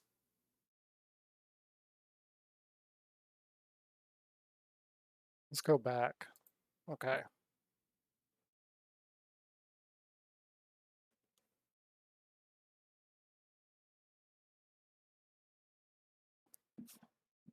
So I know I put noise on this.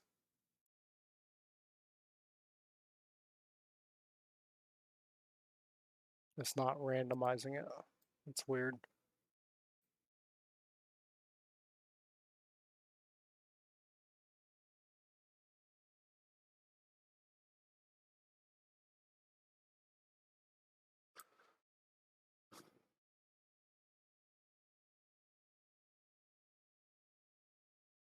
Let's try it like that. Okay, so it kind of does, but it's so small that if you're going to see it like approximately that size, you're not going to know what you're looking at. Unless I did something in the background.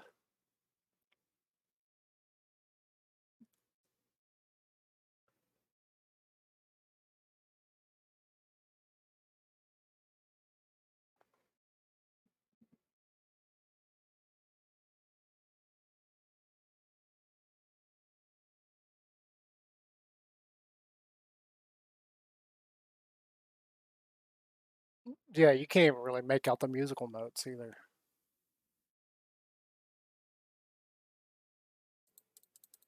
Well, we're gonna go ahead and nope, nope, nope, nope. We're gonna do this. We're just gonna go ahead and merge all that together. Okay, save. Um, what is it saving it? Hang on, I need to come here. Let's see, properties.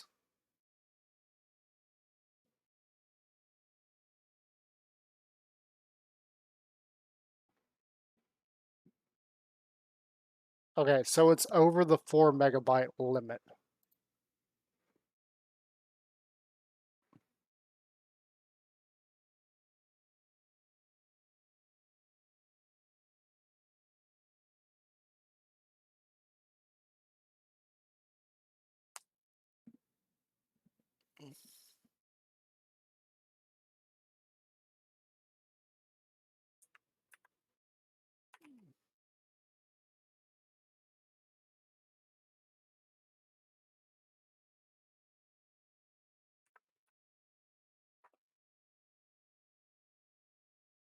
Okay, we've resized it. Let's see.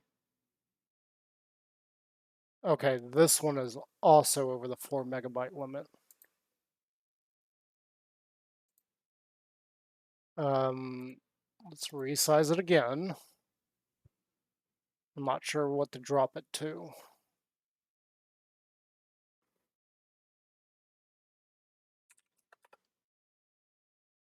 Let's drop it to there.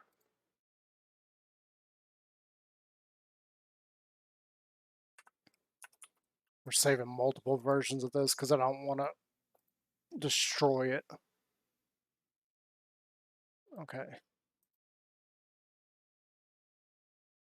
Okay, we're way under the 4 megabyte limit. Now let's go and go here. I've got 5 notifications on YouTube. Nice. Customize channel. Branding, let's change this. 4.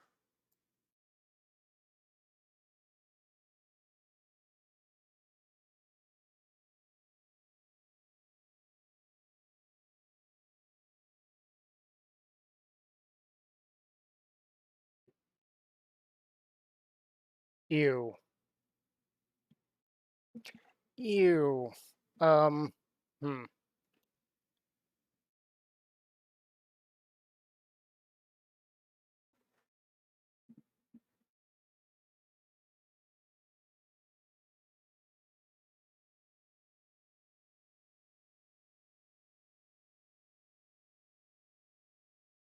So what do we need to do to fix that? I don't like the layout it's given us.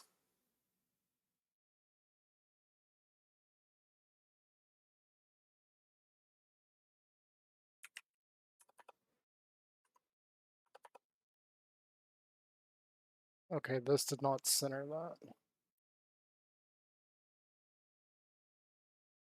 No, give me.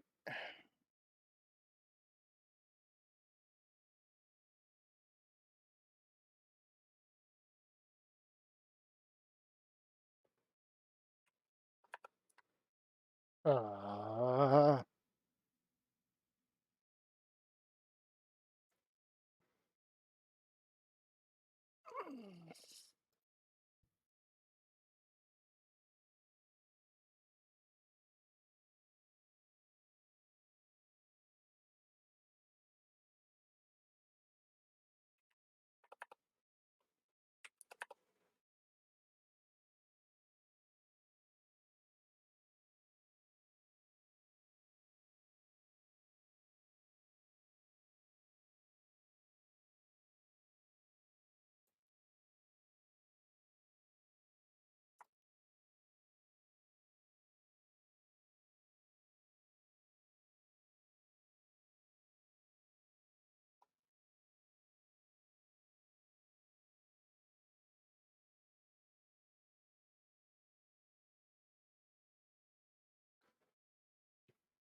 okay, hang on. We're gonna figure this out.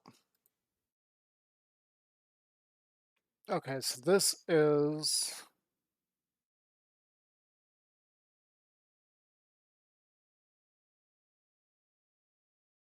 roughly that size. Hang on, let's try something. Um,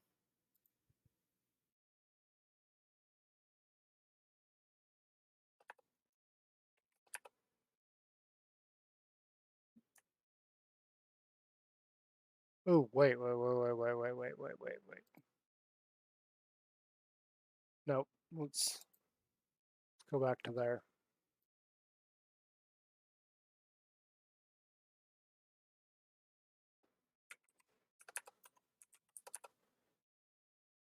There we go.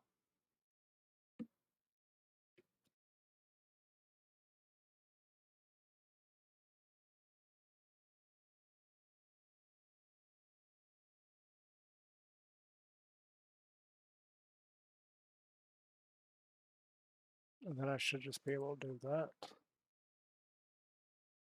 Oh, no. Let's boink, boink, boink.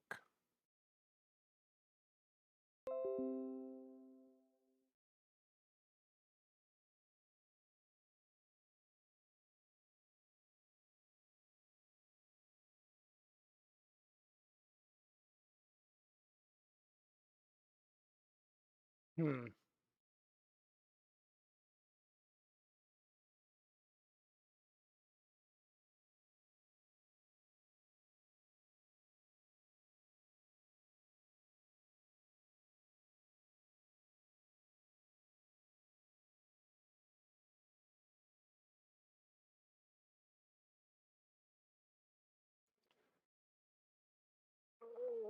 Canvas resize there. Let's make this 1600.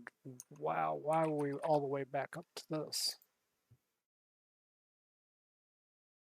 Hey, now wait a minute. Oh, because we're an idiot on multiple levels. Hang on a second. I just saw that. Where is it? Delete that.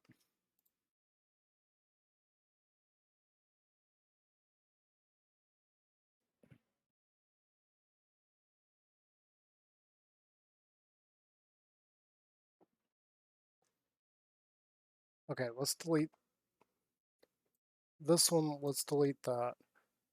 That's all one image. So image resize. I want to drop this down to 12. Okay. Image canvas size. We're gonna change this to 16 so that's centered.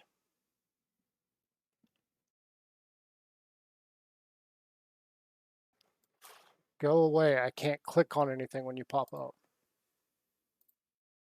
Do that. We got black. Yep.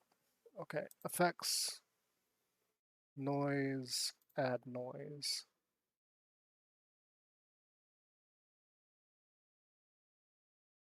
Okay, you still can't really make it out.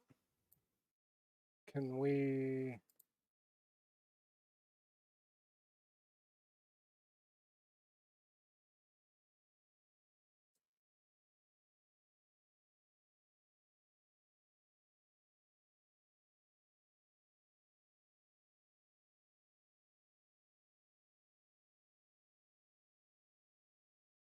Okay. Now let's merge this, save it, and let's go back. Cancel, change. Let's do this.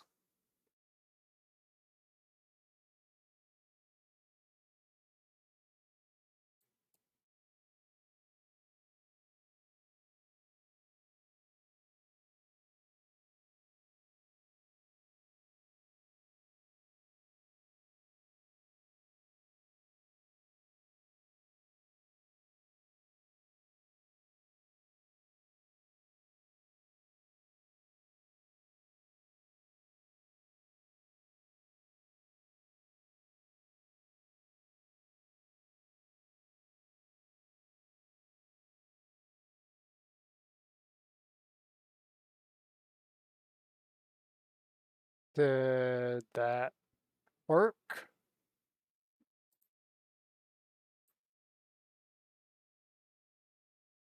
Yeah. Okay.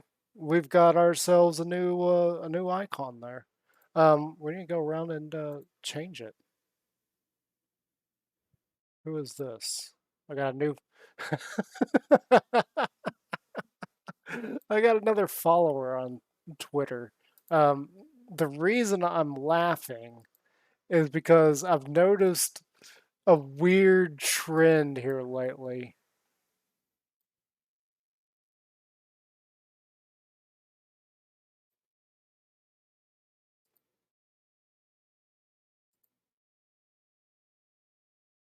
I've noticed a really weird trend here lately where I'm getting tons of female designers following me on multiple platforms. Yeah. Hi. What's up, Drew?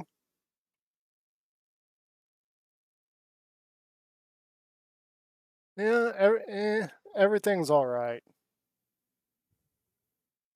You caught me in the middle of a creative stream, and we're pretty much done at this point. I'm now going through and changing things around. Where is settings, channel? I think it's under brand. Yeah, brand. We need this. We're gonna do that.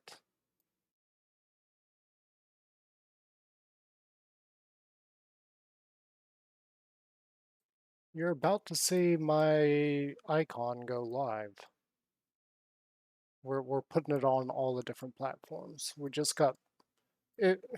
It's not the best, but we just got done with it. And I can't see chat at the moment because I'm on a different screen, so give me a second to see if you replied. Oh, wrong screen.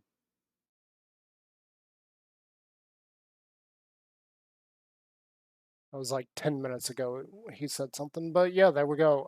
We got a new icon posted, a new photo on all the different sites. That is awesome.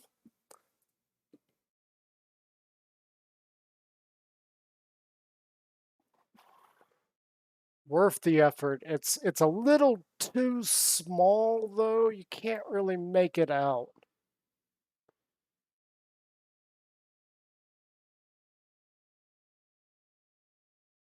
Yeah, I would have to go. Before we get off, I'm gonna have to go to the main channel page here on Twitch and see. Oop, I get mute myself. Yeah, you can barely make it out on. It does need to be fixed. Now I'm looking at it, it's got some issues, but there we go. We made some new channel art. Seems like the pinky got completely cut off with the one hand though. Oh no, it's so small you can't even see it. Like this little corner right here just got completely cut off.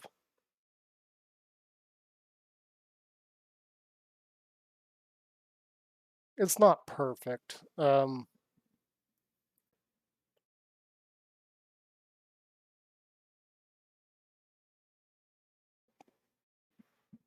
It still looks like we got major issues with one of the arms. This one looks better. This one, we got like this section right here. It looks like my arm just goes straight into a bone.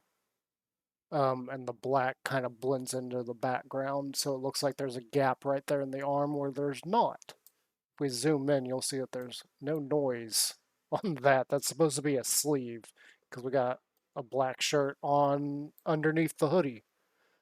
So yeah, there we are. We've got that done. Let's go back over here and check because yep, still nothing new from Drew. I think I need to go here. Nope, wrong one. Here. Yep. Drew Bizzle, thank you for coming. Thank you for commenting. It's great to hear from you, man. Um, Drew Bizzle is another streamer. I don't know what you're at currently as far as followers. He's much bigger than I am. Not as big as some of the huge people on Twitch, I believe, but don't hold me to that, Drew. I haven't looked in a little while. I've been a little bit busy with other things.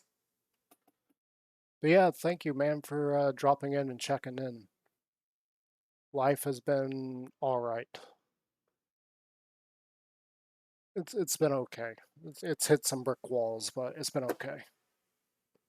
Anyway, I think I'm gonna call it there. We got our artwork done, and we've spent several hours working on it. I need to get off of here, go touch some grass. But yeah, guys, thank you for chilling with me. Thank you for hanging out. Thank you for any follows, any subs over on YouTube when this video goes over to YouTube. And I hope everybody has a great day, and I will see you later. Remember, you can catch me live at twitch.tv/NatanaSlikens. That is where I will be alongside all the YouTube stuff. We'll get back into making videos at some point. I've been trying to get a new one up, but been having issues. Anyway, guys, I'll see you later. Take care.